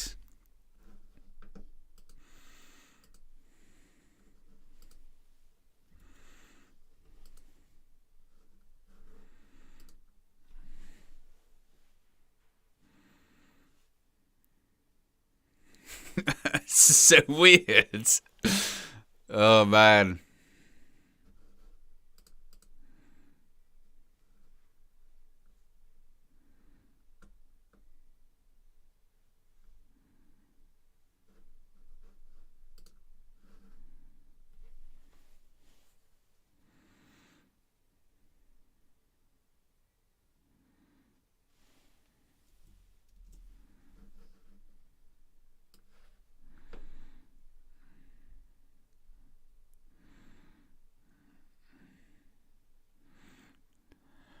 This is wild. This is wild, wild, wild.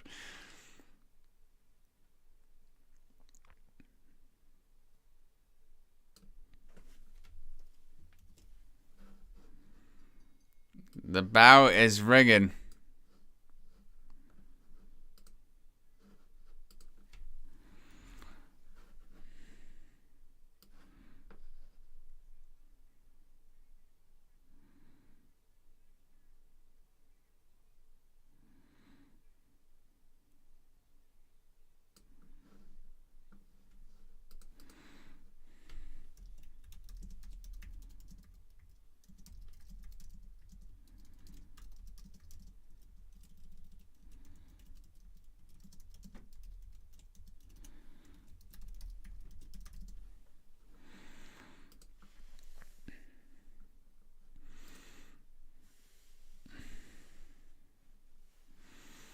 Collar and elbow tie up on this one is underway. Apologies for the dead air because I'm just trying to drink it all in. This is crazy.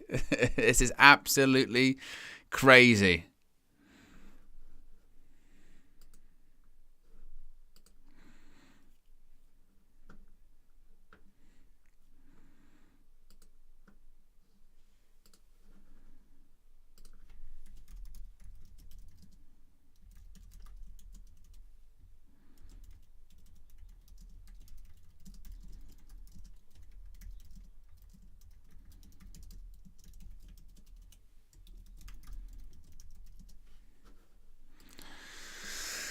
Well, that was a moment. That was a moment. That was absolutely crazy. That was wild. That was just absolutely incredible.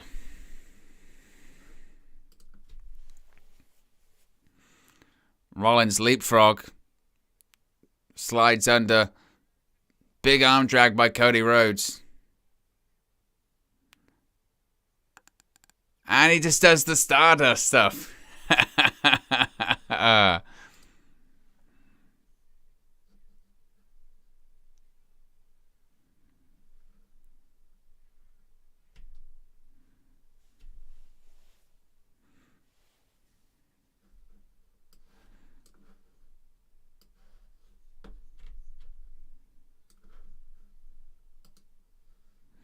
Man, this is just, I said, crazy. Absolutely crazy.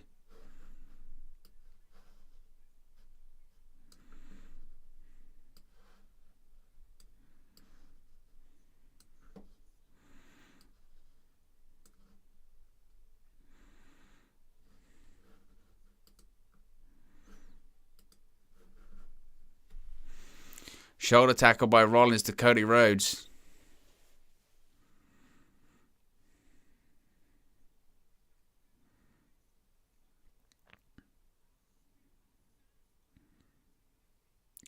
Blocked hip tosses.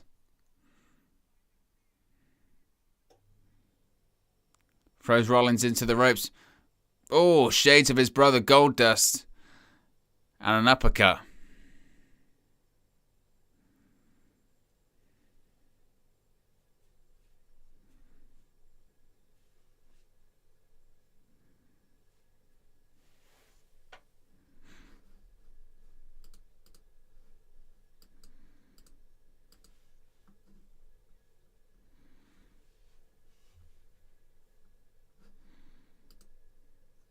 Oh, right hand right to the face of Cody Rhodes by Seth Rollins. Oh, chops to the face. Oh, Rollins went for a pedigree, countered. Cody Rhodes now got a crossroads. Goes for a stomp. Oof.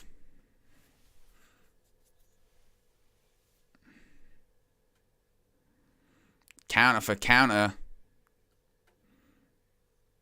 I can't believe Cody Rhodes is wrestling at WrestleMania.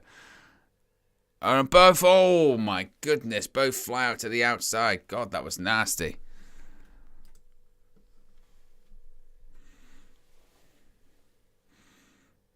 Look at this. Oh. That was a nasty landing from Cody Rhodes.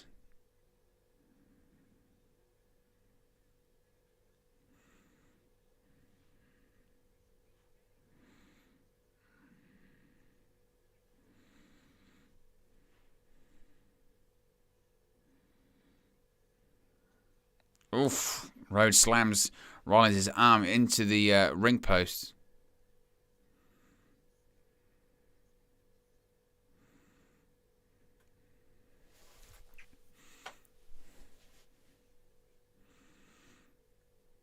It's crazy. I know I've probably just repeated myself, but it's crazy what is going on here.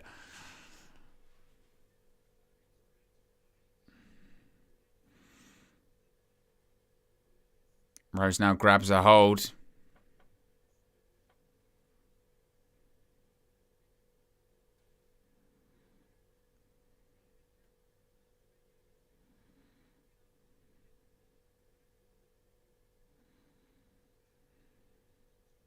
Short arm scissors by Cody Rhodes to Seth Rollins.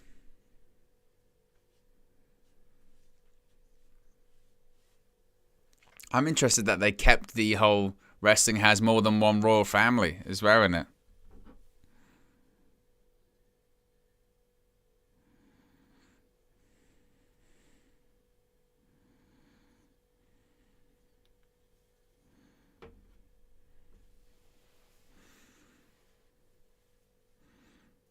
And Rhodes going for a version of a key lock.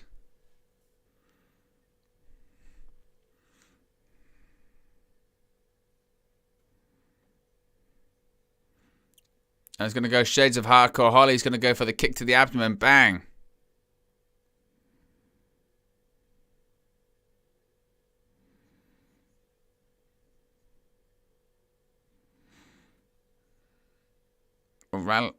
Oh, Rollins lands on his feet. Enziguri to Cody Rhodes.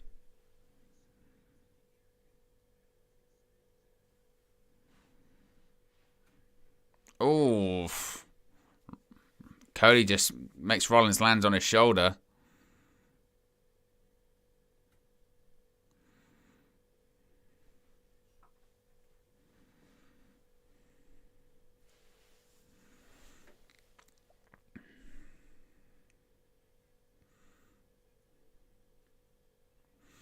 Rhodes goes to the top rope. Oh, he moves for a crossbody, but Rollins hits a drop kick.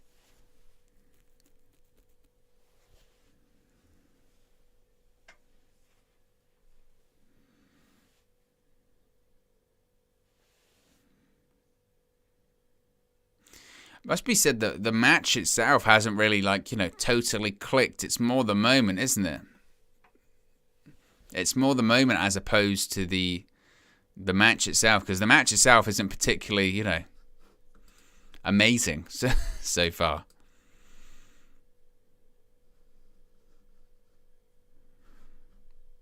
Oh, gutbuster by Rollins to Rhodes. Rhodes kicks out at 1.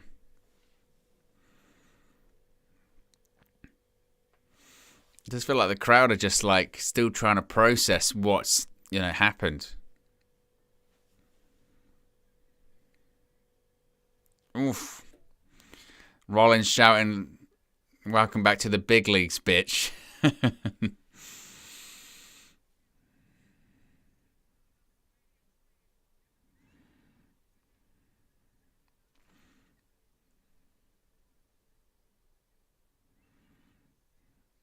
Oof.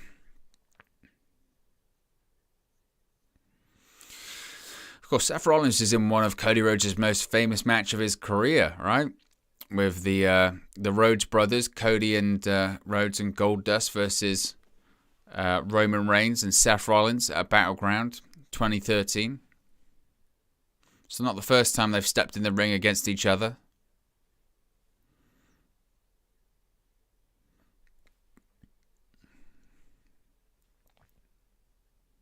Oof. A reverse elbow to the gut.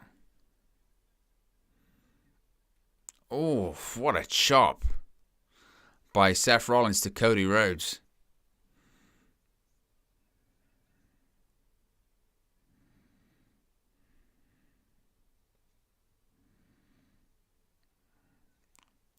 Snap power slam by Cody Rhodes.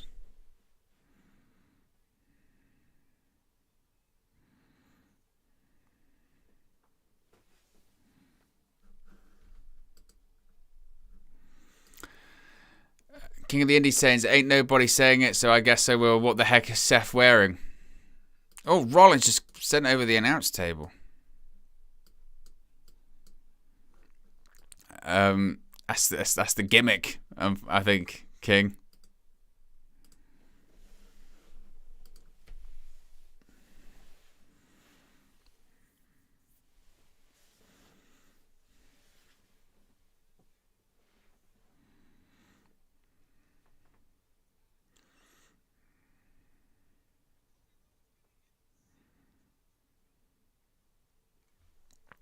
Look at Cody's back. His back is completely covered in all sorts of craziness. Oh, what was that? Oh, he went for a moonsault and he got counted into a pinfall. It must be said this match is a bit of a cluster.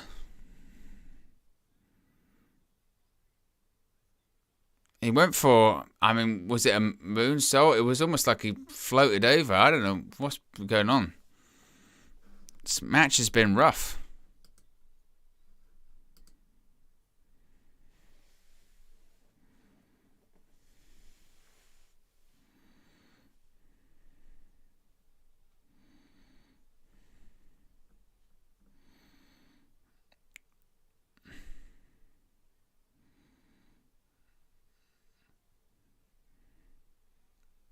Oh, a powerbomb into the barricade.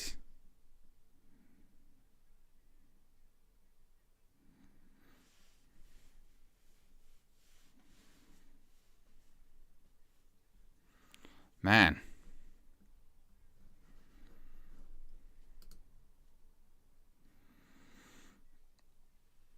Look at this. Oof. Springboard. Oh, knee to the side of the head.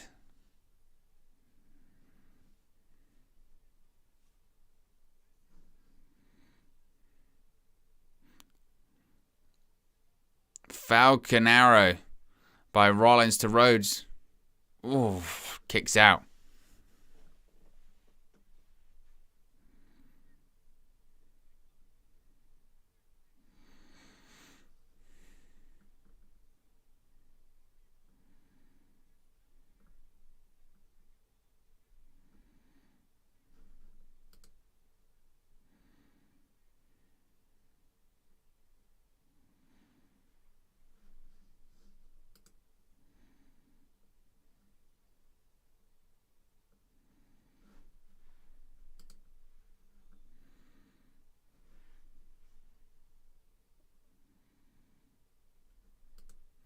Rollins is staring at Rhodes.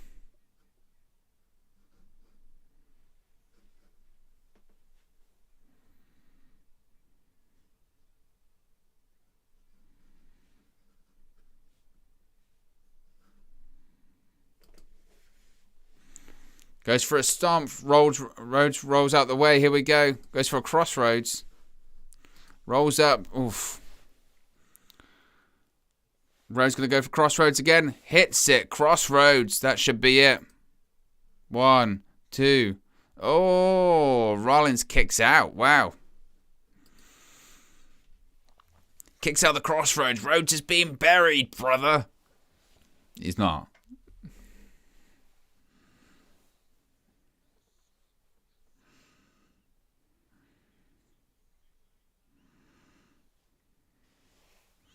Bang, look at that. Crossroads. Oh.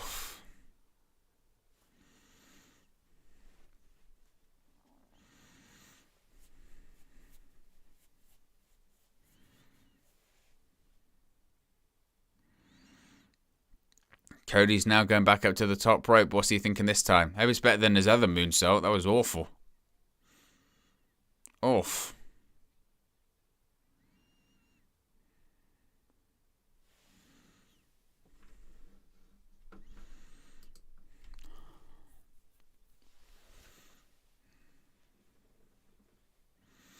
Cody's still straddled on the top rope. Rollins is making his way up.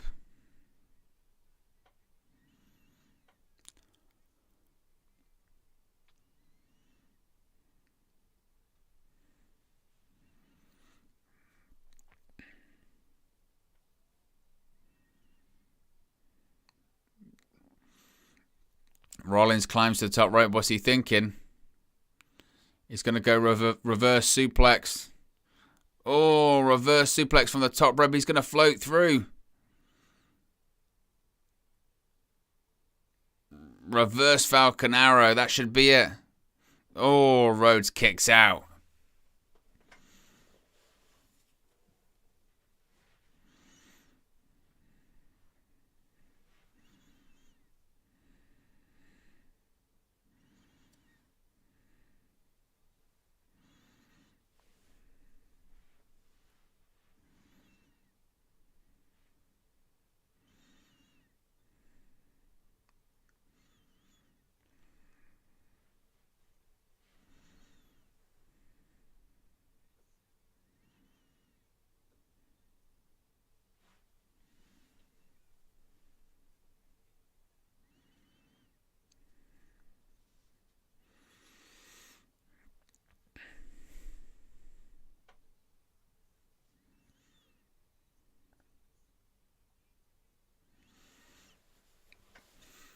Rhodes is down on the floor. Seth Rollins is on his feet. I think he's thinking Phoenix Splash.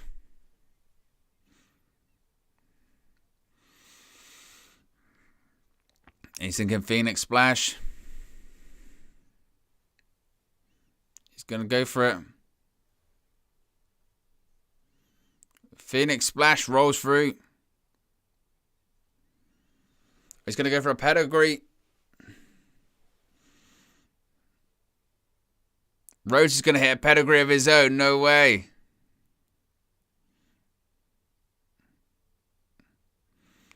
Oh, jackknife pinning combination. Oof.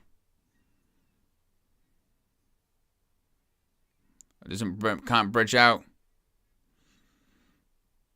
You do get the impression that Rhodes maybe...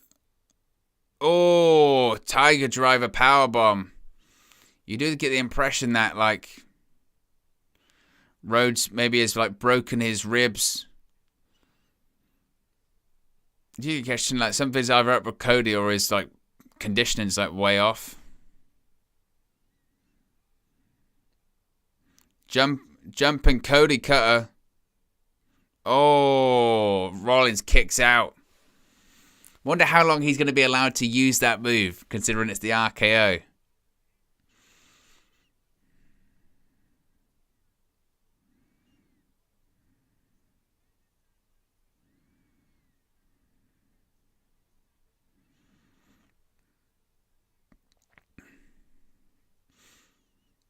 Match is certainly built.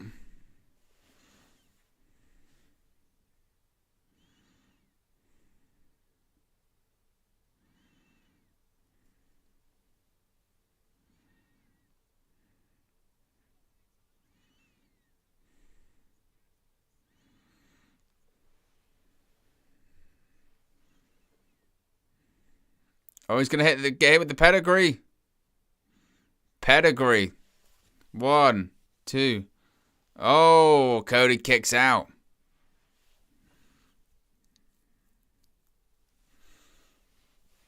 In fairness, this one's picked up. They are on it.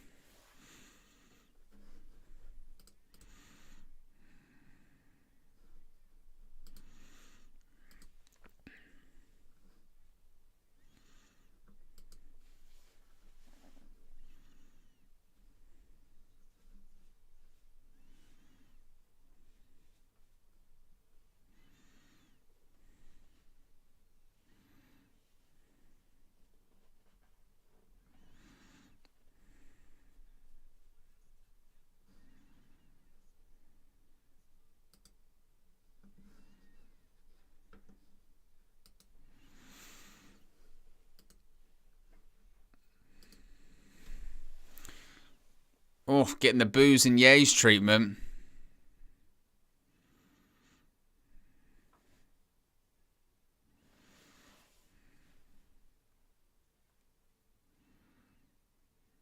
Oh, Cody Rhodes drop down kick instead of the uppercut.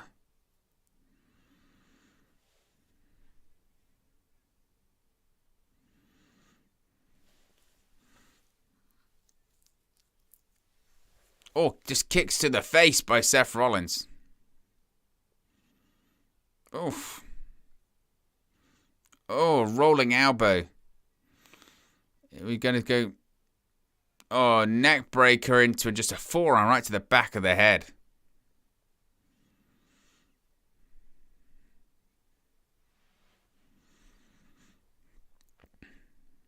Oh, Cody's going to go for it again. Another crossroads. And he's going to get back up. Another crossroads. Oh, he's going to get back up and go for a third.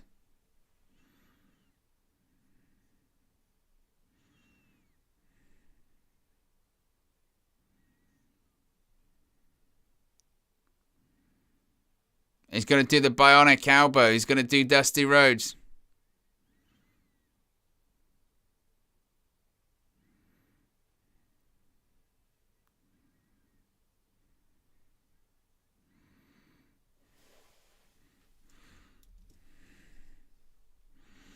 Going to go for a third crossroads. That's going to be it. 1, 2, 3. Cody Rhodes wins on his return to WWE. My God.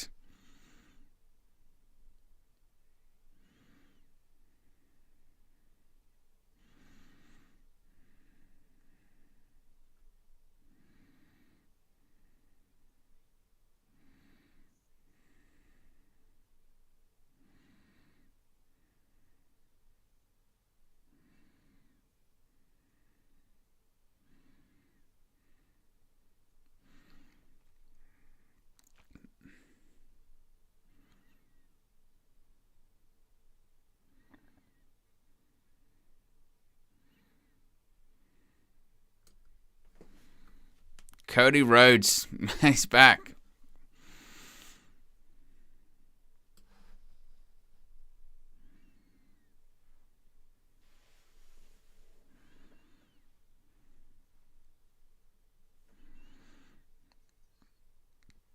It's a WrestleMania moment, man. It's a WrestleMania moment. A heck of a match.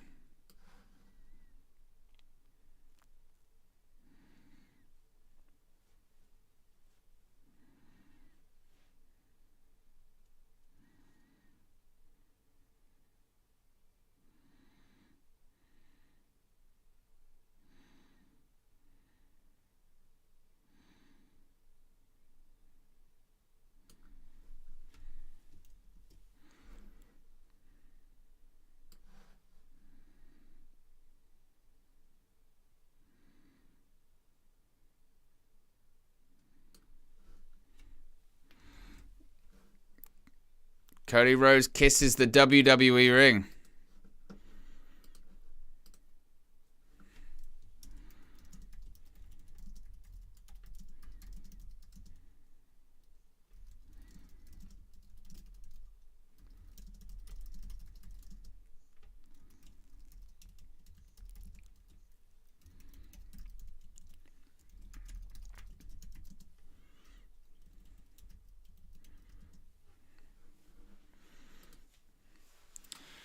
Good match. I enjoyed that. Very enjoyable.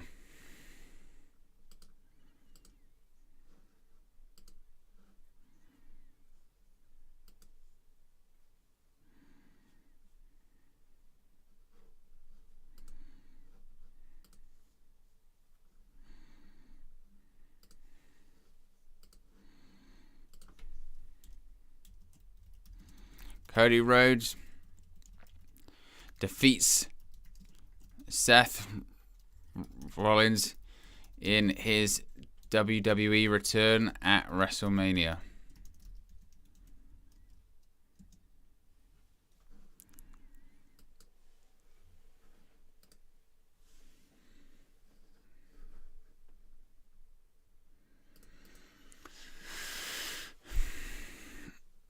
King of the Indie says, absolutely love the looks of the heavens. What a moment. John Cena's in. It says, who won? Cody Rhodes won and defeated Seth Rollins upon his return to WWE.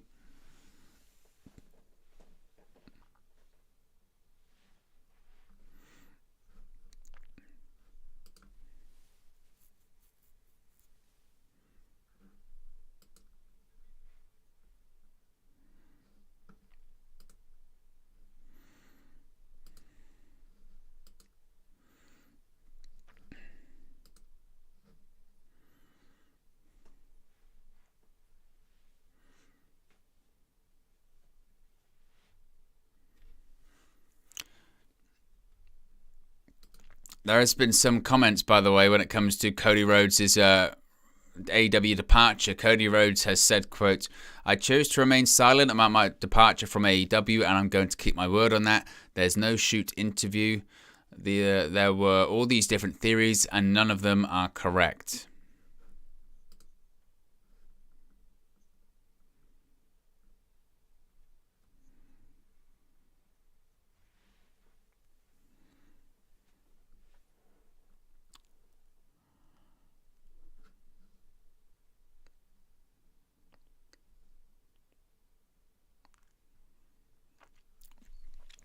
Andrew Zarian is reporting that Cody's deal was described as a, quote, snatched in the middle of the night situation, according to a source in WWE. Told Bruce Pritchard played a major role, along with Vince McMahon and Nick Khan, to make sure the deal was completed.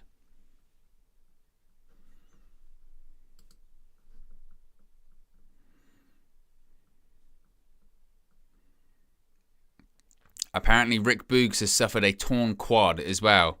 In his in that earlier injury, he suffered a torn quad. So thoughts go out to Rick Boogs. That really sucks.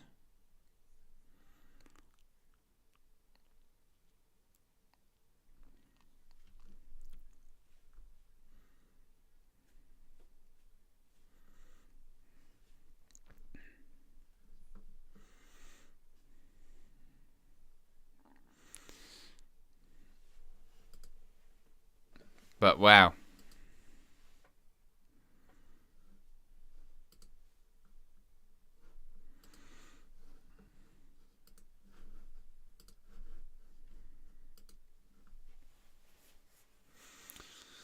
So we're going to see the Hall of Fame inductees.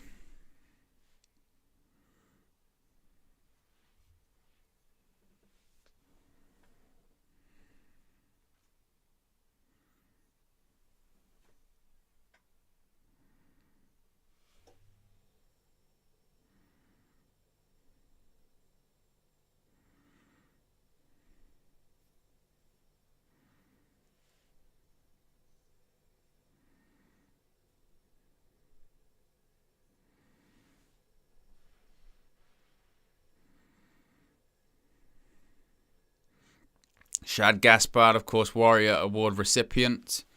Deservedly so. Queen Sharmell.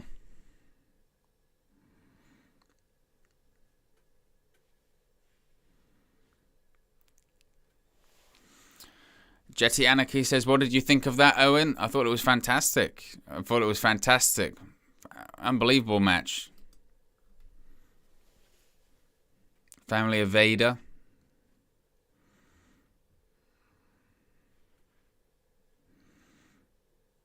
Get ready for the dead man.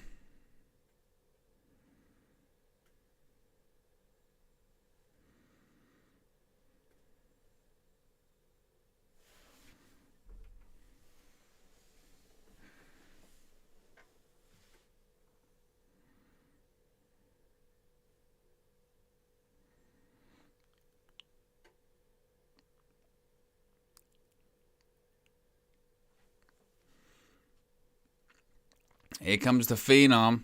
The Undertaker's coming out.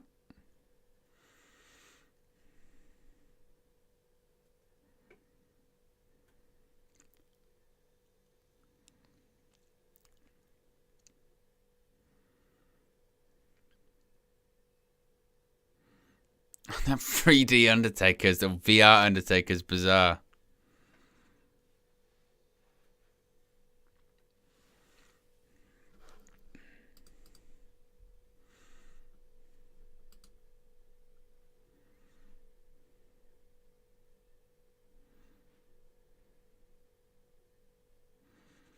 And there he is. There's the Undertaker.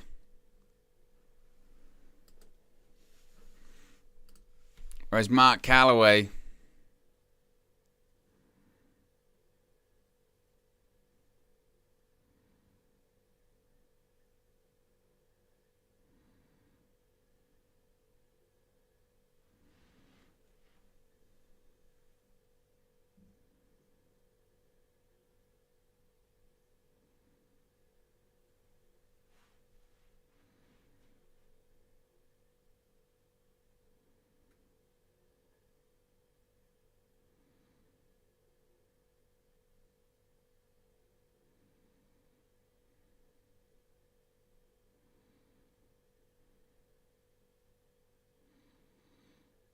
He's waving to the crowd, saying thank you.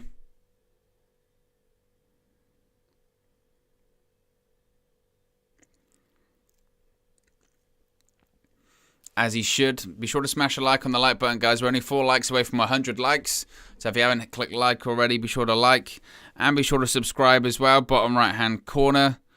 We are only 2 likes away from 6,860.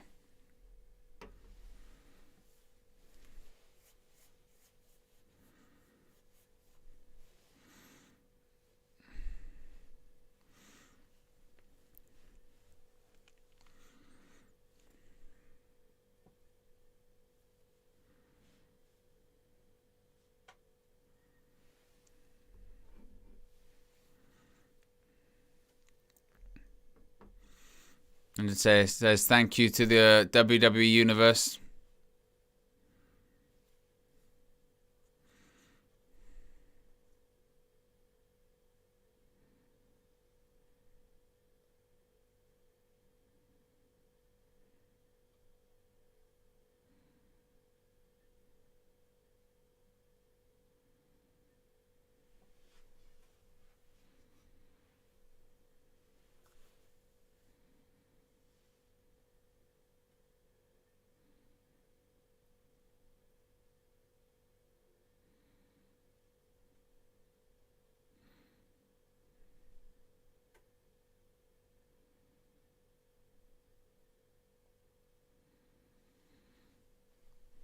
And The Undertaker walks back off. As we see a promo for the Pat McAfee versus Austin Theory match tomorrow. Thing is, are we going to see it? Are we going to see a bigger match than what we just saw? I think it's the New Day versus Sheamus and Ridge Holland is coming after this.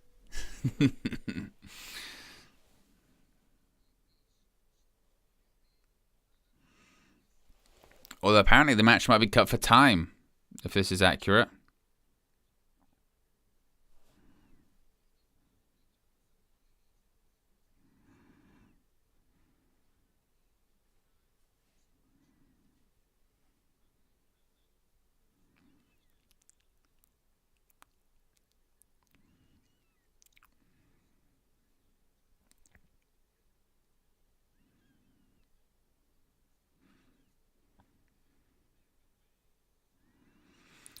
So reportedly, the tag team match might be cut for time, possibly. Good, it says, man like Cohen just came from Expressions channel just to drop a like. I appreciate that, Good it. I appreciate that. Appreciate all the support. Me and Expressions, we gotta wrestle. You know what I mean? Expressions versus Owen.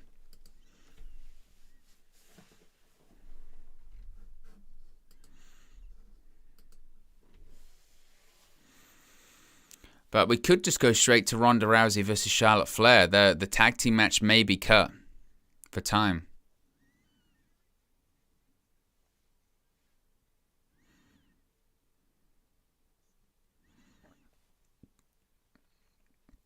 Again, I think the hope is that it would start at 3. Sorry, start at 1. And the hope is that it would maybe go till...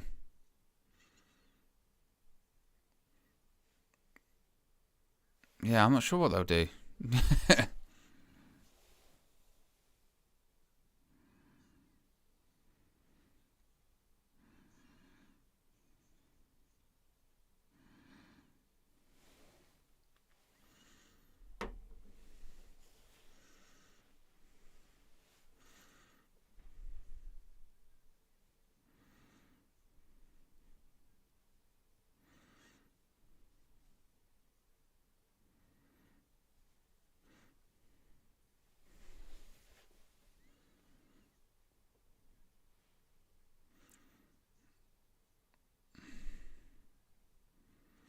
That pop apparently is that he tore his quad.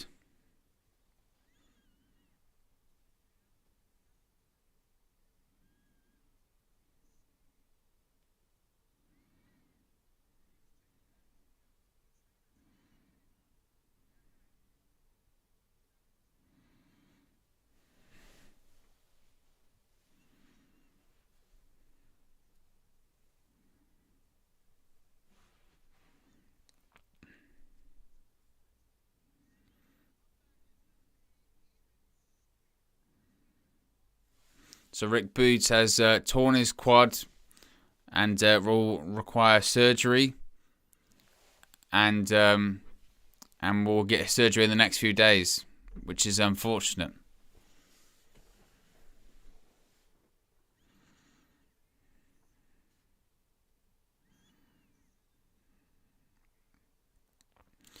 Attendance is 77,899, which probably means like 70.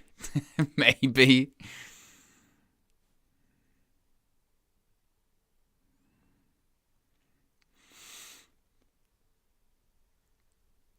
Because WWE, you know what it's like when it comes to their attendances.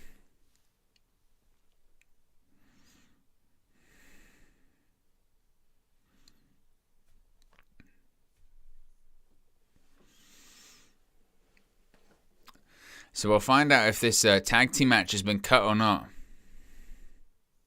It has been. The SmackDown Women's Championship match is next. Charlotte Flair versus Ronda Rousey.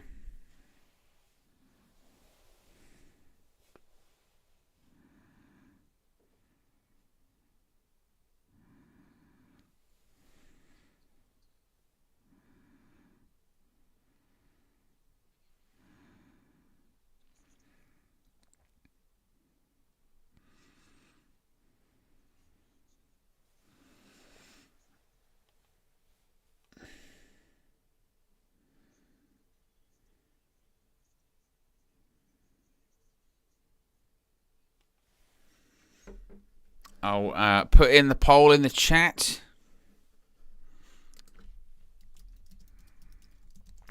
Who leaves us?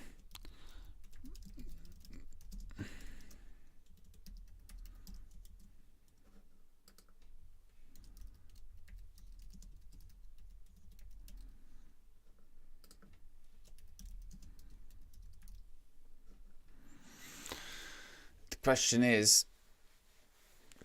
question is, when does how do Flair and Ronda Rousey follow that Cody and Seth match? I don't think they can.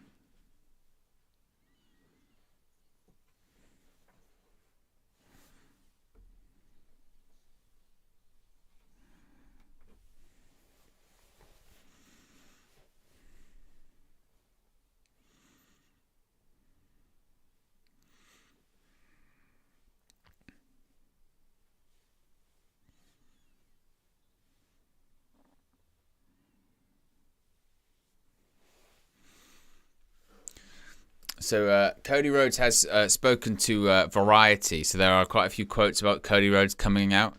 Obviously, we'll cover them more in depth tomorrow in tomorrow's news video. But he said, quote, "I told Vince McMahon, Bruce Pritchard and Nick Khan, this very small circle of individuals, I told them what I truly believe, and it's that I'm the best wrestler in the world."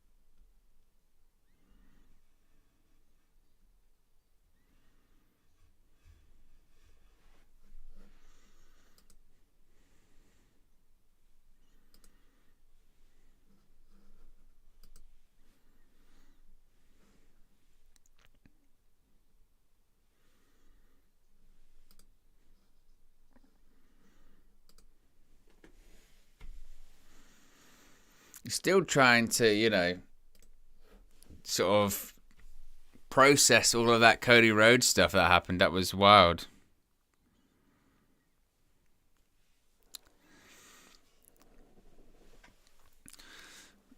Kevin Owens and Stone Cold Steve Austin, of course, are closing the show.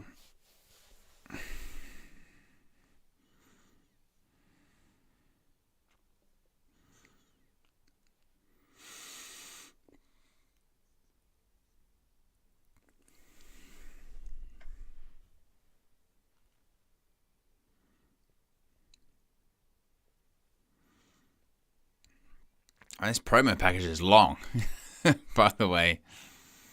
Super long.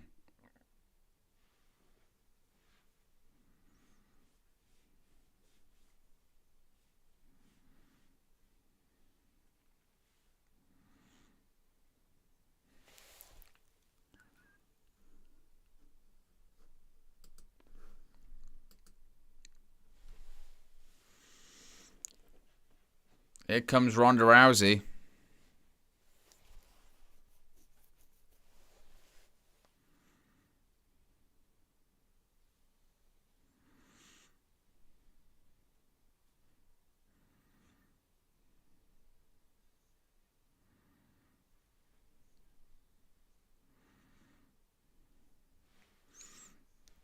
Ronda Rousey makes her way to the ring.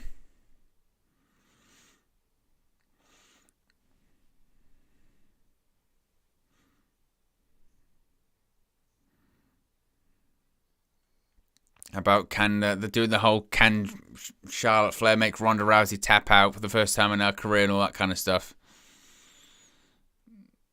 Of course, she's not going to. Ronda Rousey is going to win.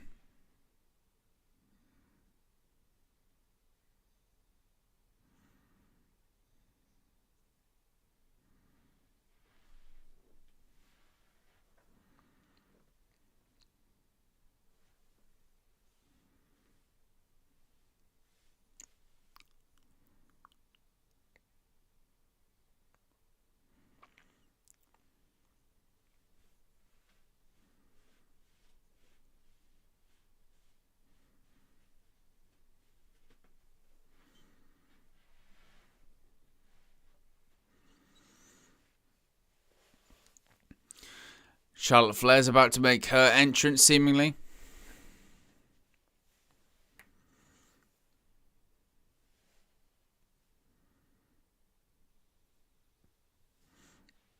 There comes Charlotte Flair.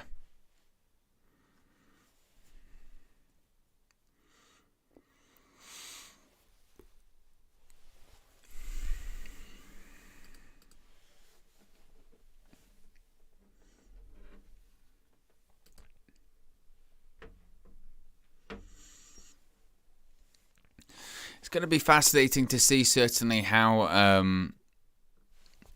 the crowd reacts to this match. I said before, I think that's the key in this one. How do they follow that Cody versus Seth Rollins match? I don't know if they can. Now, Ronda's not the best, worker. She's still, somewhat green, really.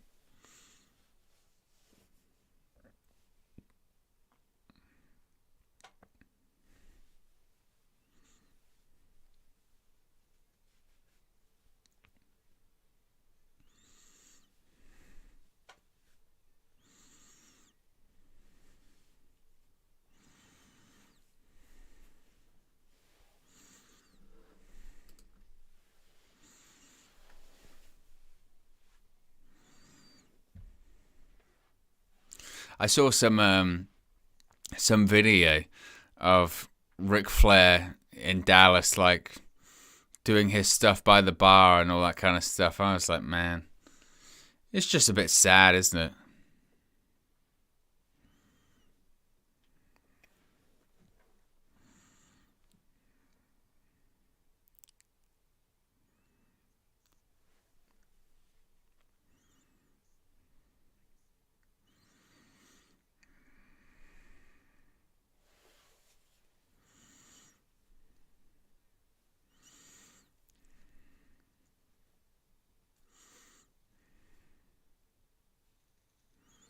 Pyro going off for Charlotte Flair here.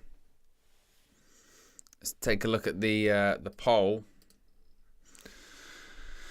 59% of you think that Ronda Rousey's going to win. 41% think Charlotte Flair.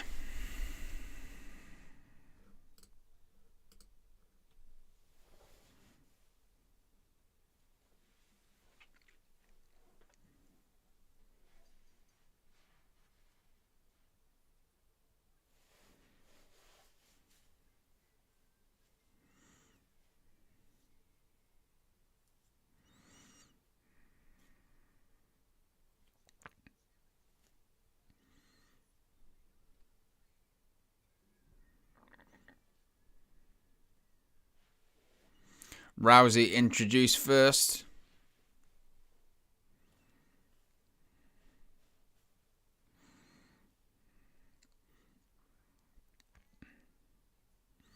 And Charlotte Flair, of course, introduced next.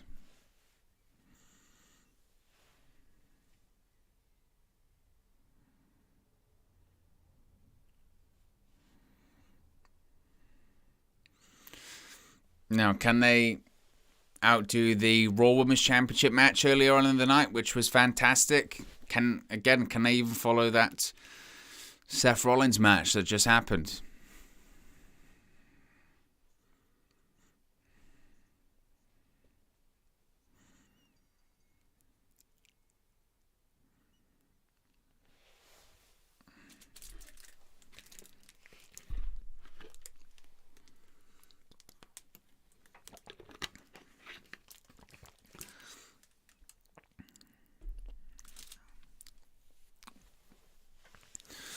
I remember their match that they had at Survivor Series in 2018 was pretty good, but I remember they just beat the hell out of each other. And I have a feeling that's what they're going to do here.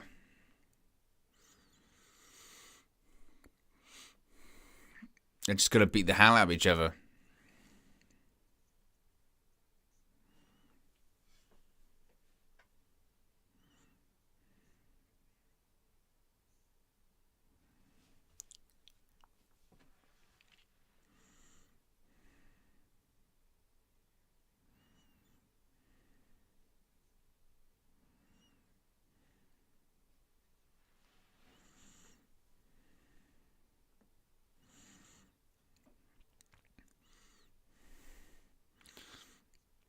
Oof. Ronda Rousey just threw Charlotte Flair to the floor. Now Charlotte's going to go for the figure four. Rousey's trying to counter into, looks to be a vision of an armbar or a triangle.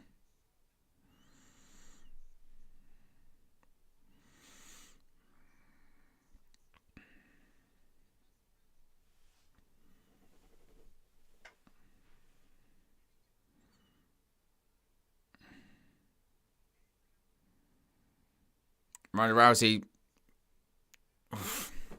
I don't know what it is with when I watch Ronda Rousey matches. They just always seem so clunky. Oh, rising knee by Ronda Rousey. Fat Thor says, "Is this the final? Is this the final match of day one?" Technically, yes, but there's still the Stone Cold Steve Austin match. Well, fight, whatever you want to call it, to come.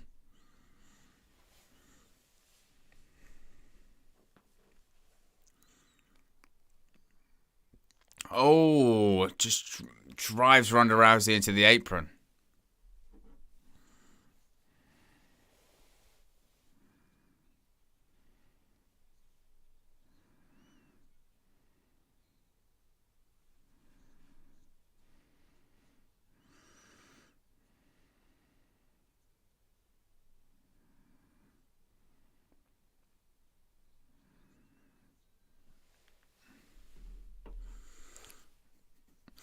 But Rousey's being attacked on the outside of the ring.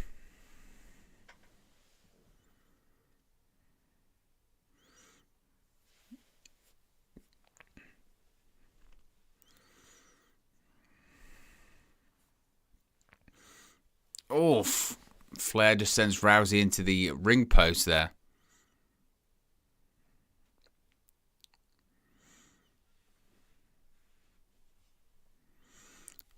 Goes for a cover, kicks out. Chuka says, when is the Roman match? Tomorrow. You're very early. Very early.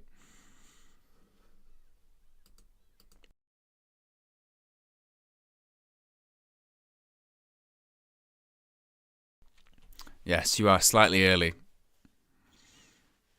About 24 hours or so.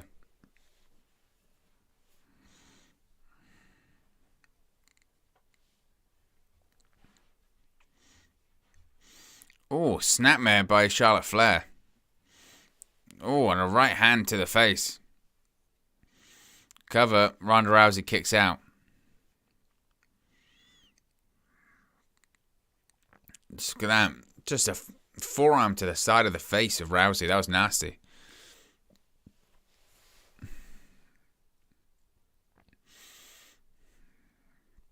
Dragon Sleeper by Charlotte Flair to Ronda Rousey.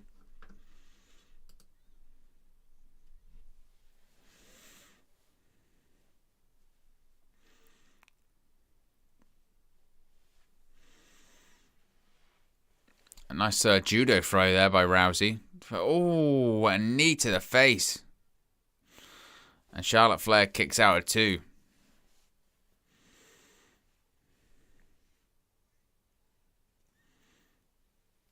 She absolutely cracked her. Look at that. Oof.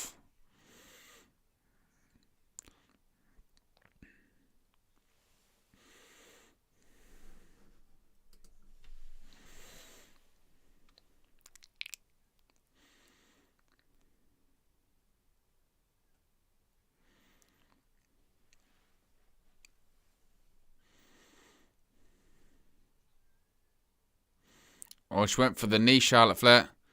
Oh, what was that? Ronda Rousey just planted Charlotte. But I think it was meant to be a DDT. But again, Ronda Rousey's just clunky.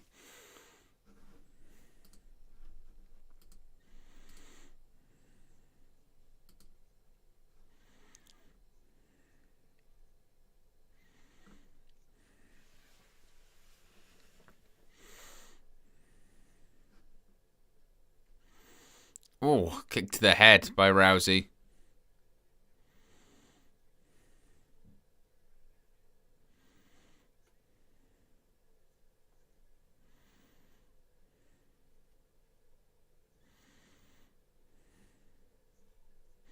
Spear by Flair. 2. Ooh, kicks out.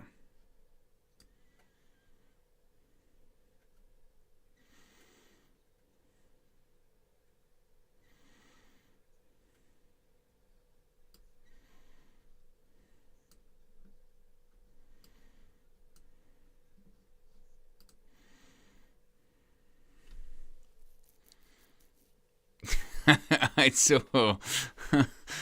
saw on BT Sports Twitter. It says they've done a Cody Rhodes is hashtag WWE. It's very good.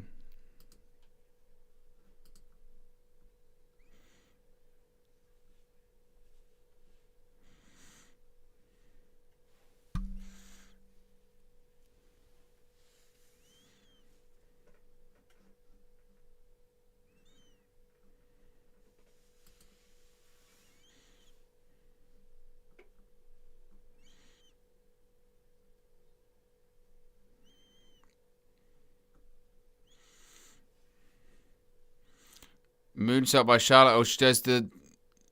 Oh, that was nasty.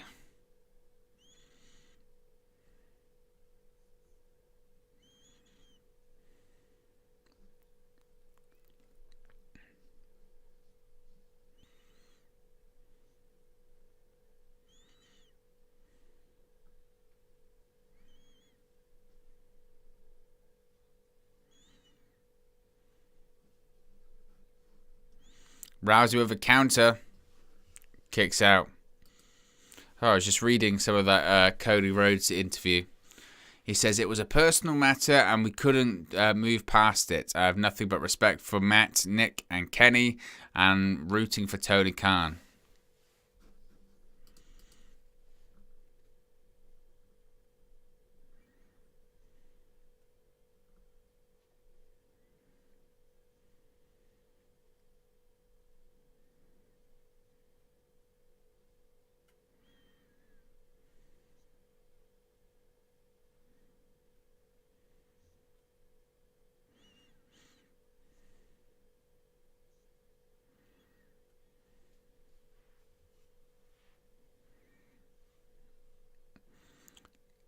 Referee's calling for a rope break.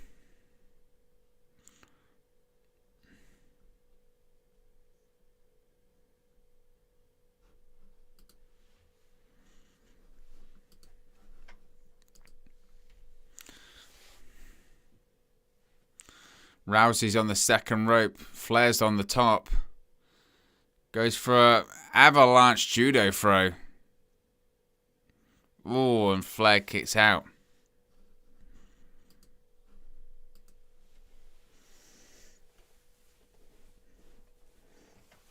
That avalanche judo throw. Just going to go for Piper's Pit. A Piper's Pit move. Every move that Ronda does just looks like it completely sucks.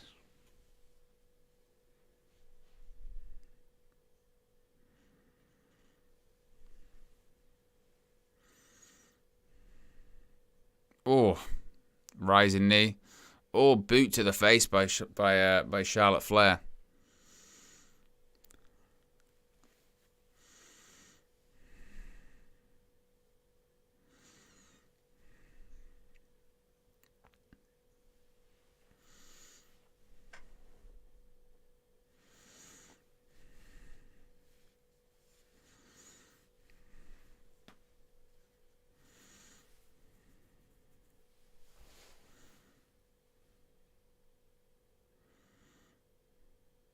Oh, scoop slam.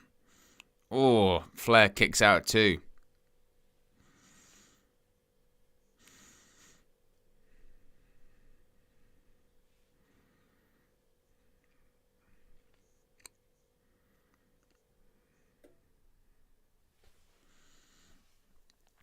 Looks like she's going to go for Piper's Pit again. Oh, Flair man tries to roll through. Oh, the ankle lock. Ankle lock locked in.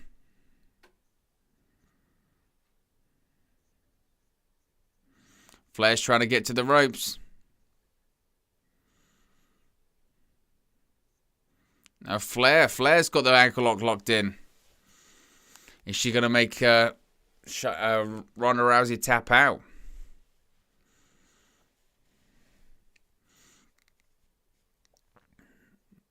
Rousey's trying to roll through. Oh, flicks Charlotte into the turnbuckle.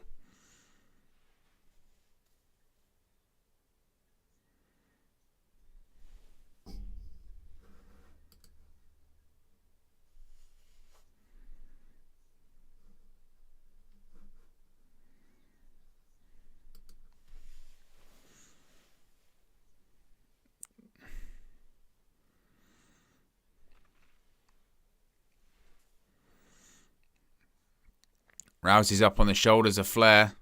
Oh, it's turned into a powerbomb. Oh, Rousey kicks out.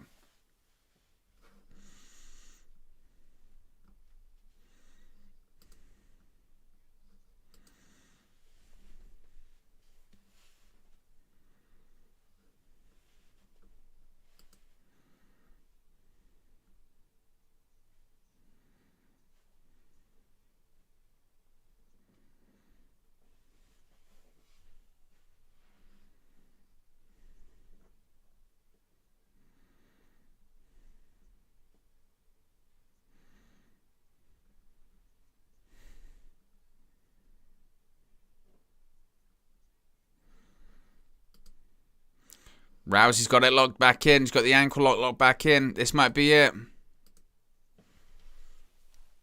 Is she going to tap out? Is she going to tap? Is she going to tap?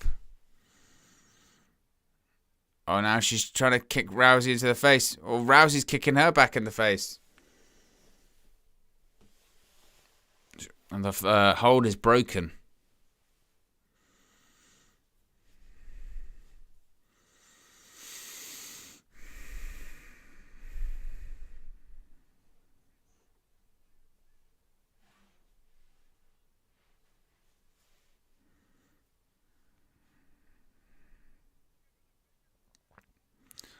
And Rousey counters. She's got the armbar. Oh no! Charlotte manages to go in. Going into the figure four. It's blanked out.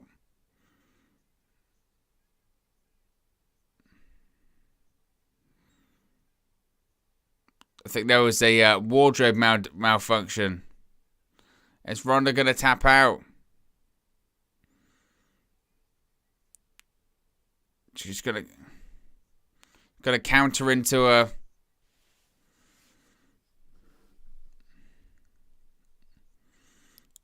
She countered the figure four.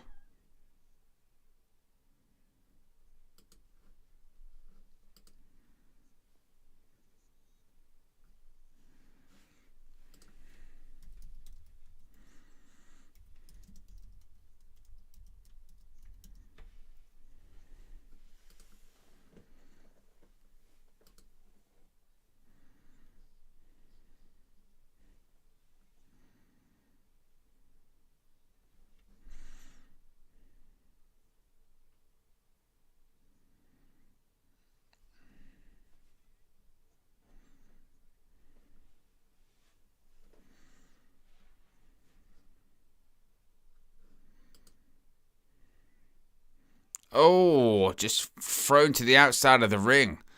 Flair is by Rousey.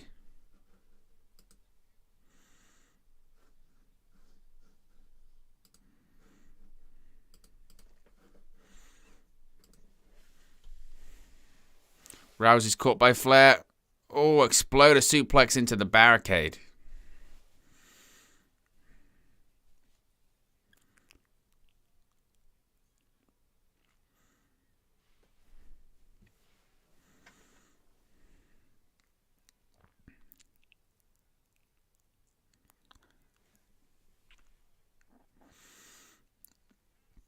Both are trying to crawl their way back into the ring. Flair and Rousey both get back in the ring.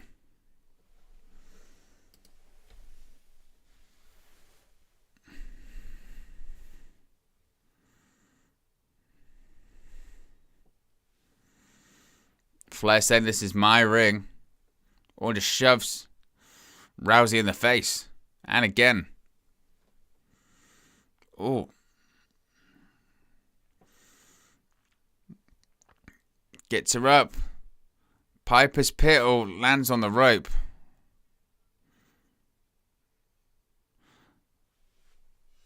Ref, he counted 3, but then he called it off because her foot was on the rope.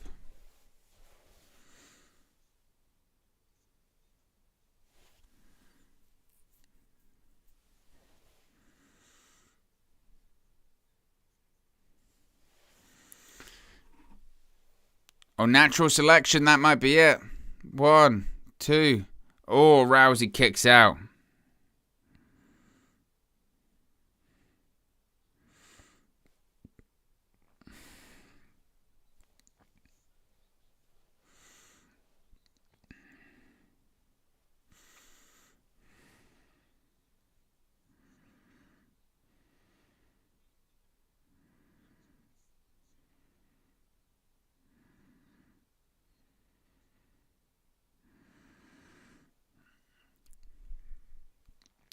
Except I'm trying to see if that match has been cut.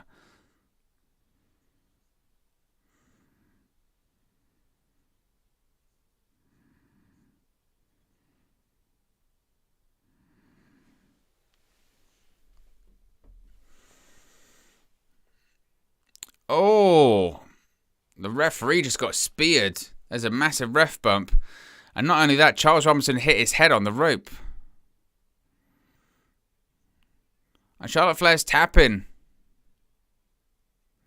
But there's no referee. The official's down.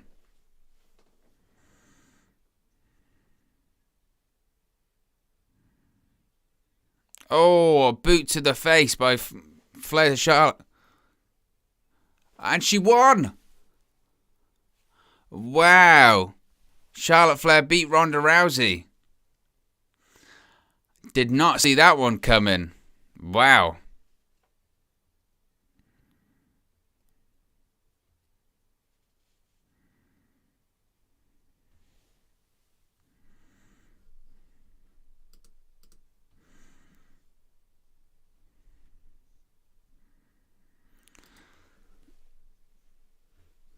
Didn't see that one coming.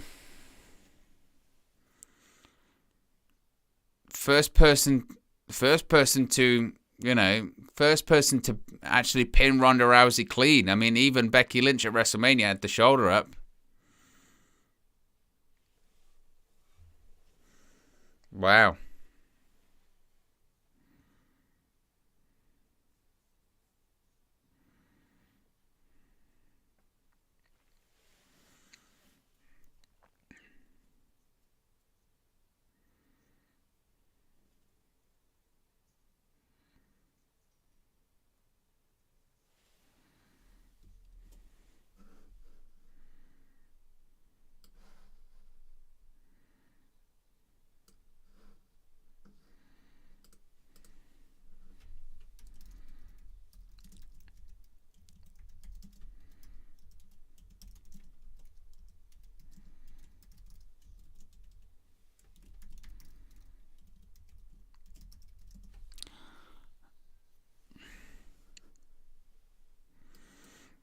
Well, that was surprising.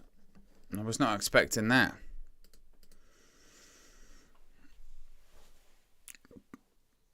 Be interesting to see if, like I said, if this match does get cut. I mean, I have absolutely no desire at all. No desire at all to see this tag team match, honestly.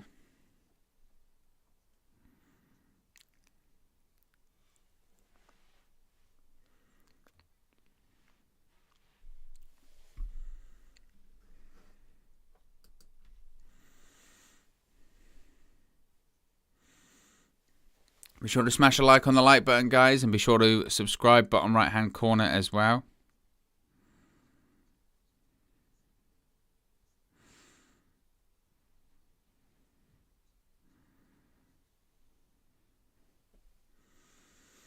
Lashley, of course, is facing Omos tomorrow. We're seeing a Lashley video package.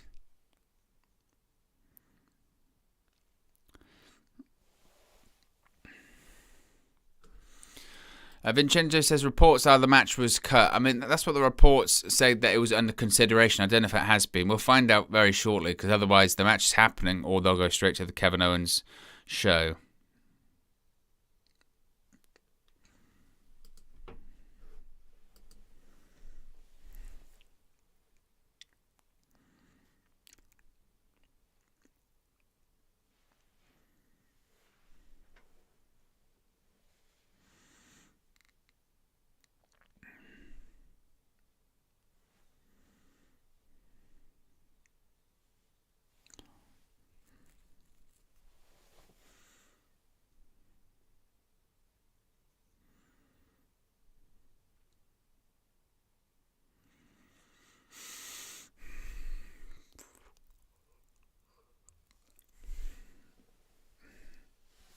Todd says, how you doing, Owen? I'm good. Slightly tired, I'll be honest. But I would never sleep on Stone Cold Steve Austin. Plus, we got the post show to do as well.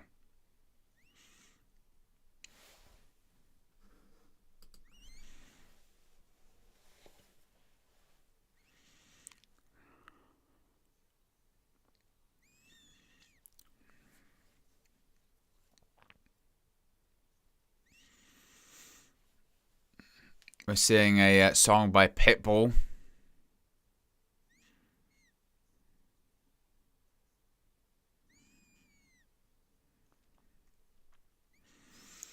Going through WrestleMania Sunday matches.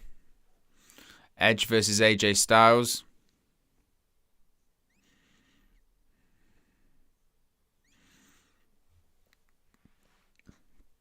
Pat McAfee versus Austin Theory.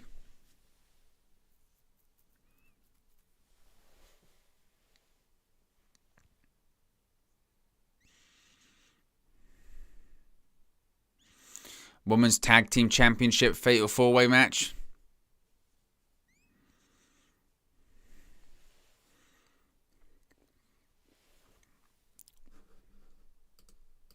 Martin B says, I don't know about you, but I'm still on the ceiling from Cody's return.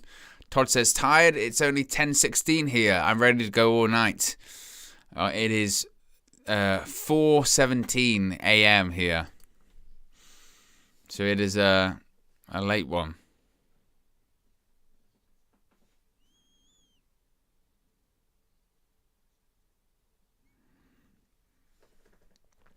Raw Tag Team Championship on the line tomorrow.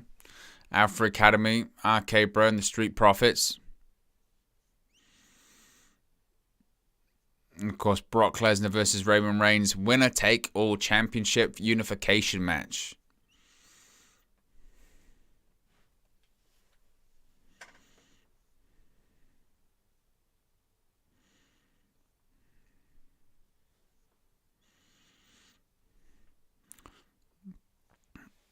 KO shows up next, so that match was cut.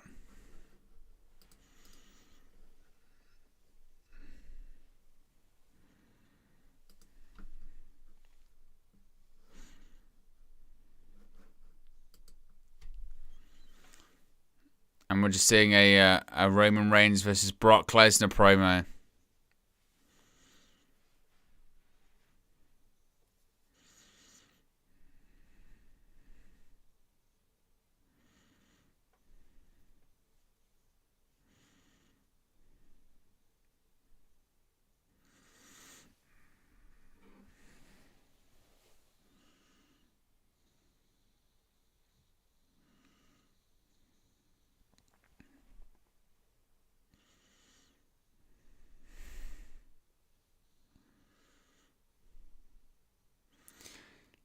But yet we do it all again tomorrow.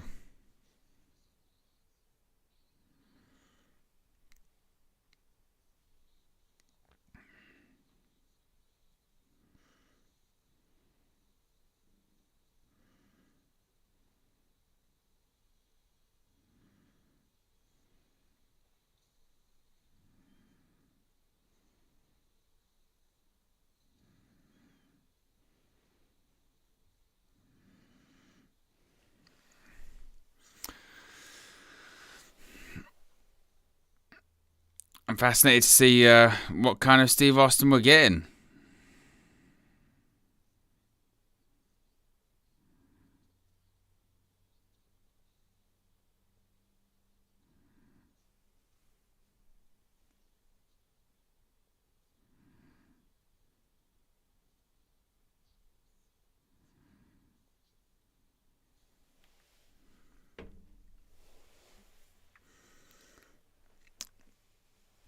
Remember to be sure to subscribe, bottom right-hand corner. Click the notification bell.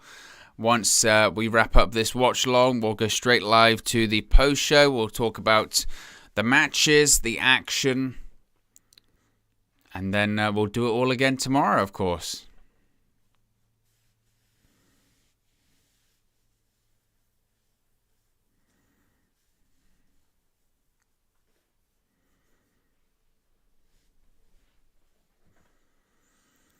God, they have enough video packages and adverts, don't they? I thought the whole point of these like premium live events is that they didn't have ads.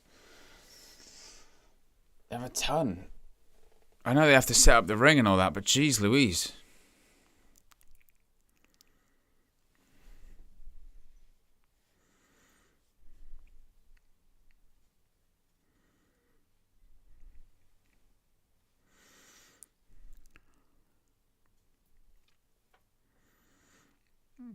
Another video package. Man.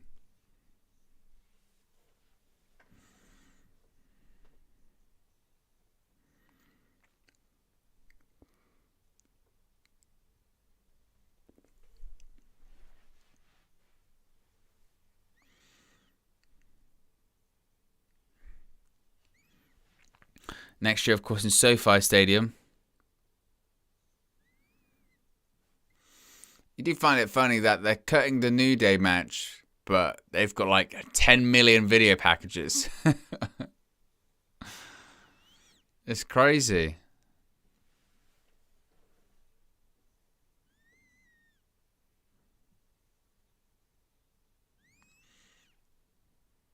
Is that it? Yes.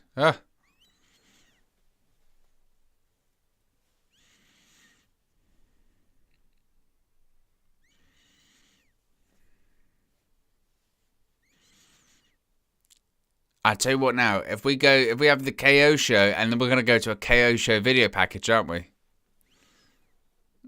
We're going to go to another video package.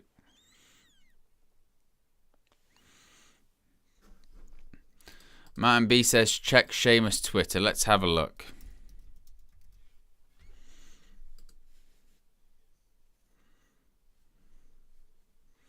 He just says, cut.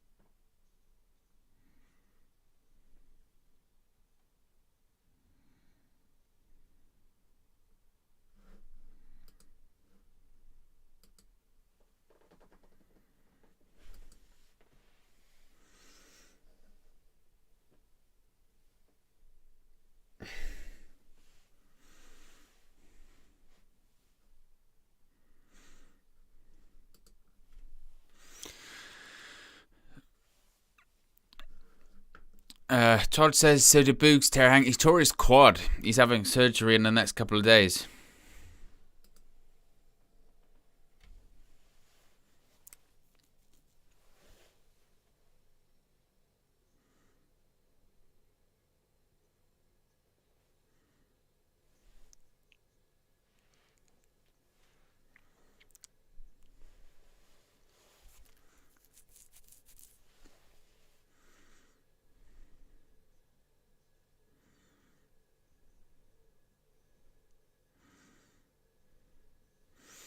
It is going to be wild if we see, proper Steve Austin.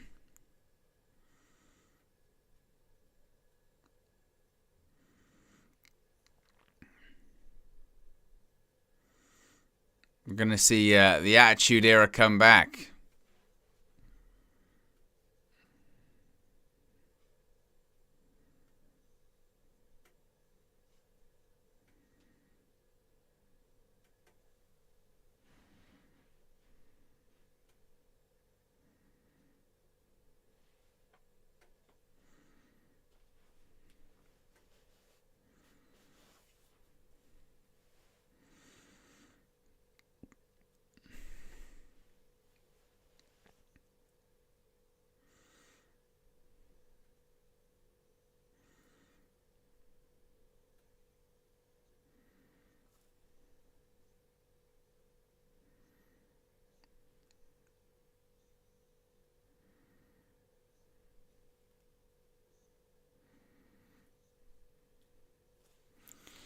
Here we go. Right, the promo package finally ending. And get ready. Here comes Kevin Owens.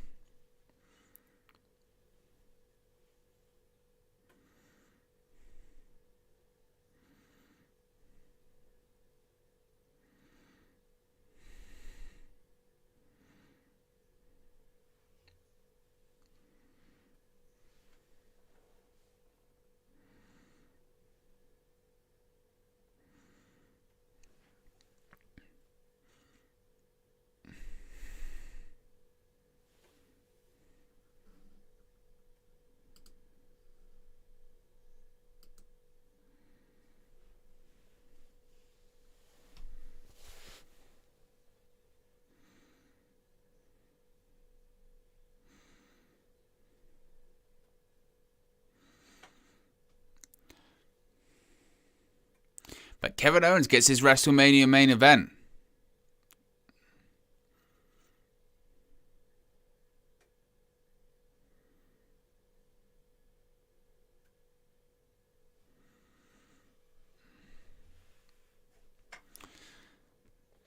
Get ready for Steve Austin. That's the question. What's he going to look like?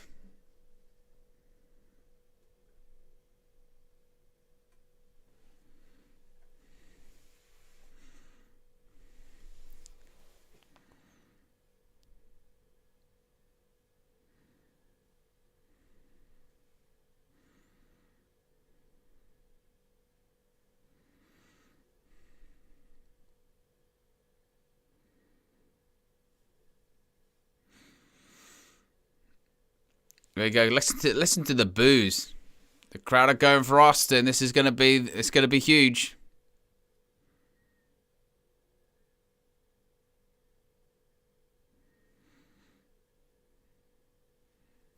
Connect Real said, Ash, if you do much longer, I passed out. It's the draining.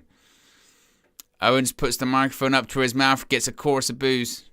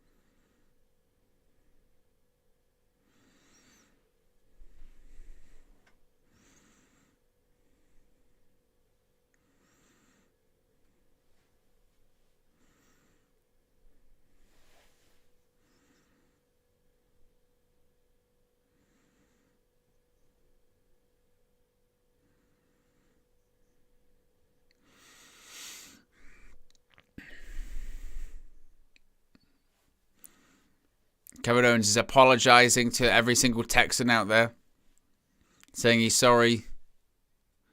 He's sorry for telling the truth.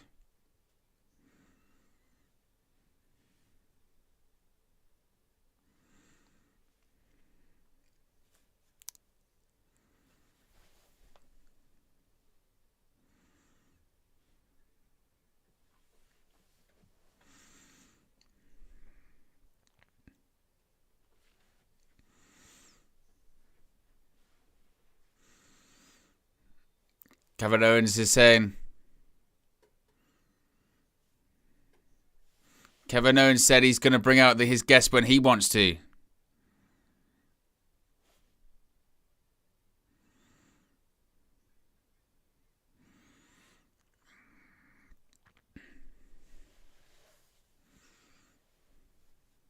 He says that Austin's the worst role model in the history of WWE.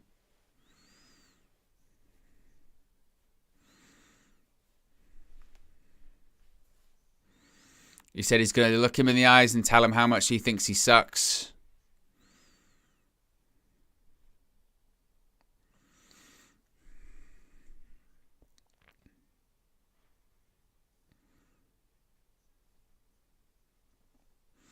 He said he's going to sit there in that chair and take it because he knows if he doesn't show the respect he deserves,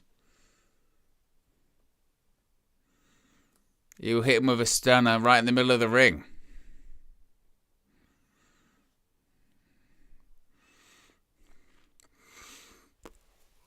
Oh. No disrespect. Here he comes.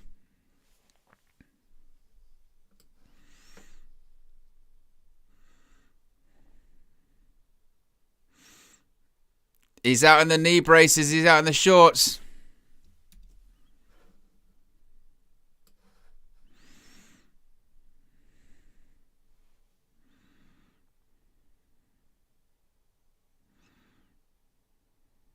He's got the knee braces and the knee pads on. He's bowing the denim shorts. It's Steve Austin.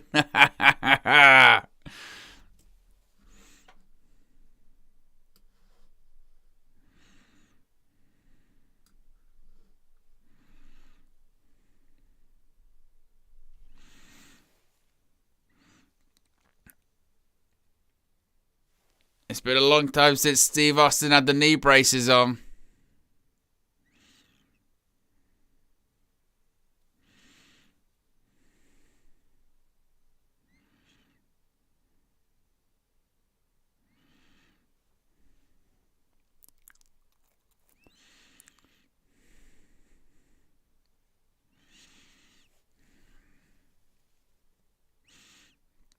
Kevin Owens just sitting down like nothing's going on.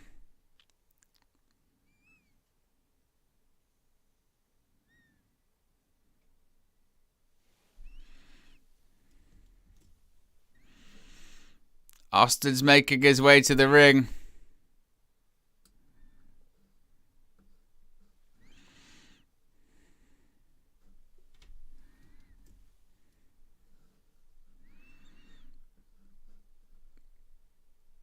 He's going backstage. What's he going backstage for?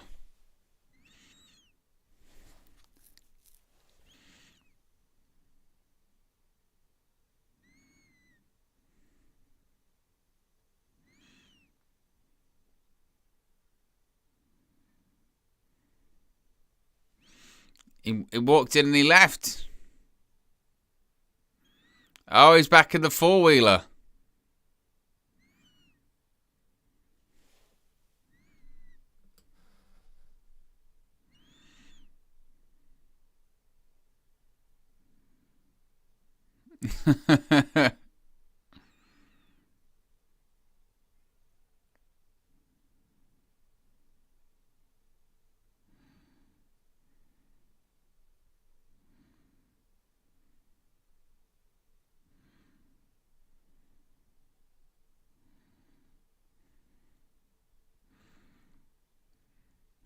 Kevin Owens yawning in the ring.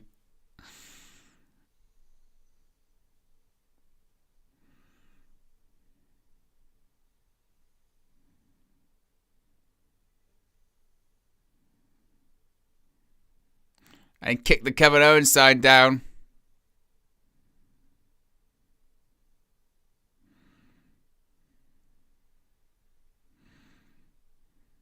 Man, listen to that ovation. The place is going crazy.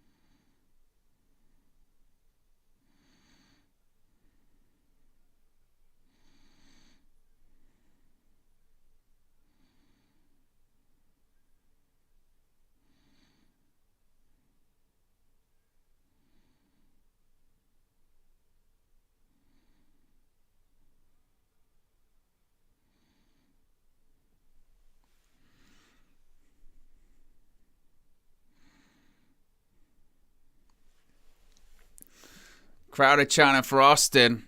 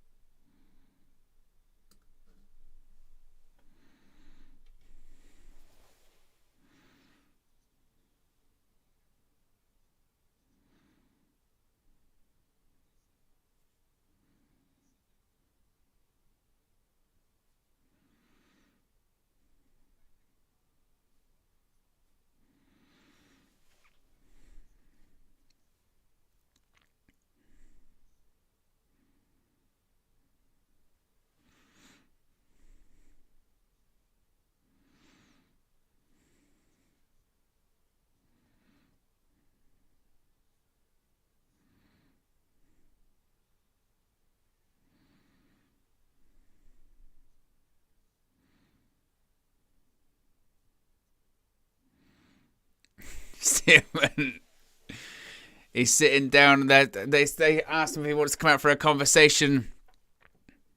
He called him a stupid SOB. They're sitting in the chairs. Then if it's going to escalate, it's hard to do play-by-play when they're talking.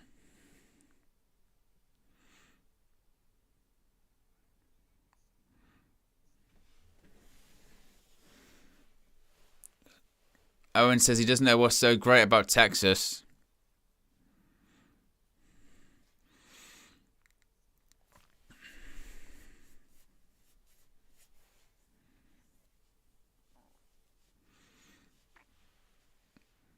Owen says the people, they wear stupid hats and dumb boots and dumb belt buckles.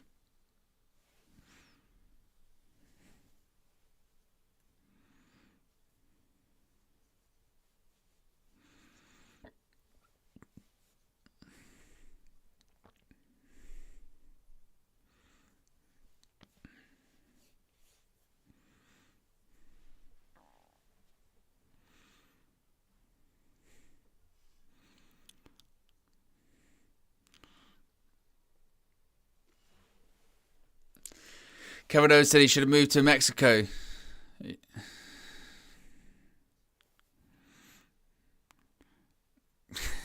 They have got the whole crowd calling him an asshole.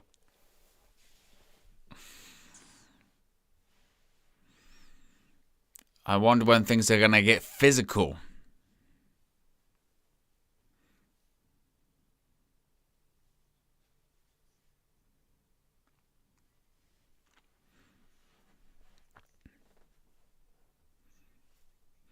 Kevin Owens says Steve Austin should be more like him. He said he's sophisticated French-Canadian.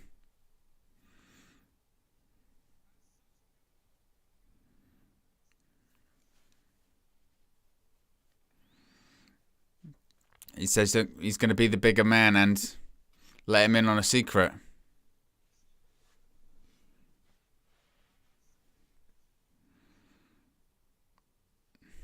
He invited him on the KO show to have a talk, but he lied.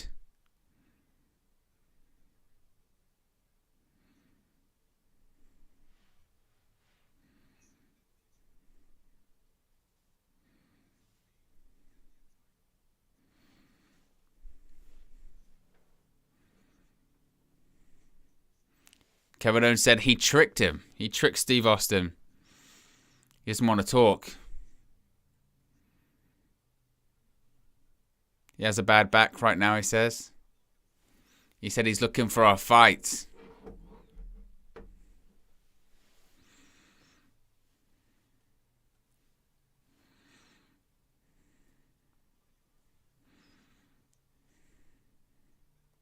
He said he's going to challenge him to a match. He's challenging him to a match.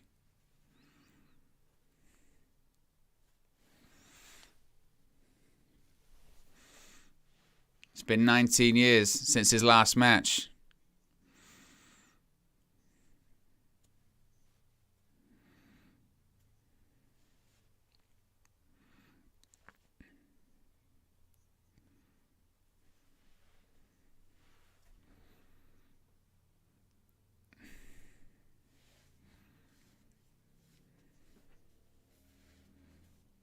He's challenging Stone Cold Steve Austin to a no-holds-barred match right now. Is this going to happen? Are we going to get a match? A no-holds-barred match between Stone Cold Steve Austin and Kevin Owens? Is a referee going to come out? We're going to get a pinfall?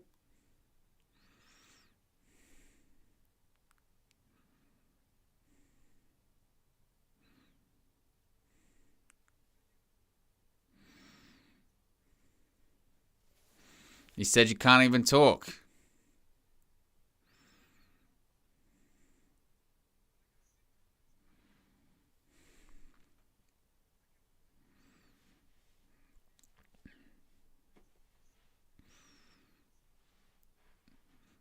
He said that Austin's looking at Owens thinking, I can't beat this guy.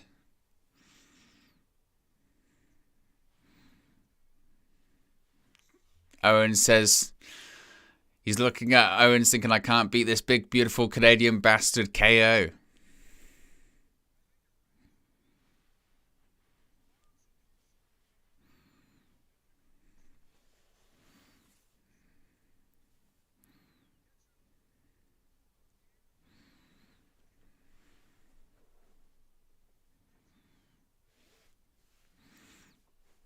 He says that Steve Austin should get his beer and go back to his stupid ranch.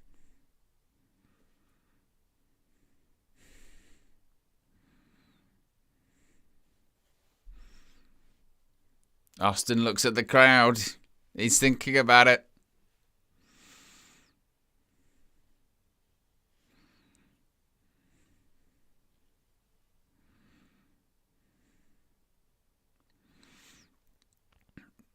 Austin's looking at Owens.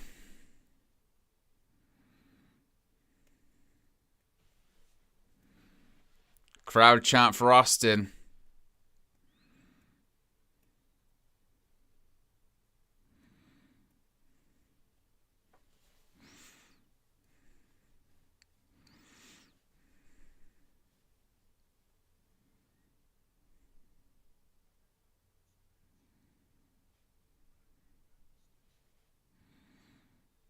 Austin said he had his first match right here in Dallas, Texas.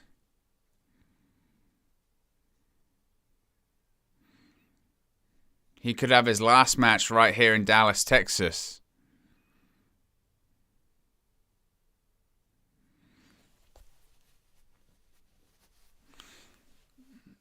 He said if you want Steve Austin to have a match against this sack of shit, give it a hell yeah.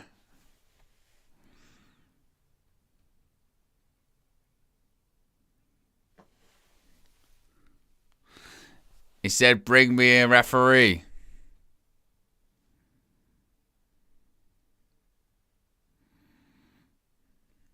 Here comes a referee.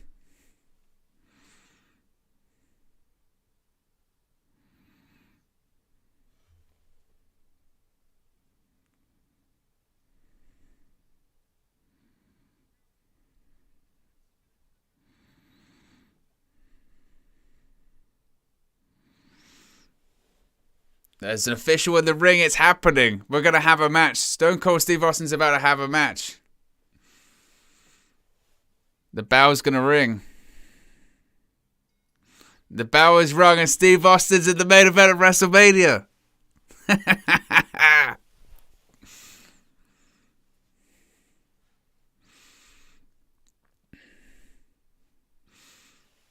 Here we go.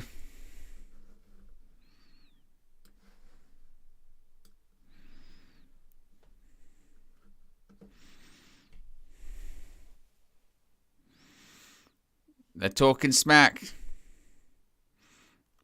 Oh, here we go. They're teeing off. It's happening.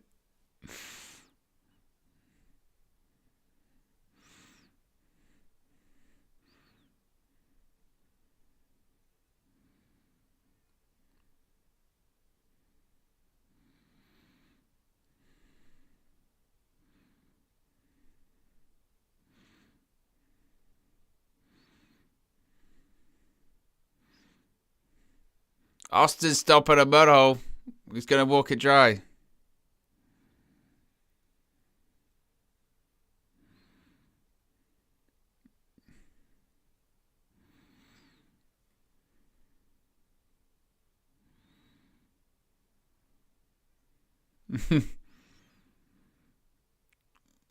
Oh, Tenzo whipped into the turnbuckle.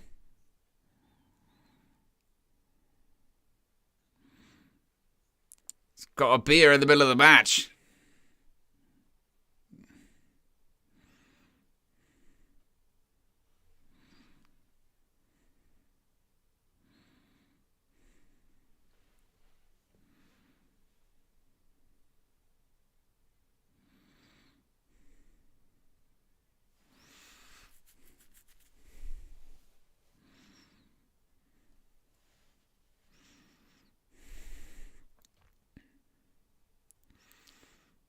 This is a match. We haven't had any pinfall attempts yet.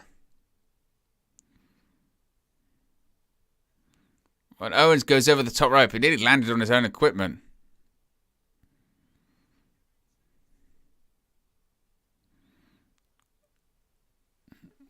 Austin's drinking beer in the middle of the match.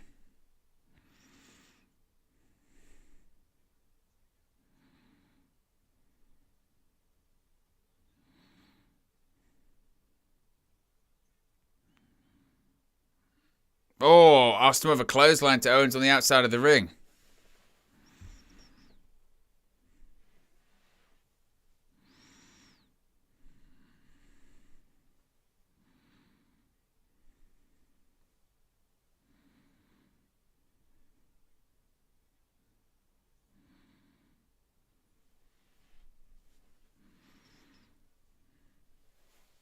Owens raking the eyes of Kevin Owens.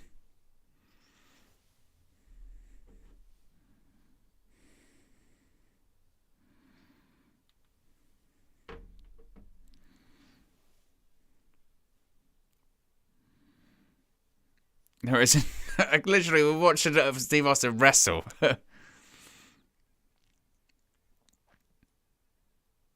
Oh, Austin's head just got slammed into the ring post.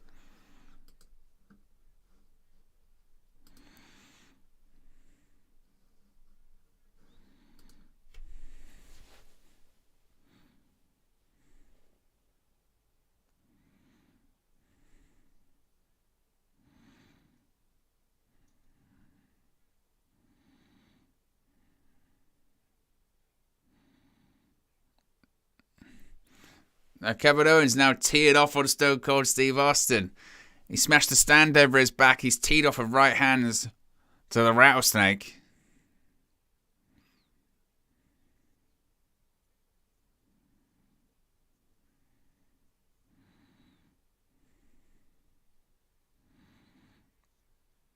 Oh, he's got out a table.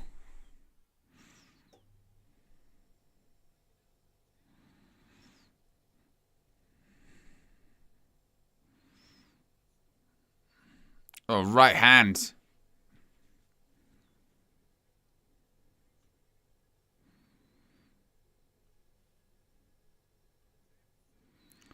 Oh, Austin reverses. Oh, sends Owens through the table.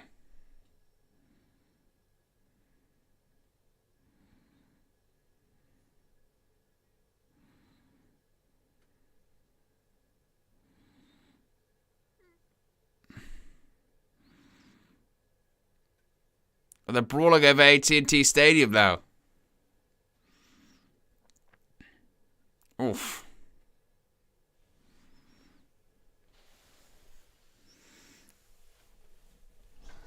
Austin and Owens literally brawling. They're brawling in the crowd.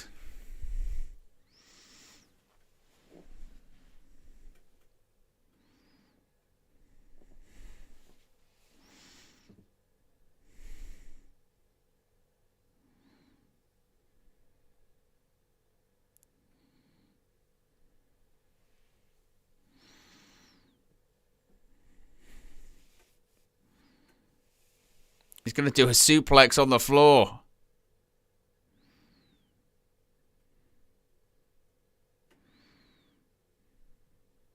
Oh, he just suplexed Steve Austin on concrete. Oh, my God.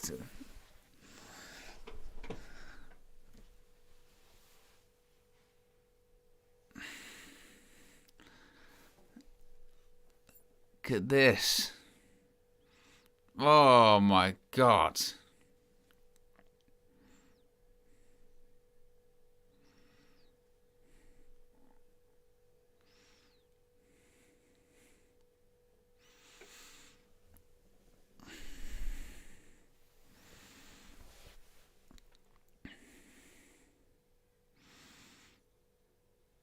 Oof, kicks to the gut.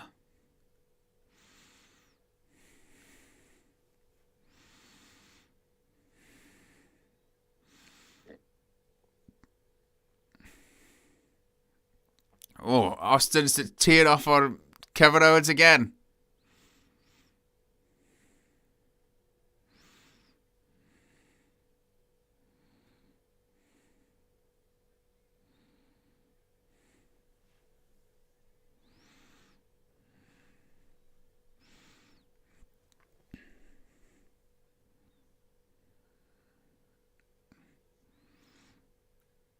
Austin thrown over the barricade.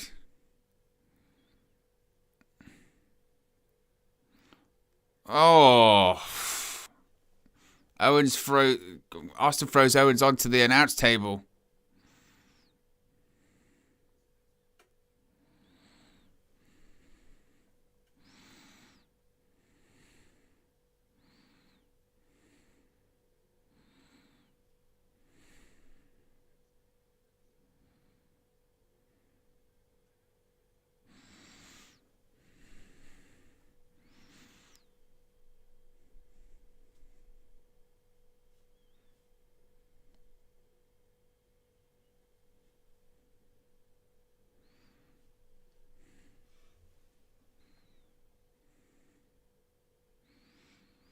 Austin just teeing off on Kevin Owens' face on the top of the announce table.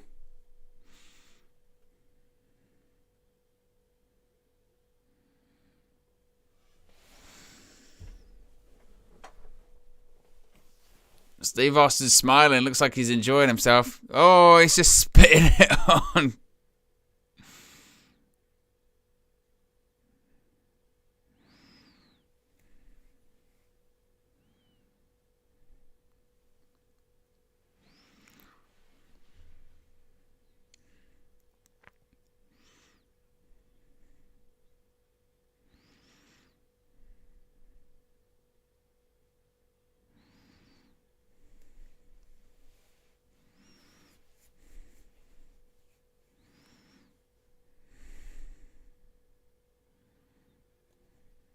Kevin Owens might be thinking of leaving.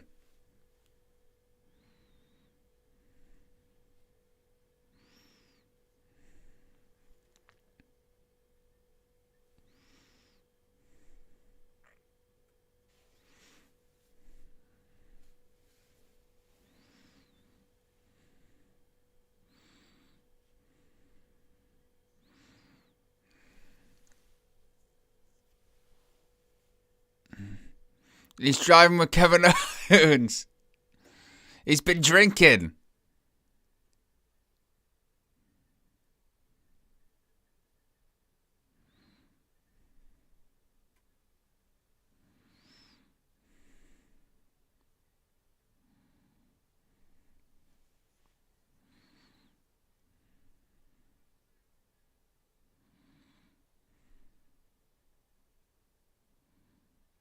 Oh.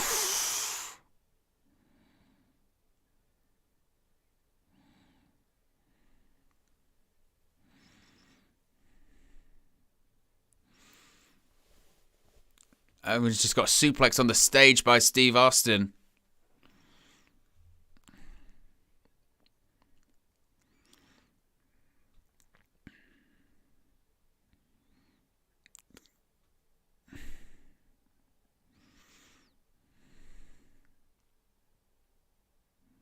Thumb to the eye by Austin. He's going to go for another suplex. Oh, another suplex on the stage by Steve Austin to Kevin Owens.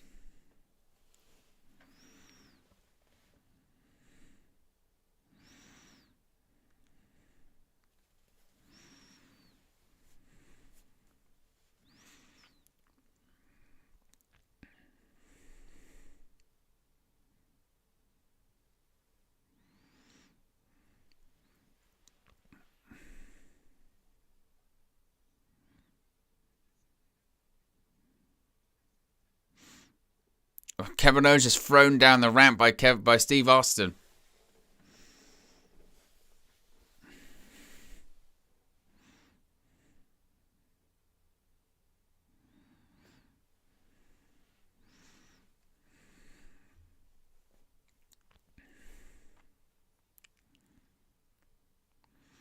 Austin throws Owens back into the ring.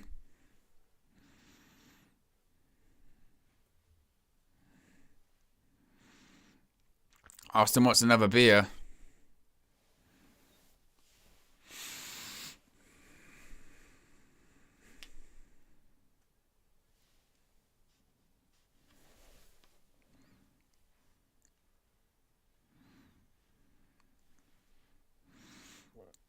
He's got more beer. He's drinking it throughout the match.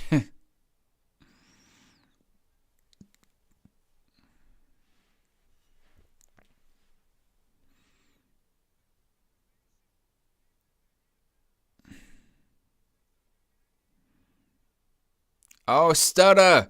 Kevin Owens just stunned Steve Austin. He's going to go for a cover. Oh, Austin kicks out.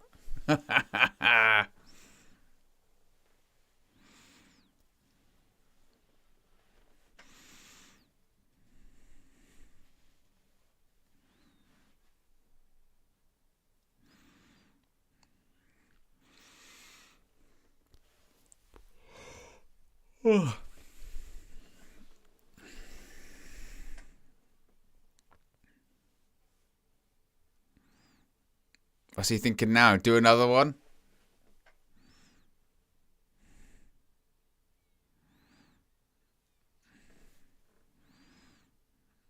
Steel chair. Kevin Owens got another chair.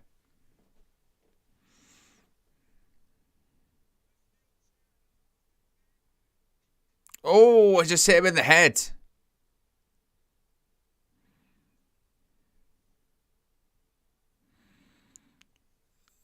Stunner by Steve Austin. That should be it. 1, 2, 3. Austin wins.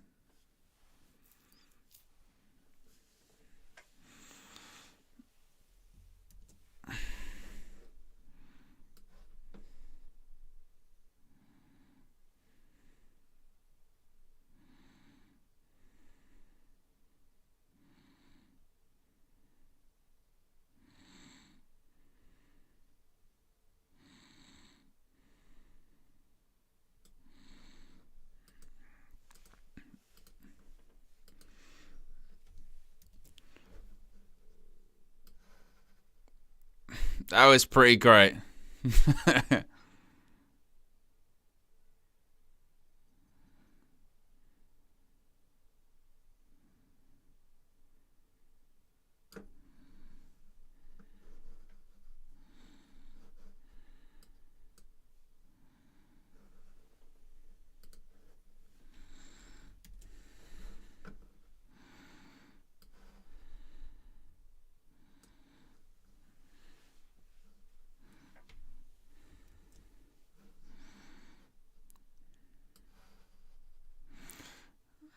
Stone Cold Steve Austin defeats Kevin Owens, and that was a lot of fun, wasn't it?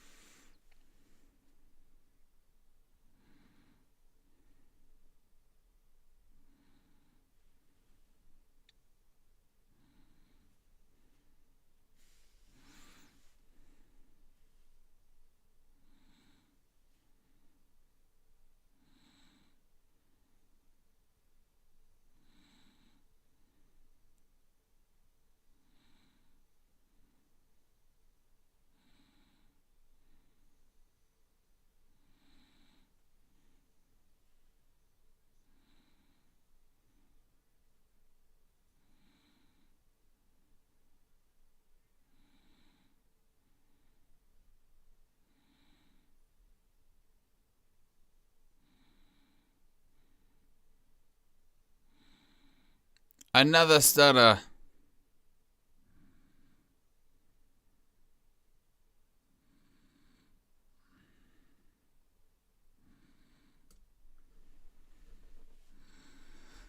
Kevin Owens is going to be escorted out by some Texas police officers.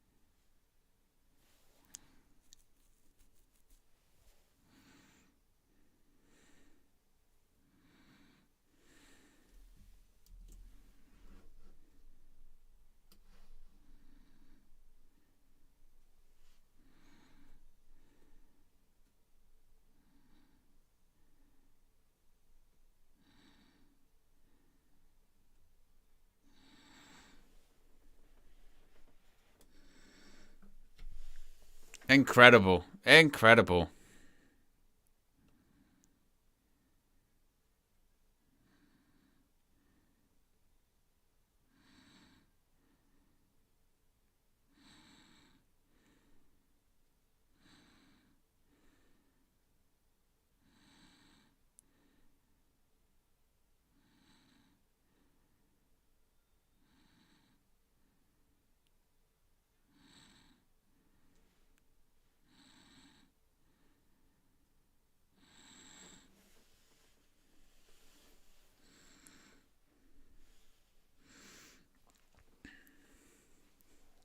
I'm surprised this time. Last time he kicked Byron straight in the balls when he did it. It was insane.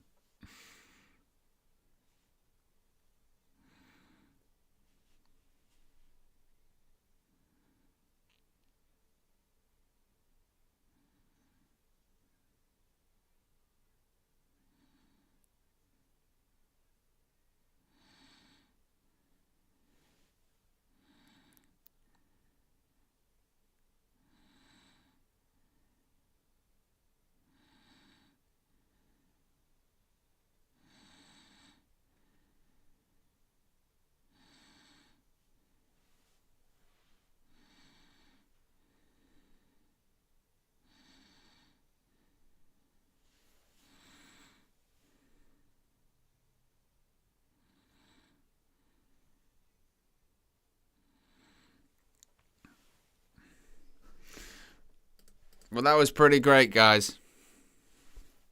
WrestleMania Sunday is tomorrow. Wow.